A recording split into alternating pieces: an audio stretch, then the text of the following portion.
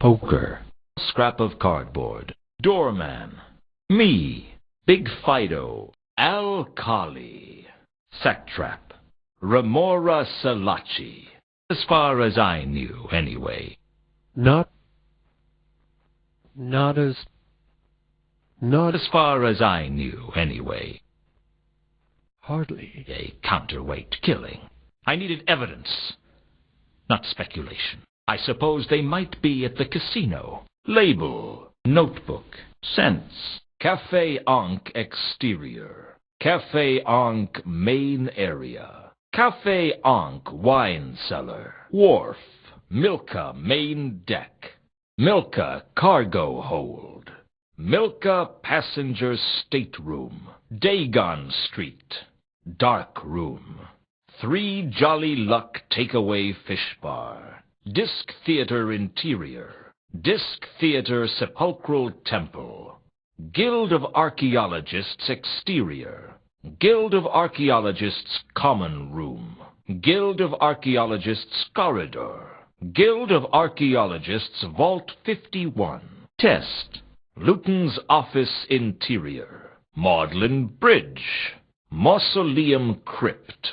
Mausoleum main chamber, Mausoleum Therma's tomb, Merchant's Guild, Octarine Parrot interior, Octarine Parrot Mundy's room, Octarine Parrot Sapphire's dressing room, Patrician's Palace exterior, Patrician's Palace palace halls, Patrician's Palace palace storeroom, Patrician's Palace holding cell, Patrician's Palace Leonard's cell, Patrician's Palace runway, Pier 5 exterior, Pier 5 warehouse interior, Pseudopolis Yard main reception, Pseudopolis Yard interrogation cell, Rodin's workshop, rooftops of Salis and Phaedra, Saturnalia interior, sewer passageways, sewer, the lair, Temple of Small Gods cemetery, Temple of Small Gods main chamber, Temple of Small Gods inner sanctum, Unseen University concourse, Unseen University new hall, Unseen University the observatory, Unseen Wizards Pleasance, Von Uberwald Mansion, Von Uberwald Mansion Libraris Apocrypha, Von Uberwald Mansion Conservatory, Reagan's envelope, charm bracelet, poker, sorties urn, moss, perfume, pendant, list of names, theater flyer, golden falchion, star map, purse, crowbar, label, scrap of cardboard, torn matchbook, invitation card, plaster-encrusted bandage,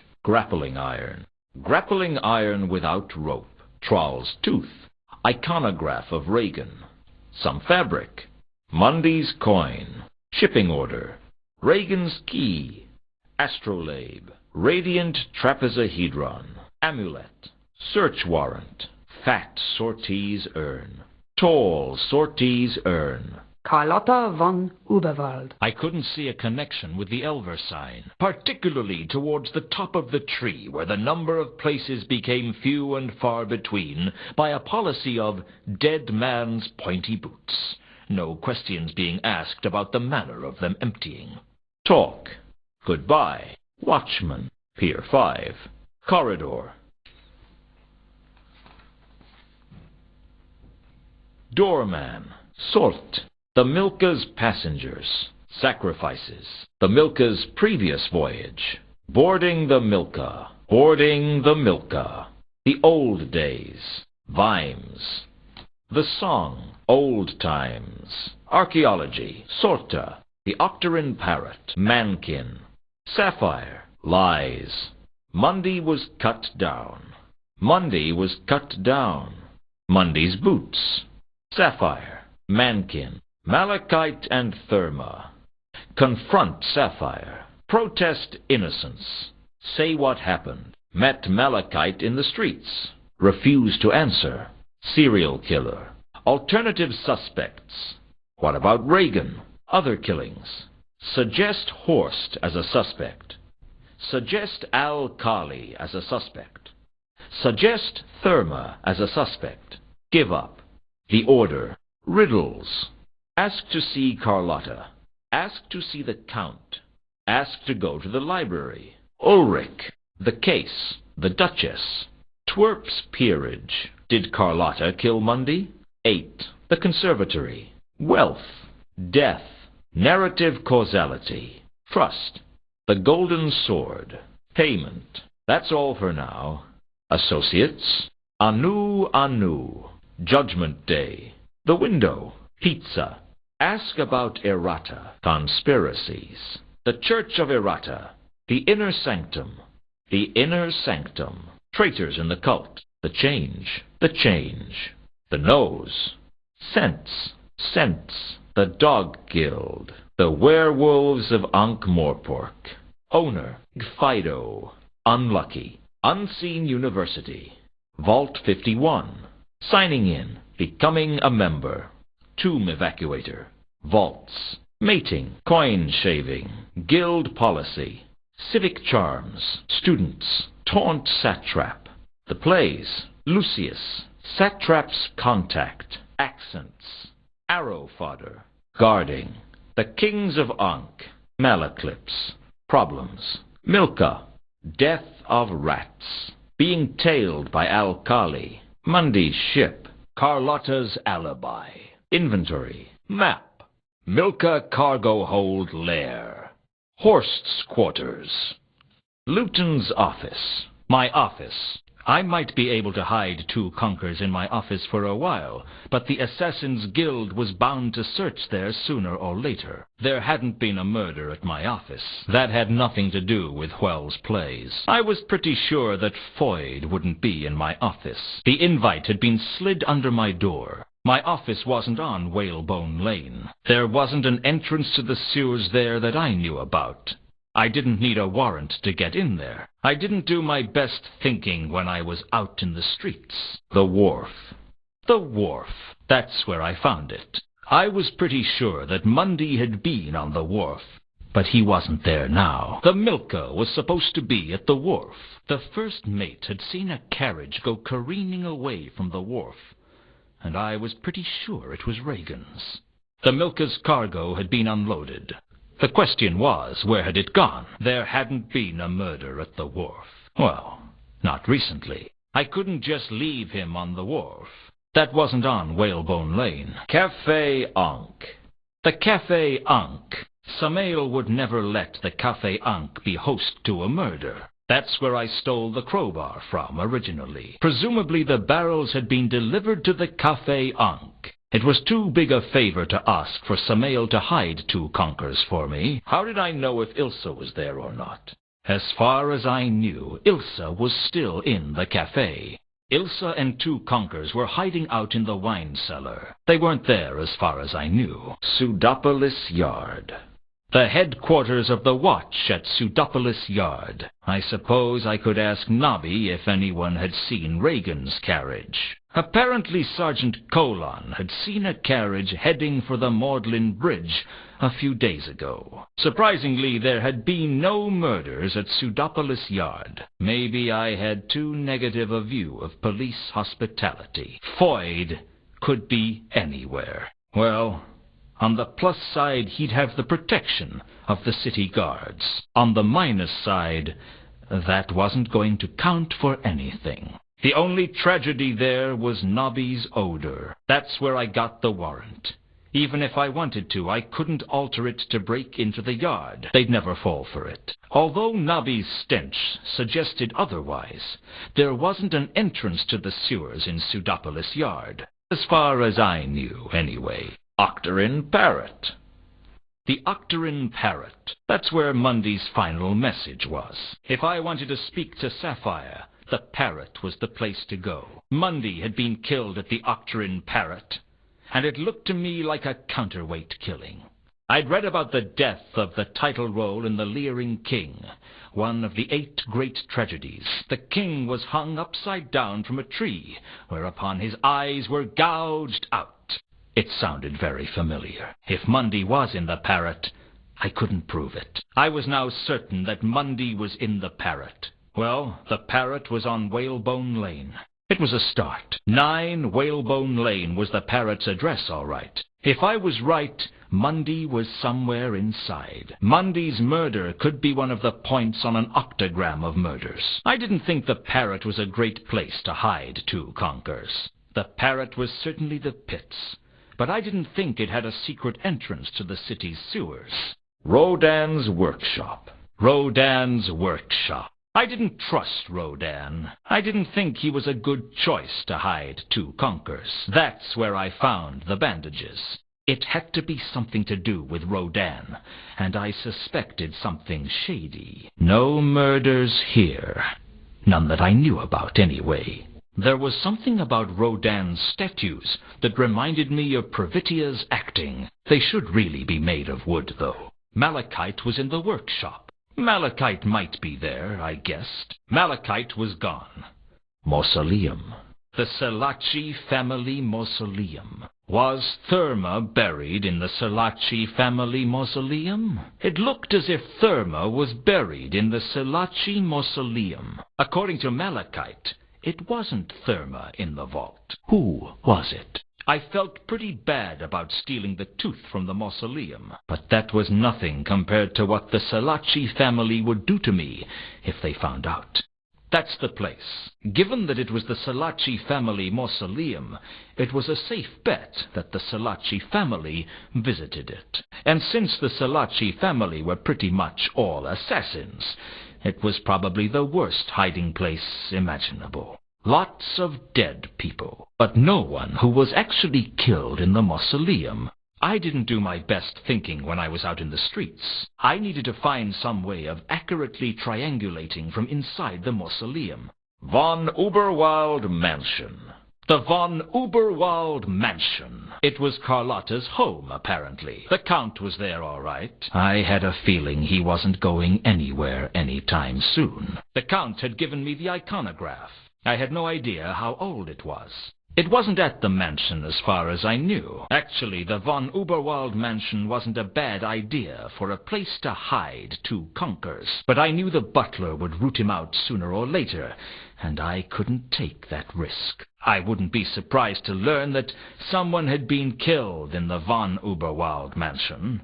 But I didn't know of anyone being killed there yet. The Count had died of natural causes, a counterweight killing. There was a copy of the 8 Great Tragedies in the Libraris Apocrypha. There the connection ended. The invitation was for me to go to the mansion to meet Carlotta. I was certain that there were secret passages all over the mansion, but I didn't know any way into the sewers. Horst's quarters. Jasper Horst's private quarters. I went over to Horst's quarters, but he wasn't there. As far as I knew, Horst was still there. Horst was not in his quarters. I had a feeling Al Colley was actually out on the streets most of the time. I didn't think Horst was a good choice to hide 2 conkers for me. No murders there that I knew about. I wasn't about to alter the warrant. I'd have to use it to get into the new hall. Magdalen Bridge.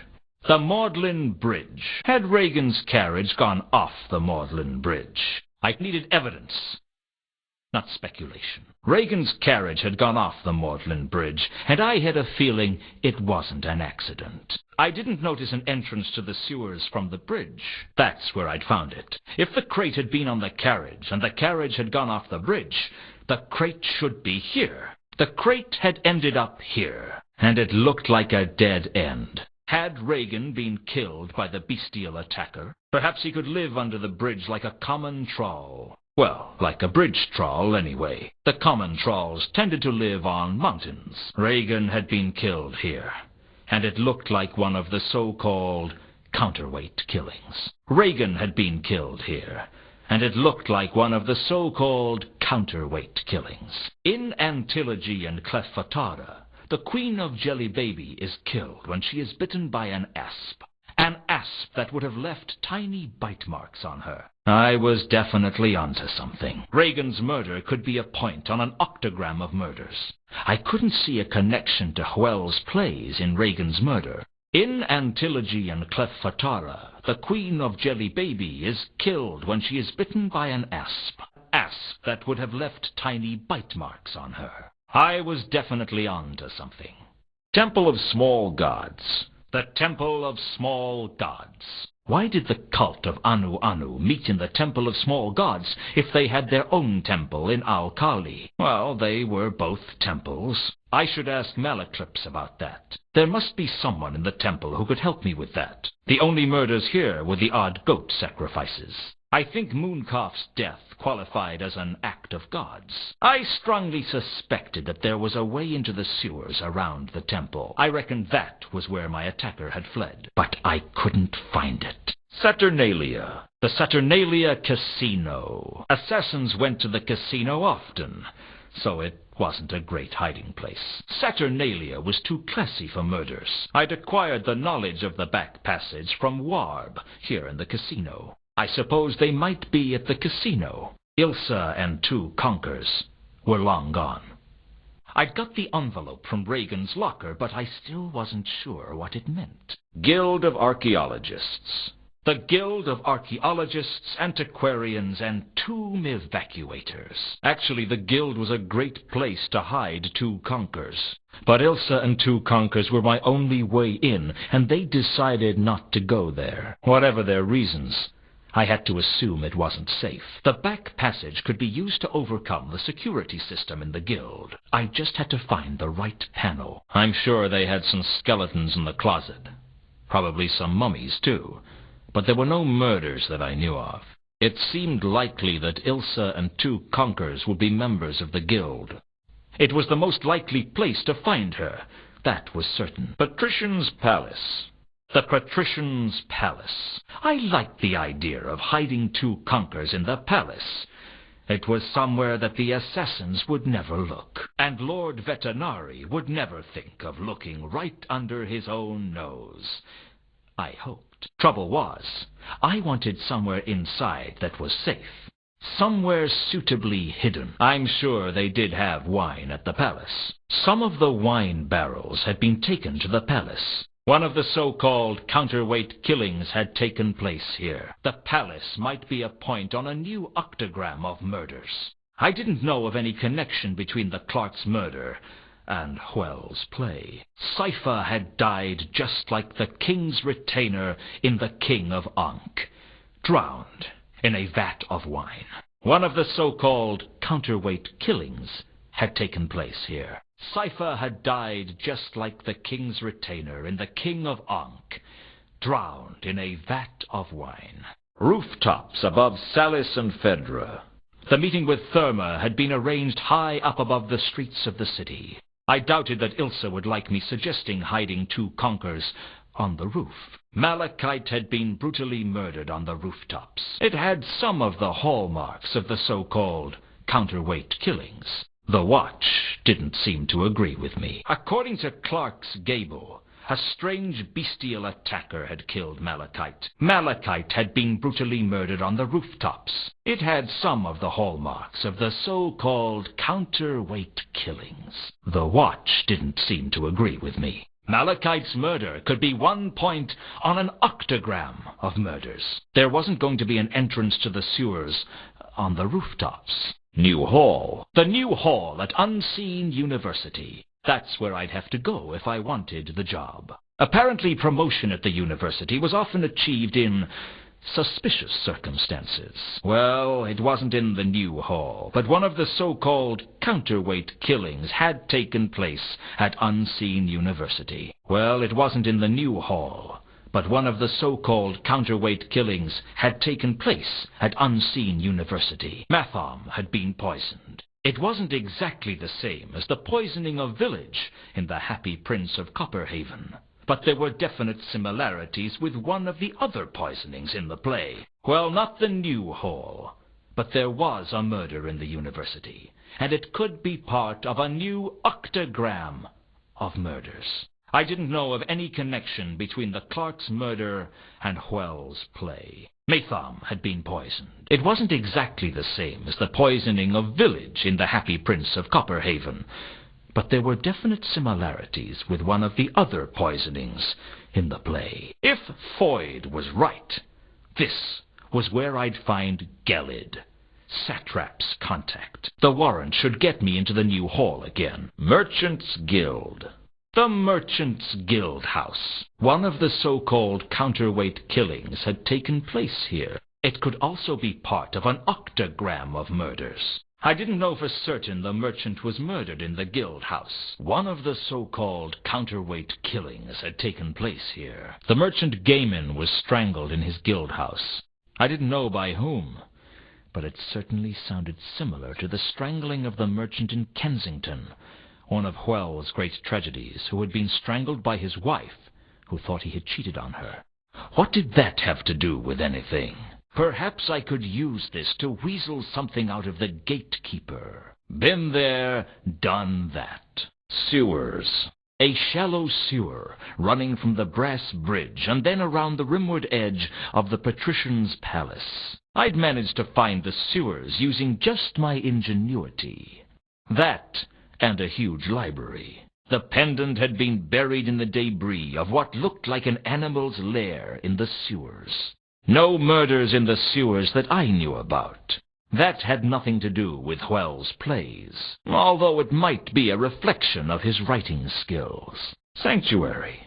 The cultist sanctuary was deep in the shades. That's where the meeting of the true believers had been held. Although there hadn't been any murders at the sanctuary that I knew about, I was pretty sure that the cultists were involved in some nasty business. There was nothing to do with Hwell's penchant for grisly murder there. Well, nothing directly connected. That's where I first saw it. The Wizard's Pleasance. The Pleasance was part of Unseen University, nestled against the River Ankh and cut off from the city by a wall. No murders at the Pleasance yet. I had a feeling the next murder was going to be at the Pleasance. I should stake it out. The last murder had taken place at the Wizard's Pleasance. No connection with Hwell's plays yet. Whoever was going to get killed was presumably going to get dragged through the streets by a horse, just like in Trochilus and Cressylic. The last murder had stuck with the one in Trochilus and Cressylic almost exactly. Poor Al-Khali. Couldn't have happened to a nicer dwarf. Dagon Street. Dagon Street was a small, inconsequential alley in downtown Morpork. I hadn't found any evidence of a murder in Dagon Street, but I hadn't ruled it out yet. The 7th grisly murder had taken place in the Fish Bar. No obvious link to Hwell's plays yet. Someone had been eaten on Dagon Street, mirroring Titus Diplodocus. Foyd could be anywhere. Was this where Roden had meant? It seemed to fit his description. Foyd was hiding out on Dagon Street. The Disc Theatre. The city's center of thespian excellence, the Disc Theatre, was situated on the Isle of Gods, not far from Pseudopolis Yard. The only murders in the theatre had not proved fatal. The inscription had been in the sepulchral temple under the theatre. The 8 great tragedies were being performed at the Disc Theatre. That was where the flyer had come from. The observatory. The Unseen University's main observatory was situated up on the roof. I'd found Gelid dead outside, but the octagram of murders was already complete, and he died meaninglessly. Seemed like a great place to make use of the star map. That's where I'd stolen the astrolabe. Desk. Sapient pearwood comes from a plant so magical that it is totally impervious to all forms of magic, and so valuable that thieves have cut each other's throats to own it. Unfortunately, I couldn't afford a desk made out of it, so I made do with pine. It's a nice desk, though. I could hardly carry the desk around, even if I wanted to. I already had a spare purse in one of my drawers. I didn't need another. I wasn't so frustrated that I wanted to tear up my desk for no reason. There wasn't a lock on my drawers. My desk had nothing to do with anything. I thought it best to leave my desk alone. Coffee machine. I'd purchased the imp-powered coffee bean machine from Cut-Me-Own-Throat Dibbler, the man whose name was the byword for quality. With CMOT Dibbler, you could say bye to quality. I'll say this for the ICBM. It made coffee strong enough to blow your head off. On the downside, the imp tended to use most of the beans to fuel its own addiction. Some days the poor thing was so jittery the coffee machine would vibrate off the shelf. Nothing like a cup of imp-made coffee to make me jittery and paranoid. Tempting though it was to smash up the coffee machine, I'm sure there were better things I could be doing. Best to leave the coffee machine alone, I think. Filing cabinet. I had purchased a large indexed scroll rack to keep track of all the cases I was going to handle. The Mundy case made it 2. All I had to do was track down Mundy and tell Carlotta where he was. Mundy was dead, but who had killed him and why? As if there wasn't enough death in the town. Now I was dead, and I was no closer to catching my own murderer. Nylanathatep was loose in the city, and I had to find a way to stop it. I only bought the filing cabinet because it looked good. Door. A lot of strange things had happened to me since becoming a private investigator. But the weirdest was the irrepressible sensation that the most important thing for me to own as a PI was a door with my name painted on the glass. Some mysteries are best left unsolved, I guess. I wasn't desperate enough to try smashing the pendant open by slamming a door on it. There had to be another way to get it open. I knew how to open the pendant now. I didn't need to slam it in a door. It wasn't a door key. I think we could safely say that the door to my office was just for getting in and out of my office. Note. The note had been pushed under my door by Carlotta. Luton, I am anxious to see you again and to find out how the case is going. Come to the von Uberwald mansion on Moon Pond Lane. So, Carlotta was a member of the von Uberwalds, one of the richest and most reclusive families in ankh-morpork. That explained why she could afford to offer to pay me so much. It didn't explain why she hadn't got around to paying me yet, but I could wait, at least until the rent was due. Card. I knew that someone had pushed the card under the door, and I knew what it meant. It meant that I should have fitted a letterbox. I read the card to myself. Have arranged meeting with Therma on the rooftops at the junction of Salis Street and Phaedra Road. Come immediately. Salis and Phaedra. There wasn't much around there. Nice and quiet. What I really needed to do was read the card. Crowbar. My old trusty crowbar, stolen by me from the golem, then stolen from me by the watch, stolen by Nobby from the evidence cabinet, and finally back into my hands again. There was a poetic injustice about it all. Perhaps I should just return it to the comforting bosom of my inventory. Carlotta. She'd come into my office to offer me a case, and maybe something more. Bollards. Along the length of the wharf were hundreds of posts for mooring ships to. It seemed like a lot of bollards to me. What did I need bollards for? It wasn't like I could move them anyway. I could wrap the rope around the bollard, but what would be the point? I guess I could take one of the mooring lines to use with the grapple. I didn't think the bollards were that important. Ship. The Milka was a tramp schooner, one of the many ramshackle ships that plied their trade around the Circle Sea. From the looks of it, it should have sunk years ago. Even the rats thought twice before boarding it. The first mate didn't look particularly willing to let people aboard. If I could just get aboard the Milka, maybe I could learn something useful. It was the Milka, all right. I'd successfully proved that I could read. Although there was a connection to the Milka, I couldn't escape the feeling I'd do better to look elsewhere. I'd got that on the Milka. That didn't seem to have anything to do with the Milka. Getting onto the Milka was going to require some lateral thinking. I already knew how to get onto the Milka. Crates. I couldn't tell what the crates contained, and frankly I didn't much care. Outgoing cargo wasn't going to tell me much. I needed to know whether Mundy had brought something with him. I couldn't carry the crates even if I wanted to. Perhaps the single crate would be a better choice. The label could easily have come from a crate like these. I wasn't really sure if there was anything I could do with the crates. Mooring line. When the Milka left, someone must have left one of the mooring lines behind. That was careless. Some people will steal anything. If I pride myself on anything, it's that I don't steal without a good reason. Well, I don't steal rope without a good reason. Some people will steal anything. And that includes me, it seems. I wasn't about to waste my time with a mooring line. Boarding plank. A solid piece of 8x4 led up onto the ship. The boarding plank was probably the sturdiest part of the whole ship. I wasn't about to steal the boarding plank. It was only a plank. Sailor. The sailor was busy loading the ship, and I decided not to disturb him. Something told me I wasn't going to learn anything useful from the sailor. Crate. A crate. What more could I say? The crates on the wharf were built on a large frame, sturdy and thick. Oi! Get away from that! A lot like the sailor. The label probably came from a crate just like this one. I wasn't going to hide 2 conkers in a crate. I had a feeling the crate could be useful. Mr. Scoplet.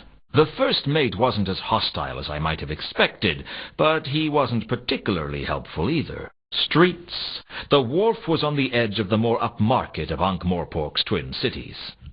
I don't know why I was suddenly trying to connect the streets of ankh-morpork into the big picture. Golem.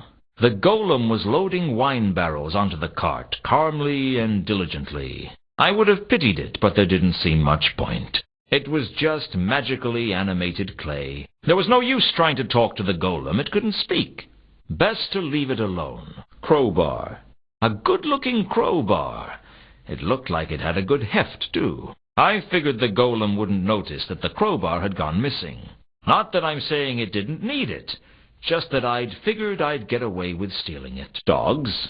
A group of stray dogs. Harmless enough. I'd never met a dog that didn't like me. I didn't have time to waste on dogs. Cart. The cart was being loaded with barrels of wine. Apart from the wine, I can't say I was interested. I decided not to try stealing the wine barrels. I didn't want to get caught putting the crowbar back. The cart was of no interest to me. Trapdoor. I guess I never really noticed that the Café Ankh had a wine cellar before. Perhaps if they'd run out of drinks at the bar, I'd have been more inclined to investigate. I knew full well that I wouldn't be able to get down there without permission and the right key. You can't go around jimmying every door open just because you can. I couldn't see any reason that the trapdoor was important. Café Ankh. The main doors to the Café Ankh were one of its most useful features. Without it, no one could get in or out. It might be more practical to just go inside. Streets. The lonely streets of ankh-morpork are never far away. Bar. My old friend the bar. I was tempted to order a drink, but I was working. I suppressed the urge to get myself a drink, although I could really have used one. I didn't want to tempt fate. The safest thing to do was to have nothing to do with the bar. Exit. The door led out into the cold, wet streets. It looked a lot nicer on the outside. I wasn't desperate enough to try smashing the pendant open by slamming a door on it. There had to be another way to get it open. I knew how to open the pendant now. I didn't need to slam it in a door. Useful though they are, an exit is just an exit. The pianist. The pianist, Samael, was one of Café Ankh's greatest assets. Not only was he a first-rate musician, but there was something about him that made you think it'd be a bad idea to start any trouble. I decided not to disturb Samael while he was working. I could talk to Samael later, when he wasn't so busy. Captain Jenkins. The captain of the Milka, Captain Jenkins, didn't seem to be a very happy man. Nobby. My old friend Nobby from the watch. I hadn't spoken to him in ages. Ilsa. An old flame. Frankly, my life would have been better if she'd stayed out of it. Samael. I'd always respected Samael, and he'd always put up with me. I don't know why. I guess it didn't really matter. Wasn't desperate enough to try smashing the pendant open by slamming a door on it. There had to be another way to get it open. I knew how to open the pendant now. I didn't need to slam it in a door. I don't think Ilsa would be impressed if I came back suggesting the wine cellar as a hiding place. It was just the way to the wine cellar, nothing more. Wine barrels. Most of the wine barrels in the Café Ankh cellar had been brought into ankh-morpork on the Milka. I didn't really need a wine barrel. I didn't think I could risk breaking into the palace that way again. Not with Remora after my blood. As it happened, I'd have a much better reason to open a barrel later. Okay, I suppose I could crack open a barrel, empty out the wine, hide inside, and wait for someone to carry me into the palace. But I'd need to be a lot more confident that I wasn't going to get caught, and that I wasn't going to wait days before being collected. I had a long wait, but it paid off. The wine barrels in the Café Ankh cellar had almost certainly been aboard the Milka, but beyond that there didn't seem to be anything special about them. Did the murder of the patrician's clerk have anything to do with the wine barrels? Cypher had drowned in a barrel of wine, just like these. I had a suspicion his murderer got into the palace concealed in a wine barrel. I suppose I could hide 2 conkers in a barrel and put him inside the palace. The palace was right under the patrician's nose, after all, which made it a good hiding place. But I'd want to know for sure there was somewhere safe inside the palace where he could hide out. Under different circumstances, I'd have happily played with the wine barrels. For the time being, though, it was business first and pleasure later. Box of receipts. Just like Samael had told me, there was a box of receipts in the cellar. I rooted carefully through the receipts, and the only recent purchaser was the patrician. It seems he'd bought a number of barrels of fine wine to take to the palace. I guess the golem I'd seen at the cafe was owned by Lord Vetinari. The palace was due to buy some more wine. As far as I could tell, they would be collecting it sometime soon. The receipts shed no light on the murder of the patrician's clerk. The receipts didn't prove any connection between the cellar and Cypher's death. Grimly optimistic that I could find a place to hide 2 conkers without actually leaving the cellar, I turned to the box of receipts. But it was way too small for 2 conkers to get inside. I was worried that if I started wasting too much time with the receipts, I might become an accountant. The trapdoor led back outside. I wasn't desperate enough to try smashing the pendant open by slamming a trapdoor on it. There had to be another way to get it open. I knew how to open the pendant now. Didn't need to slam it in a trapdoor. Ilsa. My ex-lover Ilsa and her companion 2 conkers were hiding out from the Assassin's Guild in the wine cellar. 2 conkers wasn't looking so good. Rope ladder. The ladder led up to the upper decks. It didn't look very stable. I didn't need a grapple to climb the ladder. I guess if Mundy came into the hold, he must have come down the ladder. I wasn't sure what relevance that had to anything, though. The ladder was for climbing, and I wasn't even sure if it was any good for that. Crates? The hold was full of crates for the outgoing voyage. They were of little interest to me. The crates were too heavy for me to carry, even if I wanted to. I could have used the crowbar to get into the crates, but they weren't going to contain anything interesting. The label must have come from a crate just like these, but I reckoned it belonged to one of the crates the Milka came in with. I was filled with a strange desire to climb everything in sight. I'd have to get better control over my urges. Mundy wouldn't have had anything to do with these crates, but he might have done something with the incoming cargo, I guess. They were the outgoing crates. I wasn't really interested in them. Flotsam. The bilge water was littered with flotsam that looked like the remains of a smashed crate. I thought I could see a label amongst the wreckage. I pulled the label out of the wreckage. It had writing on it that I couldn't understand. I guess there might be a clue to the Mundy case in the flotsam. There was only one way to find out. I'd have to have a rummage around in it. There didn't seem to be anything in the flotsam that went with the scrap of cardboard. It was just flotsam lair. Hidden in the corner of the hold, I could find a mass of straw and debris. It looked lived in.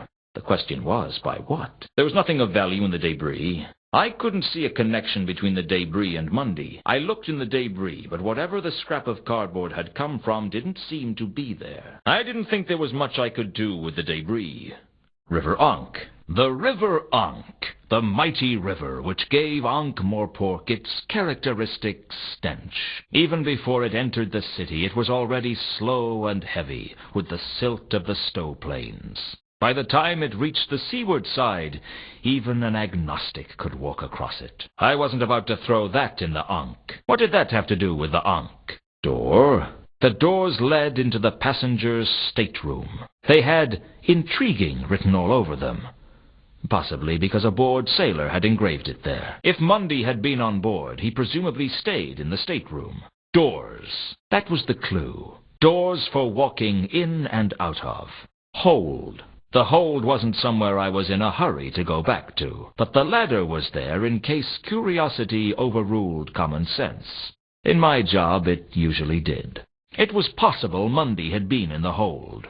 I got the distinct feeling I was trying too hard to find something to do with the hold other than go back into it. Bunk. A bunk bed, like any other. I searched one of the bunks, but found nothing useful, and nothing I wanted to think too closely about.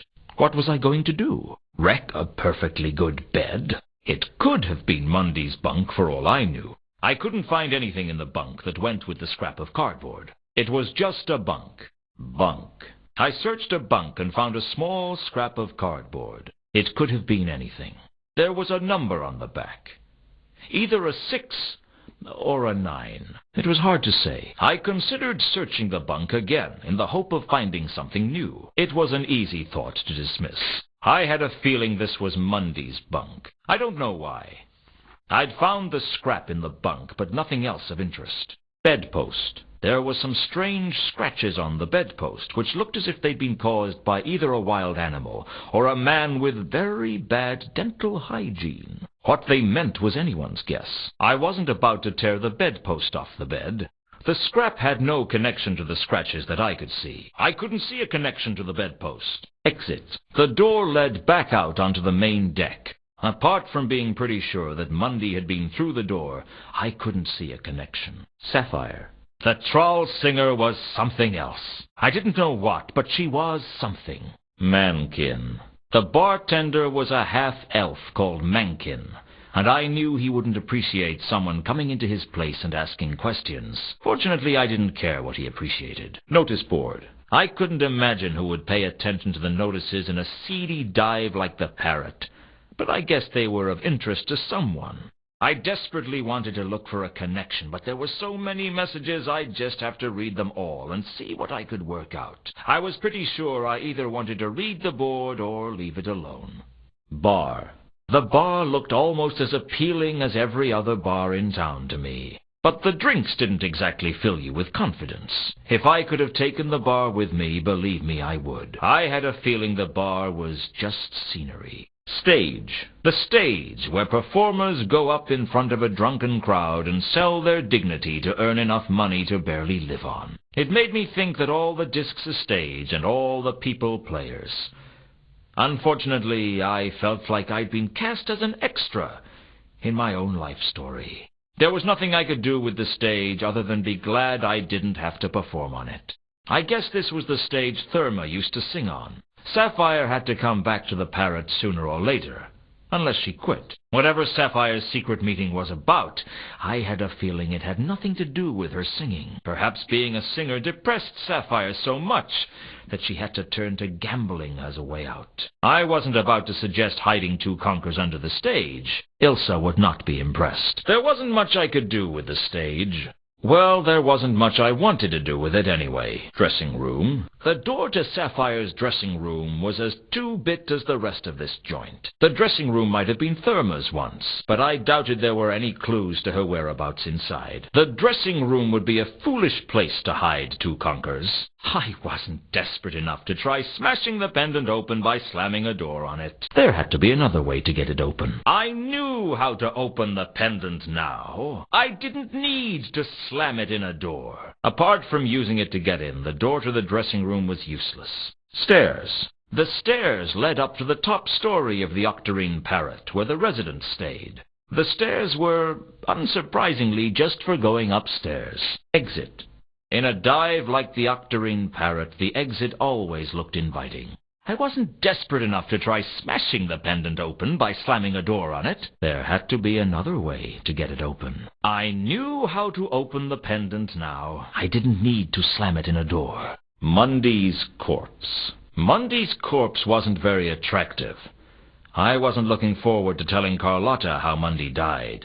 There was nothing on Mundy's body worth taking. It was obvious that someone had poked Mundy's eyes out. Not a pleasant way to die. I was now sure Mundy had been hung upside down when he died. There didn't seem to be any good reason why the killer did that. What had Mundy meant by Azil? Now he was dead, there was no way of knowing. But it was his last message to the Discworld, so it was probably something important. I just had to figure out what it meant. There was something ritualistic about Mundy's death, and I believed it could be a counterweight killing. Mundy's last words were 3712V. He wanted someone to get this message, but I didn't really know what it meant. I didn't think Carlotta had killed Mundy, but it was a possibility I ought to consider. It seemed likely to me that Al Kali was Mundy's murderer, but I didn't have any evidence. I could see Malachite as a potential murderer, but I couldn't see the dumb troll killing someone in such elaborate manner. Could Horst have something to do with Mundy's death? I was willing to bet that he did. I suppose I could hit Mundy over the head with the crowbar. I'm sure he wouldn't mind being dead and all, but it all seemed so unnecessary. Now I had some more rope. I didn't need the rope that was tied around Mundy's feet. The rope had been ruined in Mundy's murder. I couldn't use it now even if I wanted to. I was pretty sure Mundy didn't need the coin anymore. A corpse is a corpse, whichever way you look at it.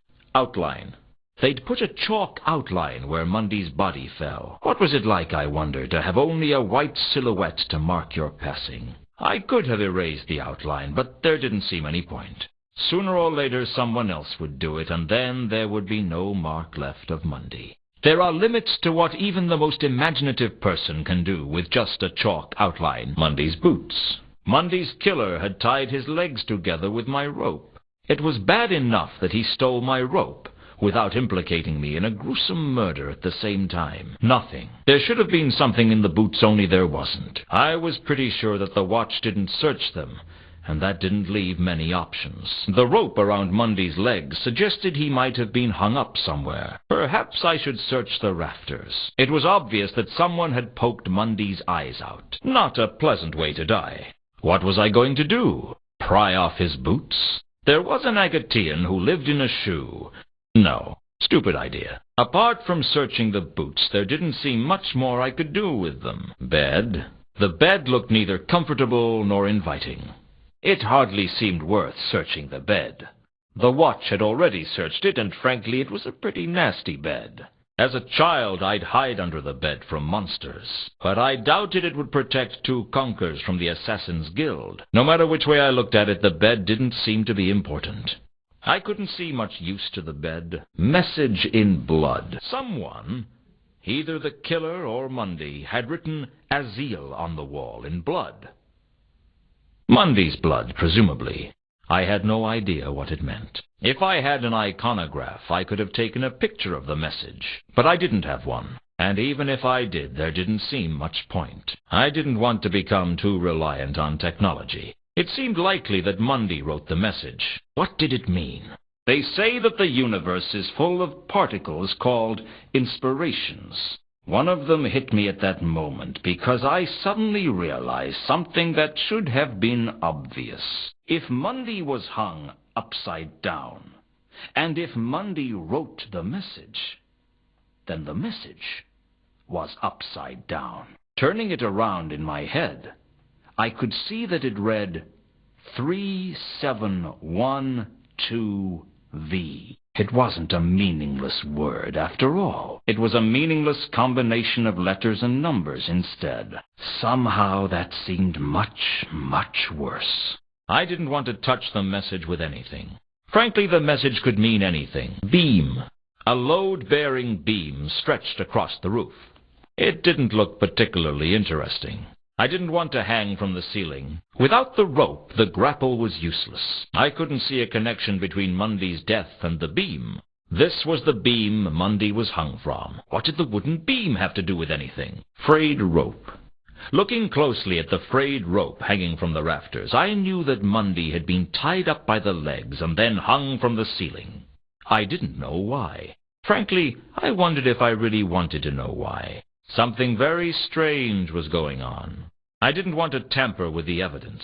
Besides, there wasn't enough rope there to do me any good. I didn't need my old rope back. I didn't want to read too much into the frayed rope.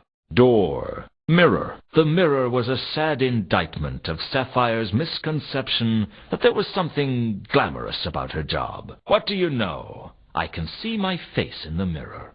Presumably Therma once looked in this mirror, but mirrors have no memory, and we should be thankful. Wow! I could see a reflection of it in the mirror. What a surprise! The reflection of Azil looked like 3 Jisa, even more meaningless. The reflection of 3712V looked like VSITE. V-site? What the hell was that supposed to mean? Carlotta backwards looked a bit like Atodrad. Alkali backwards looked like Ijakja. Horst in the mirror looked like Titu Ra. Malachite looked like 3 Tihdajam in the mirror. Ilsa and 2 Conkers didn't look like much of a couple, even in the mirror. Beyond seeing reflections, the mirror was fairly useless. Cosmetics. Sapphire had a collection of Troll cosmetics. A granite filing stone, some colored sand, and various bottles. It all looked like junk to me. Well, I guess they were Therma's cosmetics once. But I couldn't be sure, and I didn't much care. What did Troll cosmetics have to do with anything? Perfume. The perfume was something called KC2, obviously intended for trolls. Rodin. At first glance, Rodin looked like a typical sculptor. On closer examination, I decided he was much less. Malachite. Malachite was the biggest troll I'd ever seen. Actually, Malachite was the biggest living thing I'd ever seen, and possibly the dumbest, too. Statue. All I knew about the statue was that it was a work in progress. I didn't have any reason to steal Rodin's statue. The statue didn't bear much resemblance to them as far as I could tell. I didn't have a clue what she looked like. She could look like the statue for all I knew. I doubted there was a connection with the statue. I wasn't about to smash up Rodin's work. An interesting but very stupid idea. What a strange mind I have. Damaged statue. It was apparent from the forms and planes of the statue that Rodin had a lot of talent. However, it was apparent from the nose that he wasn't an expert with the chisel. I couldn't help but wonder if stone was a good medium for him to work in. I briefly toyed with taking the damaged statue back to my office as an objet d'art, but I quickly came to my senses. I suppose Rodin could have used bandages and plaster to fix his statues. Block of stone. I could only assume that Rodin had scrapped his earlier work and was starting from scratch. There were probably 1,000,001 things you could do with a block of stone, but I couldn't be bothered to think of any of them. I doubt it was the right tool for sculpting. Grapple. For some reason there was a grappling iron on the floor near Malachite. I couldn't have been more interested in it even if it had plot device written across it in large letters. I don't know why I thought stealing the grapple would be easier than talking to Malachite. It wasn't. I think what I needed to do was find a way to get the grapple. Grapple. I still wanted the grapple that Malachite was carrying, but I had no idea how to get him to give it to me. I wasn't about to try taking anything off Malachite's person. He'd crush me like a bug and barely notice. Plaster-encrusted bandages. They looked like ordinary bandages, but at some point they'd been soaked in plaster. What they were doing in Rodin's workshop was anyone's guess. Exit. Like most buildings, Rodin's workshop had a door that opened out onto the street. If it didn't, it wouldn't have been so easy to get in. I wasn't desperate enough to try smashing the pendant open by slamming a door on it. There had to be another way to get it open. I knew how to open the pendant now. I didn't need to slam it in a door. Knobby.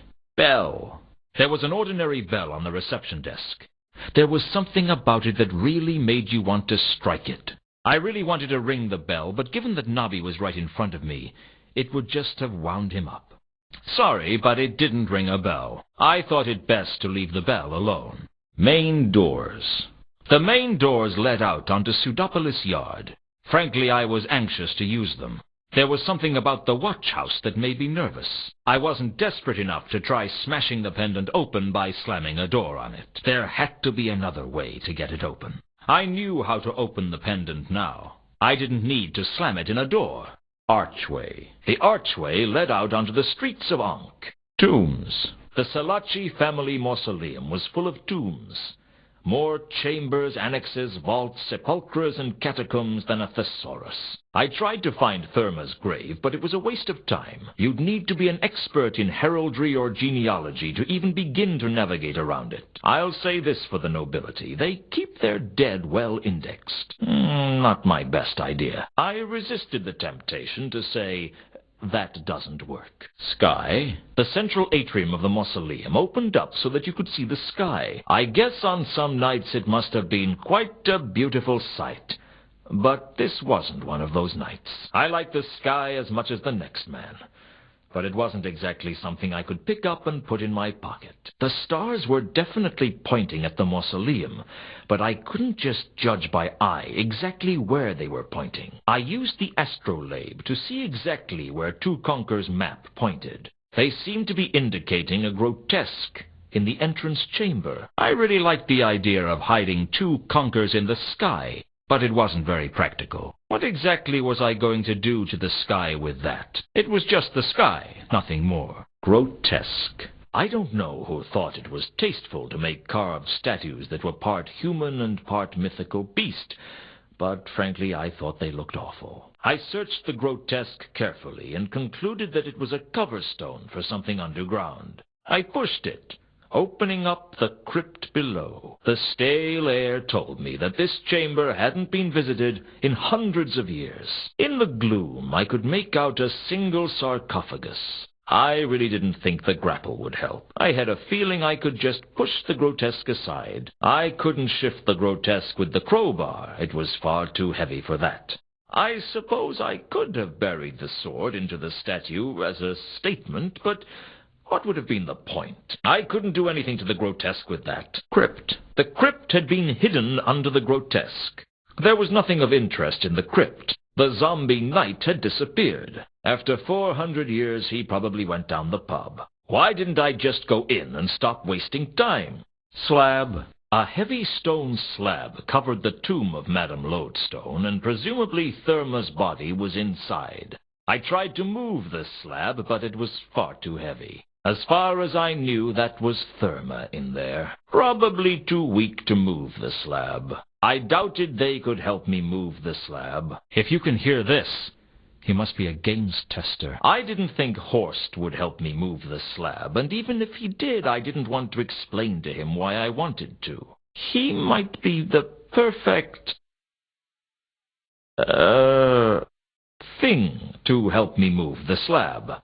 Worth a shot. What did that have to do with the slab? That wasn't going to help me move the slab. Inscription: Madame Lodestone, singer and retainer of Lord Robert Salachi, taken from us when her house collapsed, returning her to the rubble from whence she came. I guess I could have taken a rubbing of the inscription if it wasn't for one thing.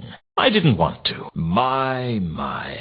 Where did this appetite for destruction come from? I think the inscription had already told me all it could. Rubble? The rubble was definitely the body of a troll. But according to Malachite, it wasn't Therma's body. I examined the body closely, but all I could see of interest were the troll's diamond teeth glinting at me. It was tempting to take one, but I didn't want the wrath of the Salachi family coming after me. Malachite had said that it wasn't Therma's body, but he hadn't said how he knew. He didn't say much at all when it came down to it. It's definitely not Horst's body. I was pretty sure it wasn't Sapphire's body. I wasn't really sure it was female. How could you tell? I felt like I was playing pin the tail on the donkey. I had plenty of better things to be doing instead of playing with rubble. Troll's teeth.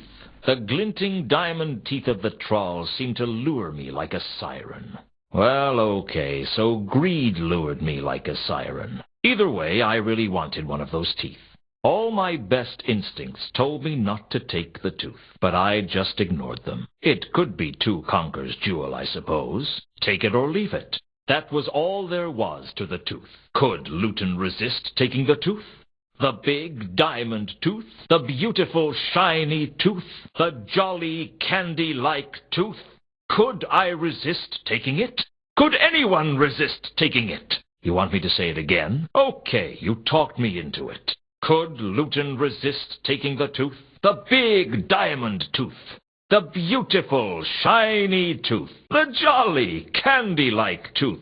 Could I resist taking it? Could anyone resist taking it? Satisfied? Hallway. The hallway led back into the corridors of the mausoleum. Sarcophagus. The sarcophagus didn't look like any recent design. In fact, I was surprised to see one in ankh-morpork at all. It must have been imported from somewhere. The lid of the sarcophagus was sealed shut. I didn't think I could jimmy open the sarcophagus. I needed a way to unlock it. Not the best tool for opening a sarcophagus. There was a certain similarity of design between the coin and the sarcophagus. I had a feeling they were connected somehow. They could probably tell me about the sarcophagus, but I had a feeling I was just being a little dense. There had to be a simpler solution. That wasn't going to help me open the sarcophagus. I didn't see any connection to the sarcophagus. Indentation. On the sarcophagus was a circular indentation with a square peg coming out of it. I couldn't move the peg with my hands. The design of the amulet was completely different to the design of the sarcophagus. Mundy's coin fitted the indentation perfectly, and with it I could easily turn the peg. There was a faint click, and the sarcophagus opened. I didn't think that had anything to do with the indent. Zombie. The guardian of the radiant trapezohedron had been in the crypt for centuries. That was a degree of dedication to work which I couldn't quite comprehend. Out. Leaving the crypt was an inviting possibility. Doors. The doors led into the warehouse itself, but the watchman wasn't about to let me in. If it wasn't for the watchman, I could probably get in through the doors. As it was, I needed another plan. I wasn't desperate enough to try smashing the pendant open by slamming a door on it. There had to be another way to get it open. I knew how to open the pendant now. I didn't need to slam it in a door. Skylight. The skylight sat on the roof, an inviting alternative entrance. I wasn't the disk's greatest climber, and the warehouse wasn't the easiest building to scale. I was going to need some help. The skylight was locked tight. The crowbar would undoubtedly be useful in opening the skylight, but I had to get up there first. Perhaps I should go up there and take a closer look. I think what I should be doing is trying to find a way in. That wasn't going to help me open the skylight. The skylight was just a way into the warehouse. Damaged skylight. When I broke in before, there was a stack of crates for me to climb down. Now there was nothing. I needed another way in. I'd already done enough damage to the poor skylight. The warehouse wasn't a great place to hide 2 conkers, although I didn't have many better ideas. I just wanted to forget about the skylight for the time being. Pier. Pier 5 was like any other pier near the wharf. Mostly it was pretty dull. Tempting though it was, I wasn't about to tear the pier apart with my bare hands. Although the crowbar could be used to destroy the pier, it would be very slow and utterly pointless. I suppose I could climb off the pier, but that meant getting dangerously close to the ankh. The label had mentioned Pier 5. Now I just had to hope there was some useful clue here. Mundy had been here at some point. He'd been looking for something. Perhaps the intruder had been Mundy. It was a possibility. What did Mundy have to do with Pier 5? It's a good habit to try and think about unusual combinations, but it wasn't any help here. I thought it was a better idea to leave the pier alone. Wharf? Dry land was waiting at the end of the pier. Apart from taking me away from the pier, the shore served no useful purpose. Skylight. The skylight had provided me an easy way into the warehouse. Without the crates to climb up, I wasn't going to get out that way again. I could use the grapple maybe, but the crates already gave me a way to get up there. I really didn't think the skylight would support my weight directly, especially not after the damage I'd caused to it. Crates. The warehouse was full of crates. I wasn't surprised. That's what the warehouse was for, after all. None of the crates seemed to be of much interest, though. I wasn't about to try carrying a huge crate around with me. I was reasonably certain that the crates were nothing of interest. Matchbook. It looked like a matchbook. Even my paranoid mind couldn't come up with a reason not to pick it up. Butler. The von Uberwald's butler. I can't say I liked the man, but he seemed harmless enough. Carlotta. Carlotta seemed even more dangerous on her home territory than she did when she was in my office. Main doors. The large wooden doors led back out into the cold and rain. I wasn't that anxious to use them. I wasn't desperate enough to try smashing the pendant open by slamming a door on it. There had to be another way to get it open. I knew how to open the pendant now. Need to slam it in a door. Stained glass window. I'll say this for the von Uberwalds. They had class. There weren't many homes in Ankh-morpork with a window that could take your breath away. Well, maybe in Unseen University, but I'd heard that they had windows there that could literally take your breath away. There was no way I was going to try and smash such an incredible work of art. I guess I should have suspected a lot sooner than I did. I was pretty sure the bestial attacker wasn't a werewolf. The window was probably thematically linked to the von Uberwald somehow. Beautiful as it was just window dressing. Staircase. There was something about the wooden staircase that was really impressive. I think it might have been the thought that it probably cost more to make than everything I owned. I confess, I was consumed with avarice, but I wasn't about to steal an entire staircase. I think I should just stick to admiring the staircase. Door. The door led deeper into the mansion. Book. The book was an old edition of Twerp's Peerage. Probably a collector's item. Why do rich families feel the need to leave old, valuable books lying around in their reception halls? It's bad enough that they have so much more money than you without rubbing it in. The book was about the lineage and heraldry of the nobility of the city of Ankh. I didn't understand much of it, but I noticed that there were handwritten corrections in it. It was her handwriting, all right. The handwriting in the margin looked a little feminine.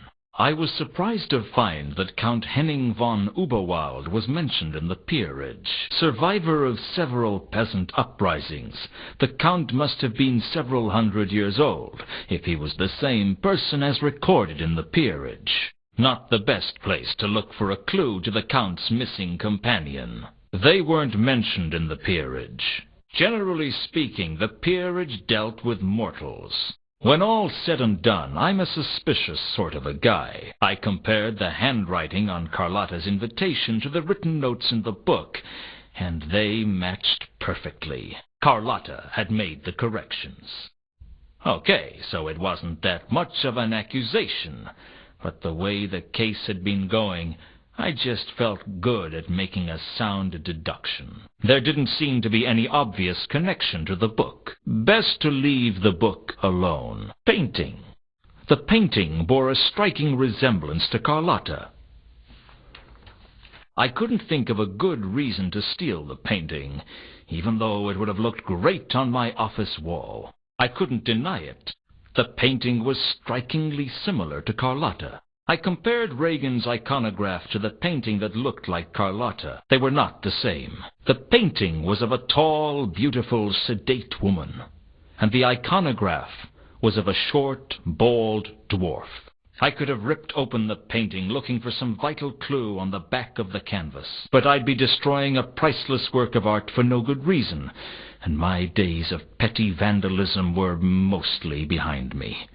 The painting wasn't that important. Count.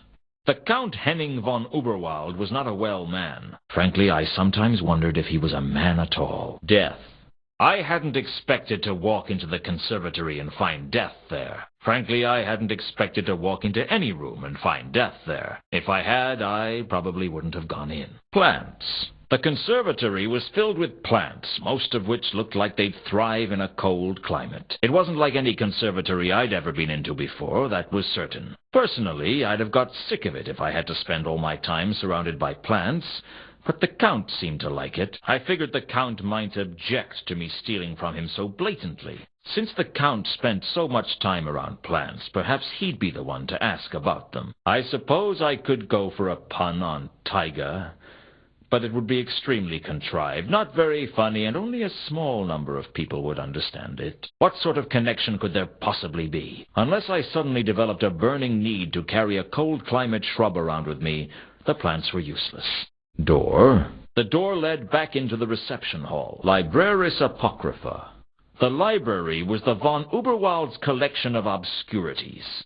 Perhaps I could turn it to my advantage. My hand fell upon the Dictionary of Eye-Watering Words. It lived up to its name. I skimmed through the section of the library that looked the most used. I found a copy of The Joy of Tantric Sex, with illustrations for the advanced student.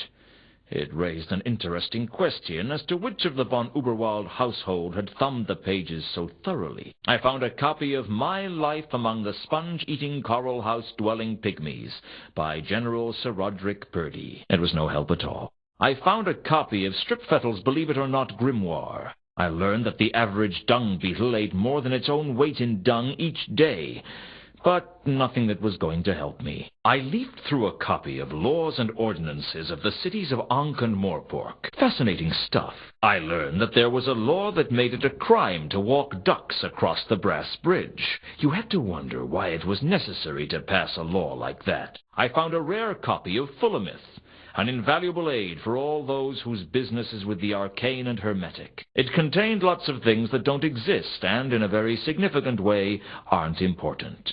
So many books to choose from. I couldn't help but think I might do better to look up something specific. I could probably pick random books indefinitely if I wanted, but I figured it might be more useful if I looked up something specific. I was looking for a book that would tell me something about Carlotta when I stumbled upon The Complete Bloody History of Uberwald.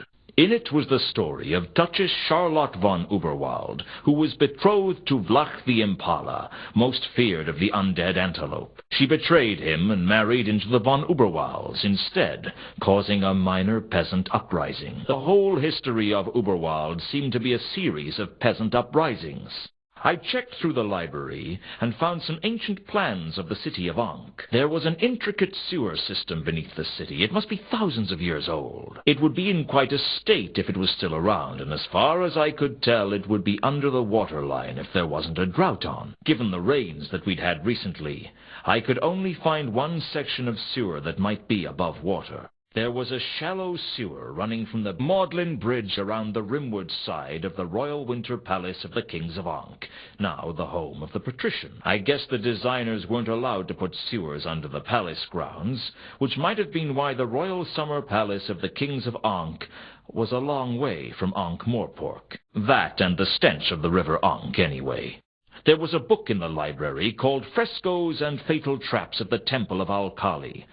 But when I turned to the page on the door mechanism, it had been torn out by someone. I was going to have to find another copy of the book. The Necrotelekomnikon was a book that legend spoke of, saying that any mortal man who read it would be driven insane. I learnt about it from a copy of Necrotelekomnikon discussed for students with practical experiments that I found in the library. In this tome there is a description of the old dark gods of the Disc, including the terrible laddering holler, Nylan-Athatep. Apparently, Nylan-Athatep was once summoned by a series of 8 murders, forming a perfect octagram, focused at the center of the Circle C, thus releasing it from the sunken city of Leshp, where he was trapped, along with drunken Cthulhu Bapalulu.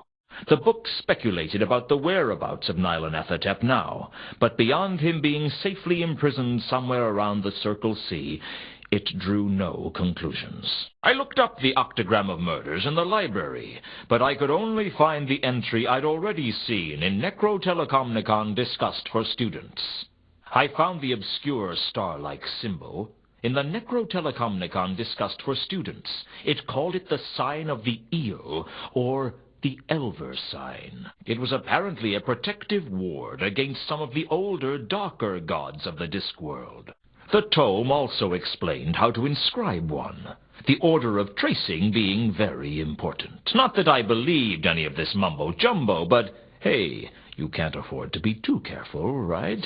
I checked that I had remembered how to draw the sign of the eel correctly, and I had. The best book I could find for tracking down the mysterious bestial attacker was Philo's Bestiary, but there was nothing in it that sounded remotely like what Gable had described to me. None of the books on jewels or antiquities I could find said anything about a gold-plated jewel. I couldn't write off the possibility that there was something in the library that I hadn't managed to find, though. If I knew what it was called, it'd be easier. The only literature I could find on errata in the library was a leaflet published by Malaclips, who gave his permanent address as the only really holy corner of the Temple of Small Gods. I looked up unseen university policy in the library and found the university prospectus. Not only were the iconographs in it at least 30 years out of date, but the prospectus made ankh-morpork sound like the cultural center of the Disc, and not the rancorous cesspool that it was. It did mention, however, that progression through the 8 levels of wizardry is determined in part by the acquisition of degree qualifications, and this information, although thorough, seemed of absolutely no use to me. The 8 great tragedies were still in the complete works of Hwel. Well, it wasn't like they were going anywhere. Cheery collection of plays. In Titus Diplodocus, Titus was responsible for dismembering and eating various people before meeting his own grisly demise. There was nothing about Alkali himself, but there was a copy of Frescoes and Fatal Traps of the Temples of Alkali, which was less than enlightening. I found a copy of Orange Crates on the Nature of Plants. The book was a tediously detailed study of the plant kingdom, and one of the most boring things I've ever read. But I found the moss in there. Apparently it was a lycanthrope, a type of animate moss with crude locomotion, found only in the worst sewers in the most decrepit urban areas. Apparently the lycanthrope looked like harmless moss until something to eat walked by. Then they transformed into a deadly lichen and devoured their prey, at least as long as it was small enough. Otherwise they just clung on for dear life. I looked up Hwel in the library and found his complete works. In there was a discussion of the 8 great tragedies, Hwel's bloodiest works. From the About the Author paragraph, I learnt that Hwel was a dwarf who was banished from his tribe not only because of his claustrophobia, but because of his tendency to daydream, both undesirable to say the least if you work in a mine. 102, and in the prime of his life for a dwarf, Hwel now worked for Vittler's Plays at the Disc Theatre as one of the premier playwrights of the day. The 8 great tragedies were given in great detail.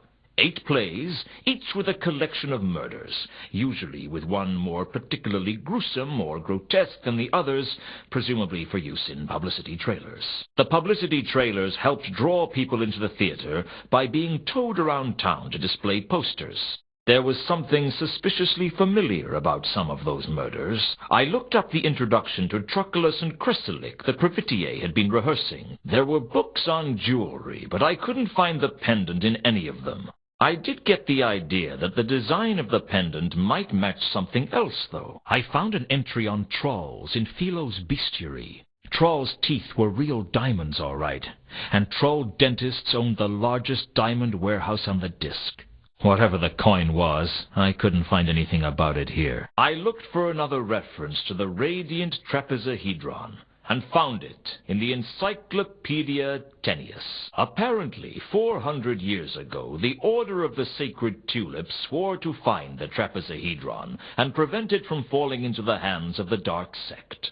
Legend had it that one knight swore to never rest until he was sure it could never fall into the hands of the Dark Sect. According to the encyclopedia, he eventually found the trapezohedron and brought it to Ankh-Morpork, where he was buried alongside it. The library had a large collection of books on astrology. Because the Disc is situated on a giant turtle that flies through space, the arrangement of the stars changed every few decades. The constellations in front and behind the turtle stayed more or less the same, but the constellations at the side changed with enough frequency that a new volume of Paddy Moore's The Night Sky had to be published almost every other year. In the most recent volume, I found the stars from Two Conquer's map. Unfortunately, I didn't learn anything particularly useful, except that the alignment shown would only occur at a particular point in time. If the book was right, the time was now. The symbol on the amulet was mentioned in a copy of The Joy of Sects. It was the 3-lobed eye, the emblem of the followers of Nyarlathotep, the so-called Dark Sect, who plotted nothing less than the destruction of the whole of creation. Party guys. I bet they were a lot of fun at dinner parties. The astrolabe was simple enough. I could use it to make maps of the stars, to navigate around the skies, and to determine at what point on the disk a certain constellation pointed. I was confident that the jewel was the radiant trapezohedron, and when I looked at the picture of the falchion in the library, I was confident that it belonged in the pommel of the golden sword. I didn't really know how to look that up in the library. Door. The door led back into the von Uberwald mansion. I wasn't desperate enough to try smashing the pendant open by slamming a door on it. There had to be another way to get it open. I knew how to open the pendant now. Need to slam it in a door. Railings. The railings had been damaged. There was no telling when they'd become damaged, though. It wasn't as if I came this way every day. I doubt many people did. I wasn't strong enough to bend the railings back into shape, and frankly, what would be the point? It was possible that Reagan's carriage had gone off the bridge here, tearing the railings in the process. If so, the fabric on the railing should be the same as the fabric on Reagan's carriage. Reagan's carriage had torn the railings when it had gone off the bridge. I don't think there was any additional significance to the railings in Reagan's murder. It would be easier to bend the railings with the crowbar than with my bare hands, but that didn't change the fact that it would be a waste of time. I suppose I could have attached the grapple to the railings and rappelled down to the River Ankh, but that was a dangerous way of searching the river. I had a feeling there was a better way to use the grapple to search the river. Rope first, stupid ideas later. There didn't seem to be much point in putting the fabric back onto the railings. I guess the charm hadn't proved all that lucky to Reagan in the long run. What did the railings have to do with the counterweight killings? Finding tenuous connections wasn't helping anyone. There was no obvious connection to the railings. I had no real desire to play with the railings. Torn fabric. Some fabric had caught on the railings of the bridge. Skid marks. Something had clearly lost control on the bridge. Something with wheels. Beyond that, it was difficult to say. I wasn't about to scrape the marks off the bridge. It seemed highly probable that the skid marks had been left by Reagan's carriage. If so, where was the carriage now? Almost definitely the marks were left by Reagan's carriage. Apart from marking his passing, the skid marks had nothing to do with Reagan's murder. What did the skid marks have to do with the counterweight killings? Okay, so the skid marks were connected with Reagan's death and hence with the counterweight killings. But it was pretty tenuous. What was I going to do to the skid marks with the crowbar? Swing it in a menacing fashion? No. I wasn't about to hit the skids. I could have rubbed the fabric on the skid marks, but I had a bad enough reputation as it was, without starting to act very strangely indeed. If there was a connection to the skid marks, it was a mystery to me. River Ankh. The River Ankh. Probably the only river in the universe on which you could chalk the outline of a corpse. I'd already had to dive onto the Ankh once. I wasn't about to do it again. Besides, the river seemed slightly more liquid here than at the wharf. Well, I use the term liquid loosely. If it wasn't for the fact that it moves faster than the surrounding land, I wouldn't know what to call it. I was hit by another inspiration. I could use the grapple to dredge the water under the bridge to see if there was anything down there. Unfortunately, I'd need very long arms. There was something down there. I was sure of it, but I wasn't strong enough to pull it up. I wasn't going to throw 2 conkers in the river. Well, perhaps I shouldn't make promises my temper couldn't keep. That probably didn't have anything to do with the River Ankh. I couldn't think of any good reason to throw that into or onto the river. Carriage. The carcass of Reagan's carriage lay on the bridge like a beached whale. I searched it, but I'd already found everything of interest. The remains of a crate was all that was left. Given that it had Reagan's body in it, I was pretty sure it was Reagan's carriage. There had been a box in the carriage which Malachite had taken. He seemed to think it had something to do with Therma. I had a feeling it had something to do with why the carriage had gone careening into the river when it had. From Gable's description, it seemed likely that Reagan had been poisoned by someone or something. And I had a feeling it had something to do with the box that Malachite had taken. I could smash up the carriage to look for clues, but all it would achieve would be a temporary relief of my tension. I'd used the grapple to get the carriage out of the river. I wasn't about to move it again. The scrap matched the fabric on the carriage, which came as no surprise. I knew Carlotta had been on the carriage at some point. I didn't know if that had any significance. The remains of the crate might have been from the Milka. If I had worked everything out correctly, the von Uberwald crate had been the crate on Reagan's carriage. I suppose Reagan's death could be one of the counterweight killings. It was certainly mysterious enough. I was pretty convinced now that the counterweight killings were based on the 8 great tragedies. Reagan's death was very similar to the one in Antilogy and Cleffatara. I didn't think that had anything to do with Reagan's carriage. And here we have a marvelous, compact and bijou dwelling situated conveniently on a bridge. No, I needed a better idea. I think the carriage had already told me everything useful that it could tell me. Reagan's body.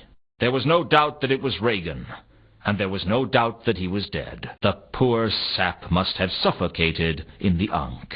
I searched Reagan's body, but all I found was a pair of tiny bite marks on his ankle. Either he'd been bitten by a snake or a very small vampire. One thing had been bugging me since I'd found Reagan's body. In the iconograph that the Count had given me, Reagan was bald. Here, in the flesh, Reagan had a full head of hair. I had to pull hard on his toupee to get it off. Reagan must have glued it on to stop it from flying off as he drove the carriage. Underneath the toupee was a small key. I guess it must have been important, or he wouldn't have glued it to his head. The tiny bite marks on Reagan's ankle seemed highly suspicious. I suspected that Reagan was poisoned, and I was willing to bet the bite marks on his ankles had a lot to do with that. I considered using the crowbar on Reagan. What can I say? I'm a violent man at heart. I had a feeling there was something about Reagan that could use prizing off. But I also had a feeling that I wouldn't need the crowbar to do it. Carlotta had been the last person to see Reagan alive. That made me suspicious. That had more to do with the carriage than Reagan's body. If I remembered correctly, someone in Antilogy and Cleffatara was killed by an asp. If those bite marks on Reagan's ankle were the bite of an asp, and I had no reason to believe they weren't, I think I could safely say that I had found a link between the counterweight killings and the 8 great tragedies. The box that Malachite had taken might have had an asp in it at some point. There was no way to be sure now. I suppose Reagan's death could be one of the counterweight killings. It was certainly mysterious enough. I was pretty convinced now that the counterweight killings were based on the 8 great tragedies. Reagan's death was very similar to the one in Antilogy and Cleffatara. Hide him in a corpse? This wasn't the cliquey, fantastical journey. I didn't know of any link to Reagan's corpse. The less I had to do with the corpse, the better. Crate. The largest discernible object in the wreckage of Reagan's carriage was a crate. Although it was sturdily constructed and of a reasonable weight, it was completely empty. The crate was empty, and I had no intention of lugging it around with me. I was convinced that this crate was the von Uberwald cargo from the Milka. Reagan must have collected it from the wharf on the night he died. Why it was empty remained a mystery. Door.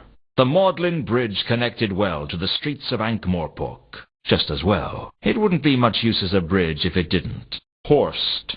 The big trawl had a way of talking that seemed to take you around the point like a sightseeing tour. I had a feeling that this was a trawl capable of unspeakable evils without even a hint of conscience. I hoped I was wrong. Alkali. It was hard to imagine why a dwarf like Alkali would get involved with a trawl like Horst. I guess it was money that held them together. I had nothing to say to Alkali. Anything he knew, I figured Horst knew as well. I was pretty confident that Carlotta and Alkali knew each other. But that was about all I knew. I suddenly felt like a small child who had been asked to point out the pig in the picture of barnyard animals. There was a connection between Alkali and Alkali, and it wasn't worth mentioning. Alkali was definitely my prime suspect in Mundy's murder, but I didn't want to confront him with my suspicions. Did Mundy's final message implicate Alkali somehow? If it did, I didn't know how to interpret it. It might be interesting to ask Alkali about his relationship with Horst. But this wasn't the time. I'd rather talk to Horst than Alkali. Punkawalla. Horst certainly liked the good things in life. The Punkawalla sat patiently by his side, fanning him, keeping that silicon brain of his cool. I didn't see much point in talking to the Punkawalla. At least, not while Horst was there. What a conspiratorial mind I suddenly had. But the Punkawalla had nothing to do with anything. Best to leave him alone. Main doors? The main doors were in plain view. They'd come in handy when I had to leave. I wasn't desperate enough to try smashing the pendant open by slamming a door on it. There had to be another way to get it open. I knew how to open the pendant now. I didn't need to slam it in a door. Stained glass windows. The richer religions could afford to put up a stained glass window in honor of their deity. I could see images of the sconing of Saint Stephanie the Blonde, the apotheosis of Judas Asparagus, and the parting of the red-headed prophet. The chamber was surrounded by so many different art styles, it was hard to decide which one I hated the most. I wasn't about to start smashing windows, even though I wanted to. They weren't depicted on the windows anywhere. I doubted that Therma was depicted on the windows. I wasn't surprised to discover that errata wasn't depicted on the stained glass windows. The laddering horror was not depicted in the windows. For all I knew, Nylon Athatep might be depicted in the windows, but I had no idea what it was. I couldn't see any sign of that in the stained glass windows. If there was a clue to the murder in the stained glass windows, I couldn't see it. I didn't think that the windows were that important. Statues. Most of the statues were a mystery to me, but I recognized the odd face. There was Zephyrus, the god of slight breezes, and Lamentatio, the goddess of interminable opera. I thought I could see Fedex, messenger of the gods, in one corner. It would have been satisfying to smash up one of the statues, but it would probably have caused a lot of trouble. Unsurprisingly, none of the statues bore any resemblance to them. There weren't many troll god statues. Maybe it was blasphemy to render them in stone. I'm sure the humans would object to a statue of their gods made out of flesh. There didn't appear to be a statue of Errata in the temple. There wasn't a statue of the laddering horror. For all I knew, Nylon Athatep might be one of the statues. The statues provided no clue towards that murder. That had nothing to do with the statues. Totems. Religious emblems were scattered throughout the place. The sacred lace of Hyperopia, the goddess of shoes. The holy trolley of Mr. Safeway. The blessed chamber pot of the whinging martyrs of Constipata. Anything could become a sacred relic if you weren't careful enough. I didn't need a totem, and I wouldn't steal one from here even if I did.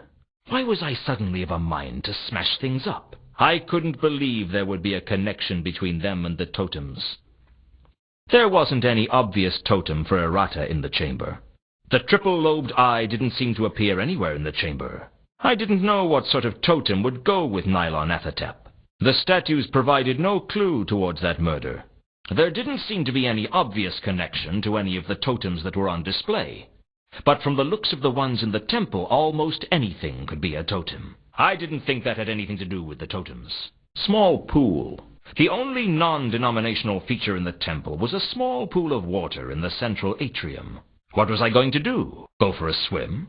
I suppose the pool could be used to murder someone, but it hadn't been used that way yet, as far as I could tell. Just because it was a coin didn't mean I was going to throw it in the first small body of water I saw. What was it with me? All of a sudden I was trying to think of small objects to throw in the pool. I really didn't think that was going to help me at all. 2 conkers wasn't a fish. I wasn't about to throw that in the pool.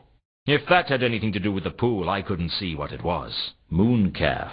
Troll. There was a troll standing near Mooncalf. I could only assume he was a part of Mooncalf's cult. What brings you to the Temple of Small Gods?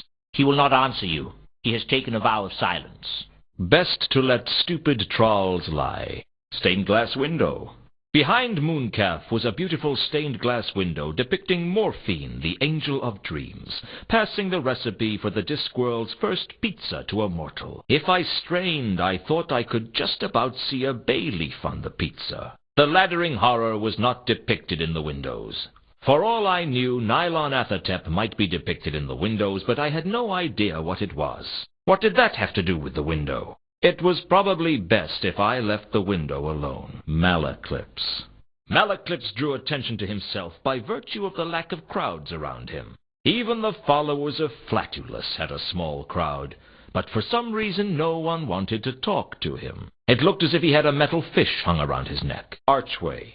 The archway was the way in and the way out. That's about all I had to say about it. Grave. My own grave.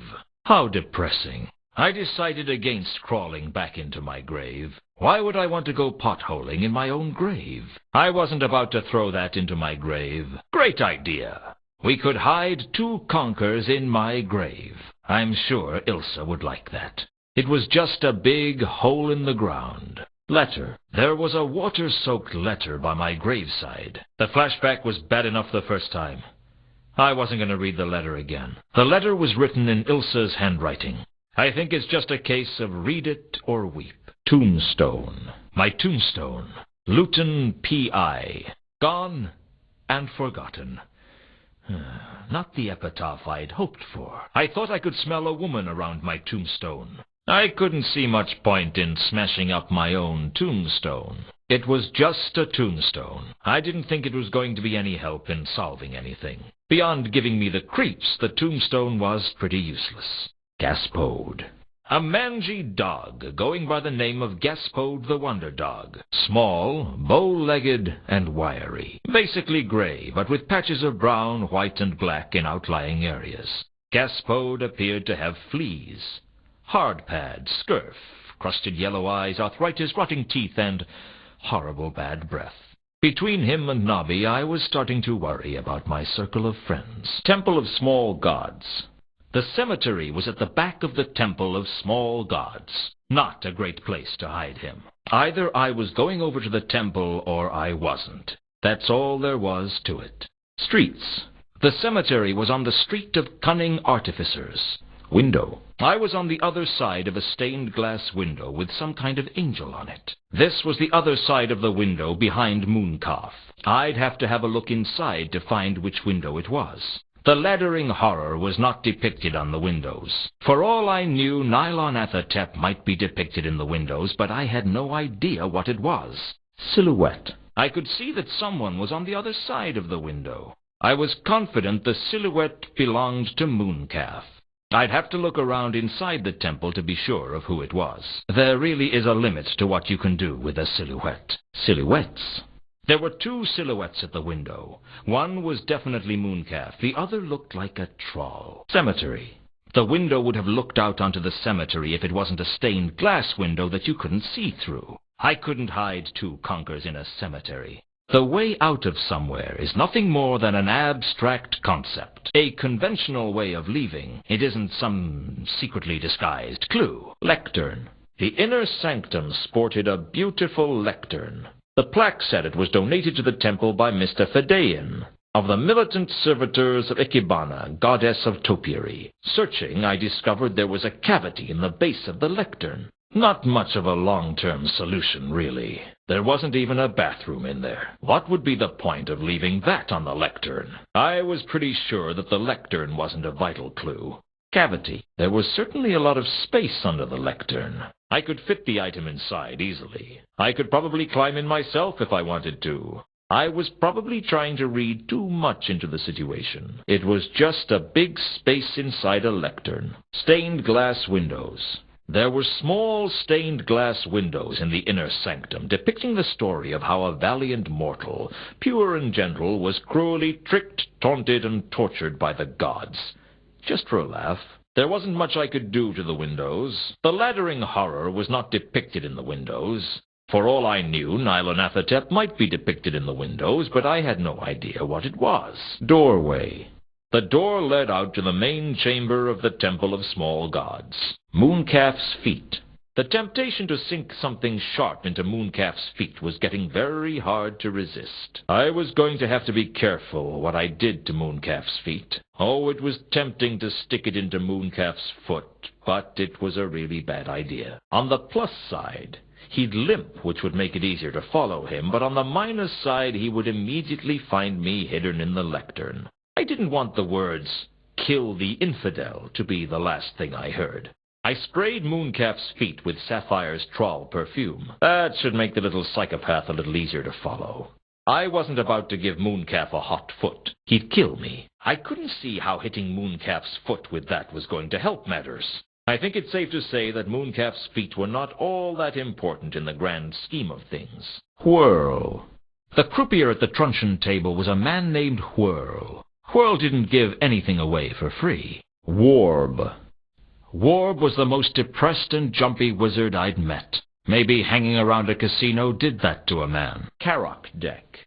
The game Whirl was croupier for used a Carrock deck, the distilled wisdom of the ancients painted onto cards. I didn't need any of the cards, although I would have liked a few to decorate my office. Maybe the Ace of Octograms, the Inquisitor, the Exquisitor, and the irritating habit of finishing off other people's sentences.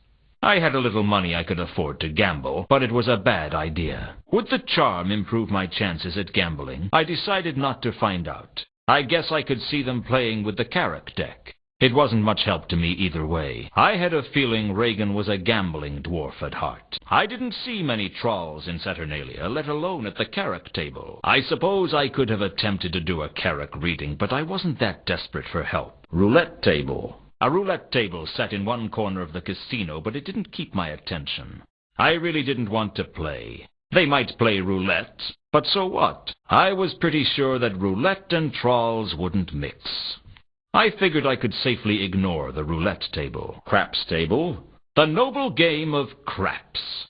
Played with 3 8-sided dice, it had been played on the cobbles of ankh-morpork for decades. I guess that's where the name came from. I didn't feel like craps. I could just about see them playing craps. It didn't help me much. I couldn't see trolls playing craps anywhere, least of all in Saturnalia. The craps table wasn't likely to be much help. Safety deposit boxes. I guess an upmarket establishment like Saturnalia needed safety deposit boxes. They certainly needed them more than I did. I couldn't open the boxes without a key. I could probably have used the crowbar to open the boxes, but it was a safe bet that I'd be kicked out of the casino seconds later. The crowbar might be a better tool for that. I doubted there was any rope in the lockers. It fitted into box 39 like a glove. Eventually. Inside was an envelope and a bracelet with carved wooden charms. The plot thickened, and you could already stand a spoon up in it. I didn't want to put it back into the safety deposit box. If they had a locker, I didn't know about it. I doubted they had a safety deposit box in a swanky joint like Saturnalia. I suppose Reagan might have a safety deposit box. I was pretty sure Reagan had a safety deposit box. I don't think 2 conkers would fit. What I needed was a way to break into the boxes. Main door. A classy joint like Saturnalia had a classy way out. The Guild of Archaeologists, Antiquarians, and Tomb Evacuators. One of the minor guilds in ankh-morpork, the Archaeologists' Guild, was situated on Baker Street, just around the corner from the Merchants' Guild. The building seemed impressively old to me, almost as old as the Tower of Art. I guess I could have searched the exterior of the guild house for a secret door, but I wasn't about to make a fool of myself. I had a sudden flash of inspiration. I could use the crowbar to smash a hole in the wall and get inside. Then I had another sudden flash of inspiration, and realized that was a stupid idea. I had a feeling climbing the guild wouldn't help me at all. They weren't a member of the guild as far as I knew. It seemed highly probable that Ilsa and 2 conkers would be members of the Guild of Archaeologists. Ilsa could get me into the guild, but I had to hide 2 conkers first. I doubted that Horst was a member of any guild. Well, obviously, Laredo was a member of the guild. I suppose I could throw it against the guild in an act of desperate protest, But what would it achieve? I didn't have any reason to suspect that the guild had anything to do with that. Sign? I don't think the guild would have been happy with my trying to steal their sign. Rope first, vandalism later. I really didn't think it was a good idea to pull down the sign. Serpentis Odi. I think that means I hate snakes. Probably a common opinion amongst its members. I wasn't going to try and throw that at the sign. I was almost certain that the sign wasn't that important. Hatch. The door into the guild has a hatch on it. I guess they didn't have an open door policy. Streets. There was something comforting about knowing that I didn't have to go far to get back onto the mean streets of ankh-morpork. Laredo Kronk, the upwardly nubile tomb evacuator and the focus of the fantasies of 1,000 post-pubescent adolescents. I had to admit there was something about her. Fireplace. The fireplace was home to a roaring fire, providing light and warmth. There was something distracting about it, but I couldn't work out what. It was hard to search a blazing fire. I guess Laredo probably lit the fire. Not that it mattered. The flickering flames reminded me of the Hotel Pseudopolis and times gone by. I wondered if Ilsa ever thought about that time we had spent together. If I wanted to heat up my grapple, this would be a good place to do it. As it happened, I didn't. I poked the fire casually. I wasn't going to throw that into the ashes. I didn't think there was any point in raking the ashes. I heard a faint click, and the next thing I knew, the fireplace was revolving. I had no intention of throwing that on the fire. I doubted that had anything to do with the fireplace. Poker. A short metal rod designed for poking fires. Scrape marks. There were some curious scrape marks around the fireplace that caught my attention. On closer examination, I realized that the scrape marks transcribed a semicircle around the fireplace. Laredo could probably explain how the scrape marks got there, but I didn't want to ask. She might not appreciate it. Were the Varberg crates concealed on the other side of the fireplace? Were the scrape marks the evidence of a secret door? If so, how did I open it? I could make more scrape marks, I suppose, but that wouldn't be very helpful. I was starting to suspect that the fireplace concealed an actual secret passageway. I wanted to get in there. That almost certainly had nothing to do with the scrape marks. Vaults. There were several vaults leading off from the corridor, but most of them didn't look very interesting. The vaults seemed to offer nothing of interest. The rune panel was probably a better place to use the back passage. Yes, I guess Laredo probably had been here. Why was I suddenly obsessing over Laredo? I doubted either of them had been here before. I was confident that the vaults were unimportant. Vault. Perhaps something inside the vault would solve the mystery of Mundy's last words. The Varberg crates must have been in Vault 51. I wasn't about to throw that into the vault. No connection between that and Vault 51. Panel. There was a panel by the oak door with runes on it. I punched away at the runes randomly, but as far as I could tell, nothing happened. Laredo probably knew how to get in, but it wouldn't be very smart to ask her, given that I wasn't supposed to be here at all. I doubted that they knew what to enter into the panel. There was no way I could ask Horst or Alkali for help to get into Vault 51, not without giving up all my advantages and risking Alkali going into the vault ahead of me. I couldn't read the runes. I had no idea how to type Azil in. I didn't know what the runes meant, otherwise I could try punching in 3712V and see what happened. Just as Warb had told me, I made an X on the control panel. I just hoped he was telling the truth. That had nothing to do with the panel, at least as far as I knew. Back to the guild. The corridor led back up to the guild. I could only hope that the traps were a little easier going the other way. I had a feeling there was nothing I could do to disable the traps. I'd just have to chance it. Security notice. I wasn't about to steal the security notice. Warb had given me the back passage for unseen securities, but I couldn't use it on the sign. I was so desperate to find out what Mundy's last message meant that I was actually trying to find a connection with a meaningless sign. I had no intention of trying to pry the sign off the wall. It was only a sign. Crates and displays. Vault 51 was filled with crates and displays of all shapes and sizes. I couldn't even begin to guess what treasures were lost in its cavernous interior. Perhaps even that pen I lost the other week. The crates were labeled with some kind of 4-digit reference number, and there did seem to be some sort of a pattern as to how they were organized. I didn't have time to search through all the crates. There were thousands of them. Almost by pure luck, I managed to find a display on Azil, the mad Ascari of the Great Nev. I worked my way around the vault towards Exhibit 3712V. I didn't think climbing the crates would help. I guess Two Conquer's jewel might be in here somewhere, but I had no idea where.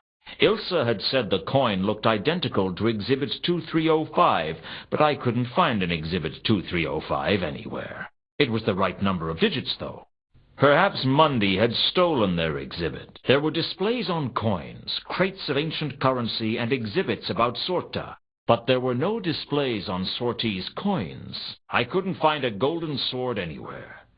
But then they were all sorted by catalog number, which made it much harder to search. If I had a catalog number to look for, it'd be a lot easier. I doubted Ilsa and Two Conquers were allowed down here. I could hardly ask for help to search Vault 51. I wasn't going to ask him to help me search the vault. They were in here somewhere. I needed a lead. I couldn't find any crates, displays, or exhibits to do with that. Cabinet. The cabinet was full of ancient bric-a-brac from the time of Azil, the Madaskari of the Great Nev. Apparently he used to bury his enemies upside down in the desert. Nobody knows why. I had no desire to try and open the Azil display. It all looked like garbage to me. The display gave me an idea. What if Mundy had been hung upside down? I'd have to go back to his room and look for evidence in the rafters. What a coincidence. Mundy was hung upside down, and Azil used to bury people upside down. Still, it was just a coincidence. Something about the display suddenly gave me a great idea. Since Mundy was hung upside down, perhaps his message didn't read Azil at all. Perhaps it was supposed to be read the other way up. Then it would look more like 3712V. I was onto something. The Azil display had nothing to do with 3712V, even if I looked at it upside down. I suppose I could have used the Troll's tooth to score through the glass on the cabinet, but everything inside looked like junk to me, and I didn't want to risk it. Were the counterweight killings orchestrated by Azil? No. He was long dead. I was having some weird, desperate ideas recently. The Azil display was nothing to do with the Varberg crates. The coin almost certainly had nothing to do with the Azil display. The display had nothing to do with Ilsa and Two Conquers, at least as far as I knew. I doubted Two Conquers' mythical gold-plated jewel was in the cabinet. Cabinet of Urns. The glass cabinet contained urns from Zorta and was labeled 3711 to 3713V. It was one of the most boring things I've ever seen. There wasn't much I could do to the cabinet with my bare hands. I slammed the grapple against the glass, but it didn't break. I had a feeling that brute force wasn't going to get me inside the cabinet. The Troll's tooth scored through the cabinet's glass like an accountant through a rich man's wallet. If I was right, Mundy had hidden the golden sword somewhere in the Varberg crates. Ilsa had been digging in Sorta, so these urns must have been in those crates. Unfortunately, the cabinet was sealed up tight. The urns were presumably dug up by Ilsa and Two Conquers in Sorta. Mundy's coin probably did come from somewhere in this exhibit. It occurred to me that the coin might be used to cut through the glass. But it wasn't sharp enough. Great idea. Shame it won't work unless you're a play tester or you've hacked the game. That's not heavy enough to smash the glass. I was having strange ideas. Outside of a dream, I didn't think paper was going to smash open the cabinet. I think what I needed to do was find a way into the cabinet. Fat urn. The fat urn was clearly a very ancient piece of pottery. It looked very boring indeed. I couldn't take the fat urn. The cabinet was sealed up tight. Tall urn. The tall urn was probably a priceless antiquity, but I really didn't care. I needed to get past the glass of the cabinet if I wanted to take the urn. Small urn. The small urn was as boring as the other two urns. The cabinet was sealed shut. I'd need to do something to it if I was to take the small urn. Floor. Vault 51 had a beautiful tiled floor that stretched out as far as I could see. It was a floor. What can I say? I smashed the urn. A priceless piece of antiquity that could never be replaced. Gods, it felt good. I smashed the tall urn into tiny pieces, and inside was the golden sword. Finally, this was it. The artifact that Carlotta, Horst, and who knows how many other people were looking for. Frankly, it was a bit of an anticlimax. I expected it to at least glow a little, or perhaps sing to itself quietly, or hum with the stolen souls of 1,000 men. But it just felt cold and hard in my hand, like any other sword. Suddenly it came over me that everything would go wrong. It sounds crazy, but it's true, so help me. I couldn't hear my footsteps. It was the walk of a dead man. Why would I want to throw that on the floor? It was a floor, not a clue. Guards. 2 of the palace guards, ever vigilant for a potential intruder. Something like that, anyway. Gates. The gates took me back onto the streets. Dogs. I didn't know why, but all of a sudden dogs didn't seem to like me. The dogs growled when I went anywhere near them.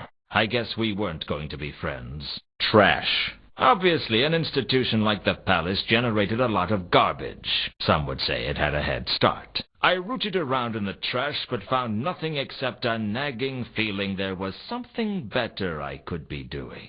All right, so I thought of women as trash. A woman drove me to my sexism, and I didn't even stop to thank her. I tended to think of women as trash, but on a bad day, anything goes. For some reason, I couldn't bring myself to think of Ilsa as trash. I suppose I could throw the trash in the river, but I couldn't be bothered. I doubted there were murder clues amongst the garbage. I doubted there was anything in the trash that would help me solve the mystery of Mundy's final message. Yeah, right. Like I was going to find a priceless artifact in the palace trash. I don't think Ilsa would take too kindly to my suggestion of hiding 2 conkers in the trash. I decided not to throw that in the trash. I doubted the trash was important. Barrels.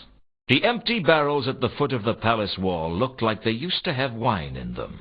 As far as I could tell, the barrels were just like the ones in the wine cellar of the Café Ankh, although these ones were empty. These barrels had already been opened. It was possible that these barrels had been on the Milka once. The empty barrels were not much of a hiding place, especially since someone would eventually come and take them away. The empty barrels were fairly useless, all in all. Wall. The palace walls were useful for keeping intruders out and keeping the roof in place. What was I going to do? Scale the walls with my bare hands? If I was going to use the grapple to scale the wall, I needed something that I could aim for and anchor to. I wasn't about to throw the grapple at the wall, at least not until I had some more rope.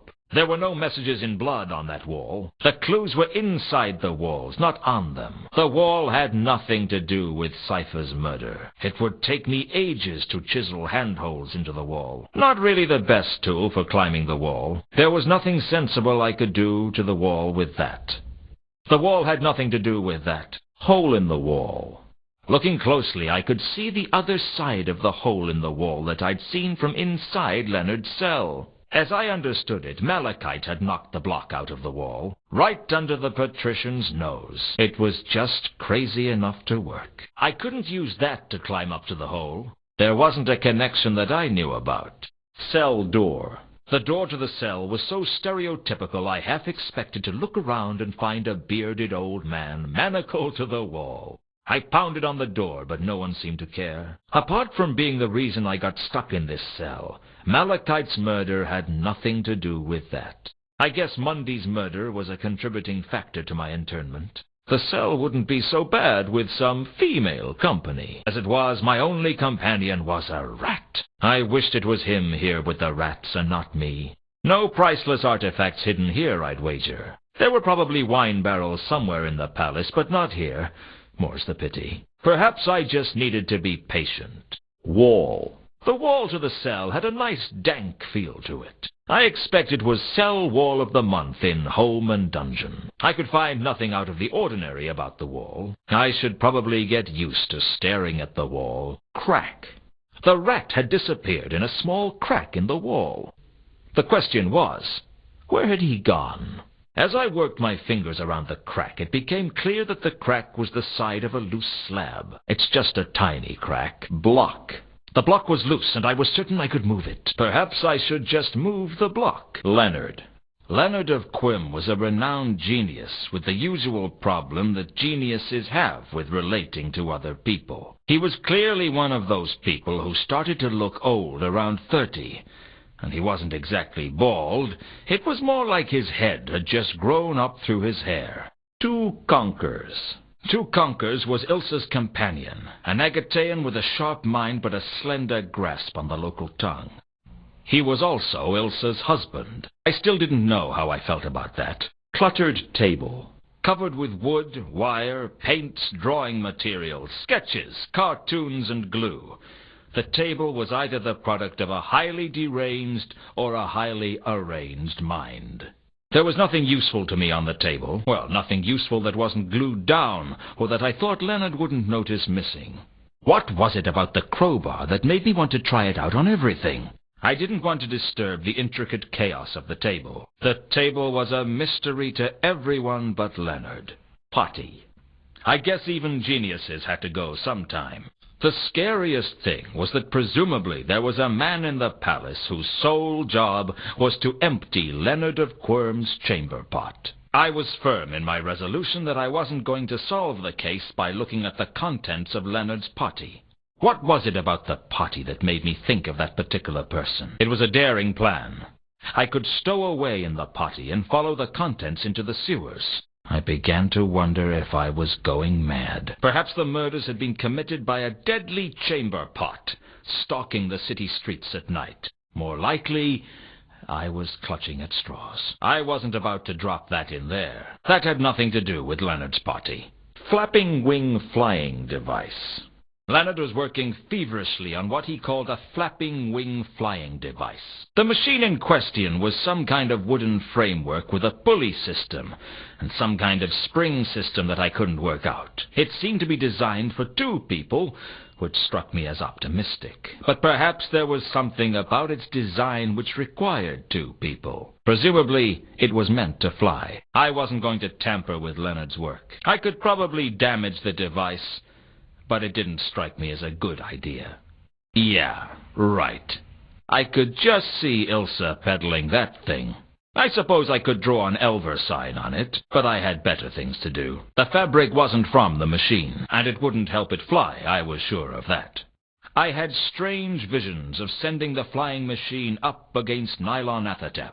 I had to be crazy. Whatever Nylonathotep was, I doubted it had anything to do with the machine. I was prepared to bet that there was no connection between that and the flying machine. Handy note-scribbling piece of paper with glue that comes unstuck when you want. A small piece of paper was stuck onto one of Leonard's sketches. Although the piece of paper was stuck to the sketch, I found that I could remove it. I could even stick it down elsewhere. For a split second I had visions of houses filled with these notes, being used to record messages for people. Only the notes were scattered all over the place, and you couldn't tell which were current and which were out of date. Fortunately, the nightmare quickly subsided. It would probably stick to that. Frankly, I didn't want to try. The sticky paper wasn't that important. Gaping hole. The gaping hole had been created by Malachite to escape from the palace. Leonard liked to think of it as a window. Even larger hole. The disc quake had caused major damage to the palace walls. Leonard didn't seem to mind, though. Barrels. The wine barrels had allowed me to break into the palace. It didn't speak too highly of the palace's security, but I wasn't complaining. There really wasn't anything useful I could do with the barrels. I'd done enough damage with the crowbar for now. The golden sword certainly wasn't in any of these barrels. It seemed possible that whoever killed the clerk had broken into the palace the same way as me. I felt it was probably best to leave the barrels alone. Perhaps I should look for clues farther afield. Boxes. The storeroom was filled with boxes of food and supplies. I guess even the patrician had to eat every now and then. I couldn't think of anything useful to do with the boxes. I really didn't want to break open the boxes. I doubted there were any useful clues in the boxes. Door. The door was the only exit to the storeroom. I wasn't desperate enough to try smashing the pendant open by slamming a door on it. There had to be another way to get it open. I knew how to open the pendant now. I didn't need to slam it in a door. The door led back to the storeroom. I wasn't desperate enough to try smashing the pendant open by slamming a door on it. There had to be another way to get it open. I knew how to open the pendant now. I didn't need to slam it in a door. It didn't take me long to discover that most of the doors were locked. I had a bad feeling that if I used the crowbar to open the doors, I'd attract the palace guards. I couldn't use that to open the doors. It was what was behind the doors that I was interested in. Double doors. The double doors were more stately than the others leading from the hall. I reckoned that it led to the oblong office, the patrician's personal sanctum. I could hear a conversation on the other side of the door, but I couldn't quite make out what was being said. As a wolf, my hearing was dramatically improved. I could recognize one of the voices as Commander Vimes, and the other voice had the calculating tones of Lord Vetinari, the patrician of Ankh-morpork. That wasn't going to help me listen to what was being said. It was just a door. Leonard's cell. It was only a short distance back to Leonard's cell. Rubble. There was debris scattered all over the roof. It didn't take me long to get the roof clear of rubble. I hoped there was no one down below when it hit the ground. I didn't need any special tools to move the rubble. I could do it with my bare hands. I had a feeling the detective work was all behind me now. Flapping wing flying device. The device was ready to fly. All I had to do was pluck up enough courage to do it. Seconds before I could launch, Ilsa came flying down the rooftop. Wait! What are you doing here? How did you find me? Luton, you can see this device from halfway across the city. All you have to do is look up. Why did you stop me? You're going to try and stop Nylonathotep in this? It's all I've got. Carlotta said if I took the sword into the portal, I could stop it. You can't go up against a creature from the dungeon dimensions without some sort of protection. Protection? Like what? I don't know, but you need something. All right, I'll see what I can do. I still needed to find some protection before I could fly the device. This is it, Ilsa. I have my protection. Wish me luck. This is crazy, Luton. It's suicide. I know, but I have to do it. I'm the only one who can. Now, wish me luck. Here, for luck. Here's looking at you, Ilsa. I suppose I could inscribe an Elver sign on the device, but I wasn't that superstitious. I inscribed the sign of the eel on the side of the flapping wing flying device. I hoped it was enough protection. I was going to need all the help I could get. The device didn't need any alterations. It was ready to fly. That wasn't going to protect me in the way Ilsa meant. The device didn't need any alterations. It was ready to fly. That wasn't going to protect me. Chalk outline. They'd put a chalk outline where Malachite had fallen. It really drove home how big that trawl was. I couldn't think of a good reason to erase the chalk outline other than the giddy thrill of vandalism. Even if no one else was, I was certain that Malachite's murder was done by whoever carried out the other counterweight killings. I doubted that the latter would support Horst's weight, but that didn't mean he wasn't involved in Malachite's death somehow. I was pretty certain of their innocence. The dwarf was too small to have killed Malachite. He was pretty much in the clear. I doubted Carlotta could have done what was done to Malachite. Even as a werewolf, I found it hard to believe Carlotta could have killed Malachite. She had the temperament, but she didn't have the strength. Gable had given me a description of the killer. Now all I had to do was puzzle it out. So this is the murder I'd been accused of. It couldn't have been me, could it? Rock chips. The watch hadn't been too thorough with the evidence. A few chips of rock, gouged out of Malachite's back by his murderer, lay scattered across the roof. There was something about taking bits of Malachite's body that I found incredibly repulsive. I decided to go with my instincts and leave them where they were. I suppose the chips could have been made with my crowbar, but I wasn't convinced. I doubted Carlotta could have done what was done to Malachite. Even as a werewolf, I found it hard to believe Carlotta could have killed Malachite. She had the temperament, but she didn't have the strength. If the beast that killed Malachite hadn't used my crowbar, and I doubted that it had, It must have had extremely sharp claws. Not something I wanted to run up against on a dark night. I can't believe I was accused of this murder. Malachite would have to stand really still for me to chip rock out of his back with my crowbar. No, I was pretty sure the crowbar wasn't the murder weapon. I couldn't see a connection. Best to leave them alone. Magdalen Bridge. The Magdalen Bridge could be seen in the distance. There really wasn't anything I could do with the bridge. For a start, it was a long way away. Malachite had nothing to do with the bridge. I was grateful for Malachite's help on the bridge, but that was all over and done with now. Had Reagan's carriage gone off the Magdalen Bridge? It seemed likely. Looking at it from this perspective, if I was right, the carriage should still be in the river. I couldn't see what was in the river from here. There hadn't been a murder at the bridge, had there? It seemed to me that Reagan's murder was probably one of the so-called counterweight killings. Reagan had gone off the bridge all right. What a way to go. I didn't see what that had to do with the bridge. Ladder. The ladder would take me back to the ground. Sky. The sheltering sky. Gods, how I hated it. I could shake my fist in rage at the unfeeling sky. But what would be the point? Gable.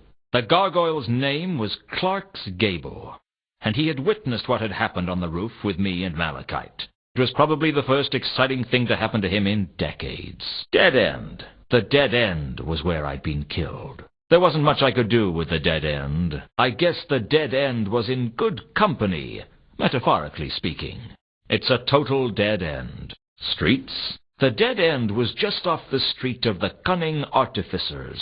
Moss. There was some kind of moss on the ground where I had been killed. It obviously didn't grow here, which means it came from somewhere else. The question was where? Niche. There were far too many niches for me to search by hand. It would take forever. Empty. I didn't want to waste too much time in the sewers trying to compare everything in my notebook with everything I could find. That wouldn't do much to the niche. Lair. The lair was concealed in one of the sewer's many niches. Perhaps I should just go in for a closer look. Gutter pipe. The pipe seemed like any other in the sewer, but for some reason my killer's trail seemed to pass through it. Looking up the length of the pipe, I could see a grill in the roof of the sewers, and I could make out the temple of small gods at the top. Had my attacker fled down the pipe? How could he? It was too small. Somehow my killer had been through this pipe. How he had suddenly got so small remained a mystery. I didn't feel like trying to throw that up the pipe. That had nothing to do with the pipe. Sewer water. It was unpleasant, turbid water. But I was at least delighted to have an excuse to say turbid, even if it was only to myself. I didn't want to root around in the water. I wasn't even sure it really was water. It would probably float. But so what? I guess it might float, but why should I care? I was up to my britches in sewer water, wondering whether the trawl perfume would float. I had way too much time on my hands. I was so confident that it would sink like a stone I didn't even bother to test my theory. I'm sure if I waited long enough, something resembling him would float by. When Ilsa left me, my whole life went into the sewers. Now the metaphor was real. Well, he did drown, but in wine, not in sewer water. I wasn't about to draw some pithy parallel between Carlotta and the sewer, tempting though it might be. It was nothing but filthy sewer water. Passage. The passage had led me this far, and I couldn't wait to use it to get back out again. Debris. There was all manner of debris piled up inside the niche. It looked like some kind of nest. I was strongly reminded of what I'd found in the Milka's cargo hold, only this nest seemed bigger somehow. Amongst the garbage was some kind of pendant. What did they have to do with the debris? Was this the beast's lair? I believed it was, even though it was so small. Perhaps it had outgrown it. That would look right at home in the debris, but I wasn't about to put it there. Well, it was hard to believe, but that's where the pendant came from. Perhaps I should have a good root around in the debris before trying to draw any conclusions. I think the debris had outlived its usefulness the moment I pulled the pendant out of it. Perhaps I should just get away from the sewers and take a shower. Pendant. The metal of the pendant glinted amongst the debris. Passageway. The niche was a small indentation in the sewer passageway I had come in on. Sign. I wasn't about to steal their sign. That was practically a hanging offense, and they'd probably hang me from the sign. One of the so-called counterweight killings had taken place here. It could also be part of an octagram of murders. I didn't know for certain the merchant was murdered in the guild house. One of the so-called counterweight killings had taken place here. The merchant Gaiman was strangled in his guild house. I didn't know by whom, but it certainly sounded similar to the strangling of the merchant in Kensington, one of Hwell's great tragedies, who had been strangled by his wife, who thought he had cheated on her. What did that have to do with anything? Perhaps I could use this to weasel something out of the doorman. Been there, done that. Gatekeeper. The guild had a stereotypical merchant on the door. I guess it pays to advertise. Guild of Archaeologists. The Guild of Archaeologists was just round the corner from the Merchants' Guild. I wasn't in a hurry to go back there, though. I certainly had no plans to go back to the Guild of Archaeologists. I doubted I had any further business with that guild. Mrs. Foames. The commanding presence of Mrs. Foames must strike fear into the hearts of the students. Door. The door led back outside into the rain. I couldn't risk leaving. There was no guarantee if I left I'd ever get back in. I wasn't desperate enough to try smashing the pendant open by slamming a door on it. There had to be another way to get it open. I knew how to open the pendant now. I didn't need to slam it in a door. Mrs. Foames' room. The lair of the redoubtable Mrs. Foames, the head chambermaid. Mrs. Foames? Mrs. Foames wasn't in. Books. I guess the rumors about the students weren't true. They did do some studying. What have we got? Occult Primer, Monster Fun Grimoire, Fullamyth, The Theory of Thaumic Imponderability, Lost Temples of the Great Nev. I flipped through the Monster Fun Grimoire and Fullamyth, but there was nothing resembling the bestial attacker in either. None of the books mentioned Nyarlathotep. I looked in the Occult Primer, but the strange symbol wasn't in it. There was a book on the temples of Great Nev, but not of Al-Kali. A shame, really. That could be really useful. The Occult Primer made it clear that octograms and the number 8 in particular were very important to the occult. There weren't any books on gods. There was nothing in any of the books about that. Book on temples. A copy of Frescoes and Fatal Traps of the Temples of Al-Kali miraculously appeared after I changed the octagon board. I guess the students took their studies more seriously than I thought, but fortunately they still didn't have much idea what it was they were studying most of the time. I had a feeling I wasn't going to get away with stealing the book. The pendant's design matched the one in the book for the seal of the temple of Anu at Al-Kali. The temple was famed for its intricate door mechanism, and the book described how to manipulate the seal to open the temple doors. I used the same method on the pendant, and it opened with a faint click. Inside was a small piece of paper with names on it. I didn't think there would be anything about Horst's right-hand dwarf in the book. There was nothing in the book about that. Sturdy unlocker. The students had their very own unlockers to keep their possessions in. The only interesting thing I could find in the unlocker was some books. I doubted there were any murder clues there. I didn't want to put that in the unlocker. I should root around in the unlockers before doing anything else. I think I should pay more attention to the books. I didn't think the students' gym socks were important. Beds? I guess it was my job to make the beds. Watch how fast I go. For a brief moment, I considered actually making the beds. Fortunately, good sense prevailed. There were little wizard shoes under the beds. It was true. Wizards did wear pointy boots. I didn't want to have anything to do with the students' beds. Just imagine what they did in them. Dorm? The dorm was adjacent to the vestibule. Vestibule. The vestibule was to one side of the dorm room. Octagon board. The octagon board appeared blank to my eyes, but I had a feeling there was something written on it I couldn't see. A few sticks of chalk, a type of chalk made from octagon carbonate, were resting on the top of the board.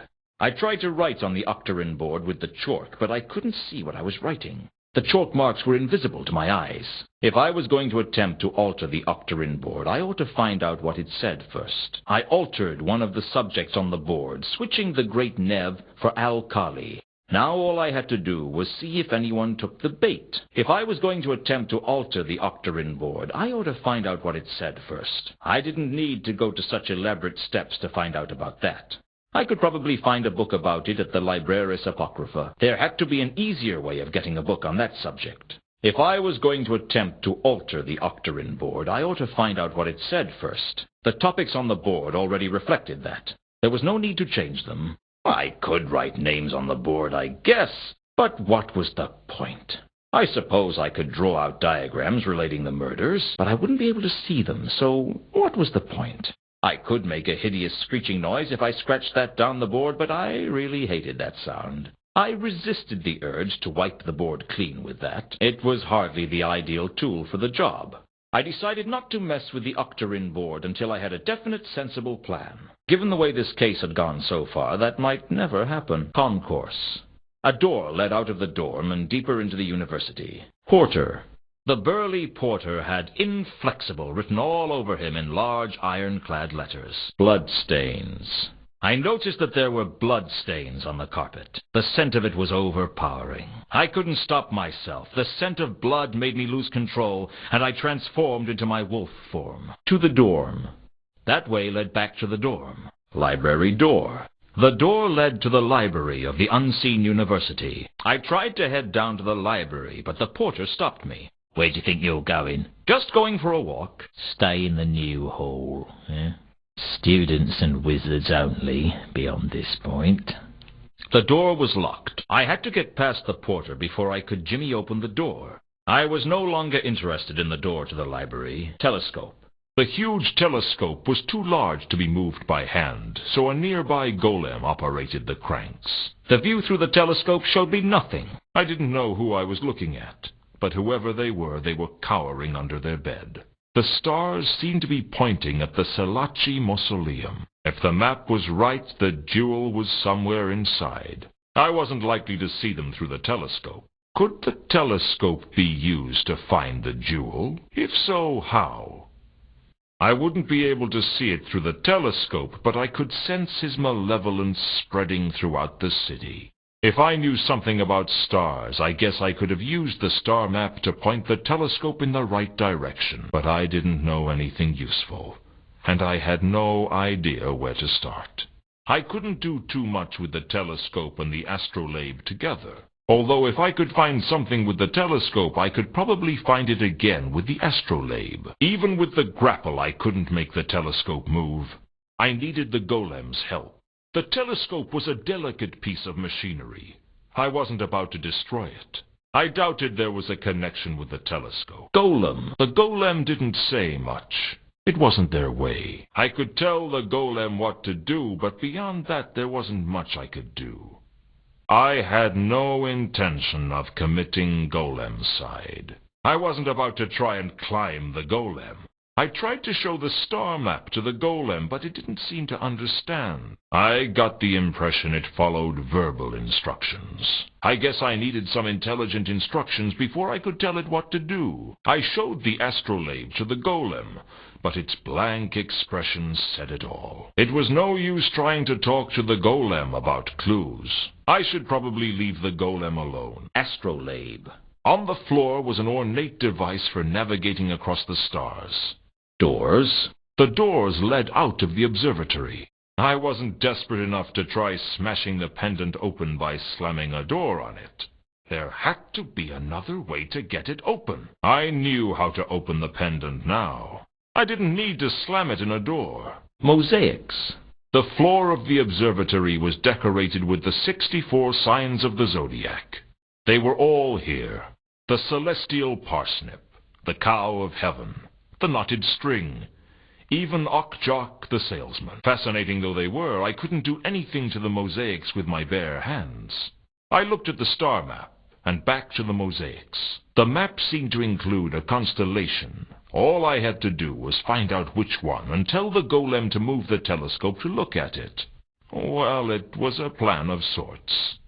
I suppose I could try and guess a birth sign, but I doubted it would achieve anything. If one of the mosaics was associated with Nylon Ethertep, I didn't know which it was. The Elver sign did not resemble any of the constellations. I wasn't about to damage a priceless mosaic. Why was I suddenly getting these urges to behave like a petty thug? I was so desperate to find a purpose for Mundy's coin that I was trying to use it with a decoration. Perhaps I had to accept that it was just a coin.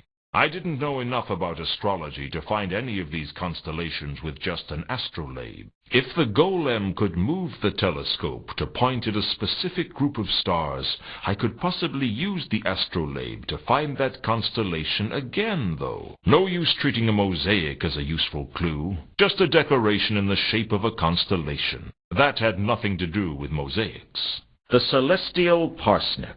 The celestial parsnip was one of the most famous constellations. By drawing a line across its length, you could find Hubaris, the hub star, which used to lie exactly over Cari Celesti at the hub of the world, until two drunken thunder gods staggered back to Dun Manifestin drunk one night and knocked it off course. As a result of this incident, 3 traveling salesmen mistook Hubaris for an omen and arrived at a stable in Sirit, trying to sell their cheap perfumes and embalming oils. Life's like that. The celestial parsnip didn't appear on the map as far as I could tell. The flying moose. The flying moose. My birth sign. Apparently it was a rocky sign, but I didn't know why. I guess the flying moose might be on the map. It was hard to be sure. Turn the telescope to face the flying moose. If the flying moose was a rocky sign, were trolls born under it? Gahuli, the vase of tulips. I didn't know anything about Gahuli, the vase of tulips, apart from the fact that it didn't look at all like a vase. It looked more like some careless sky god had spilt something. I was reasonably sure that the constellation wasn't on the map. Wezn, the double-headed kangaroo.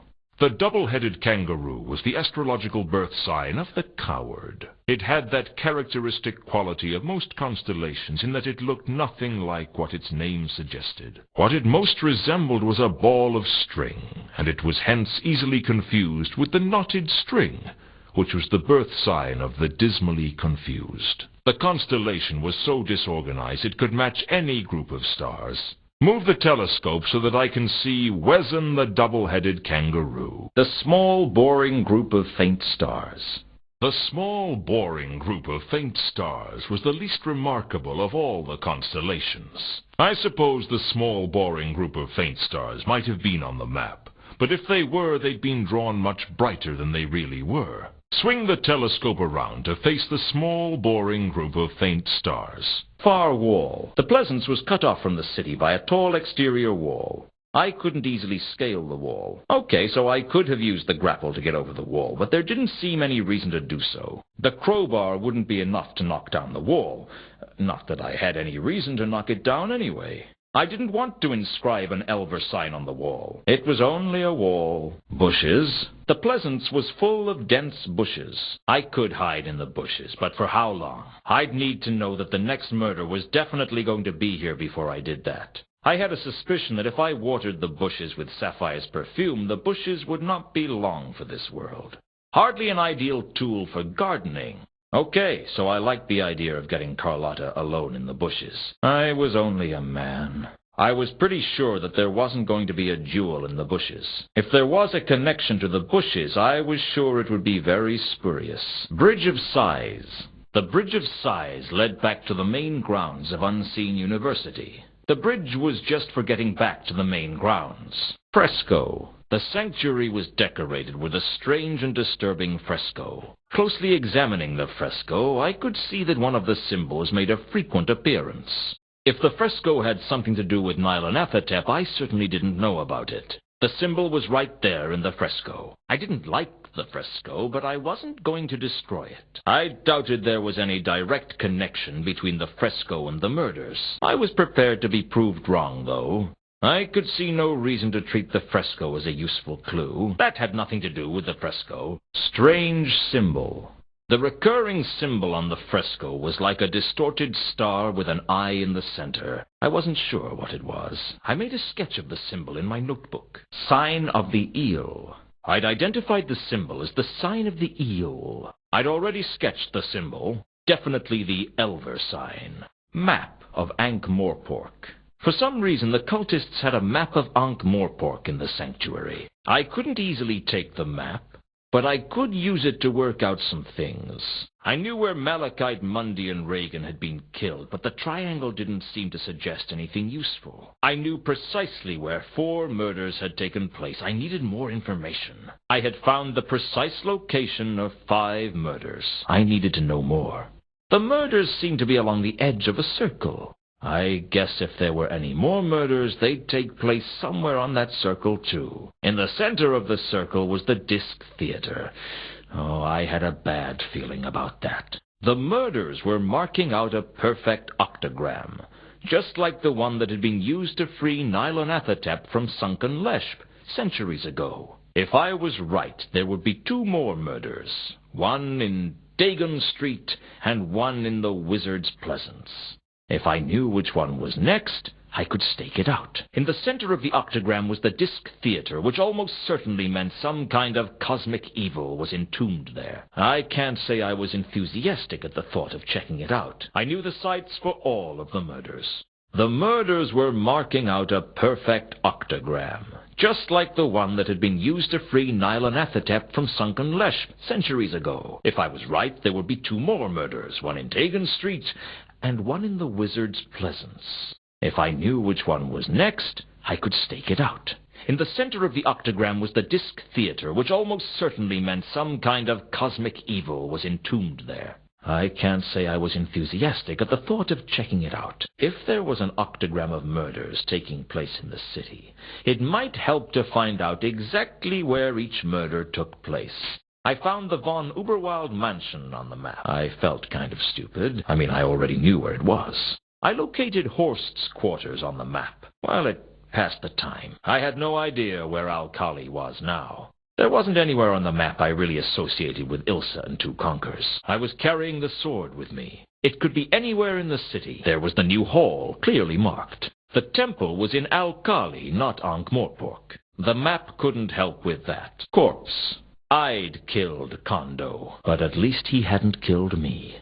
On Kondo's body was an amulet. It had to be worth finding out what it was, so I took it. I reckoned I should hold on to the amulet. It might be useful. Kondo's name was on the list, and like most people on the list, he was now dead. What was I going to do? Make him up as a mummy?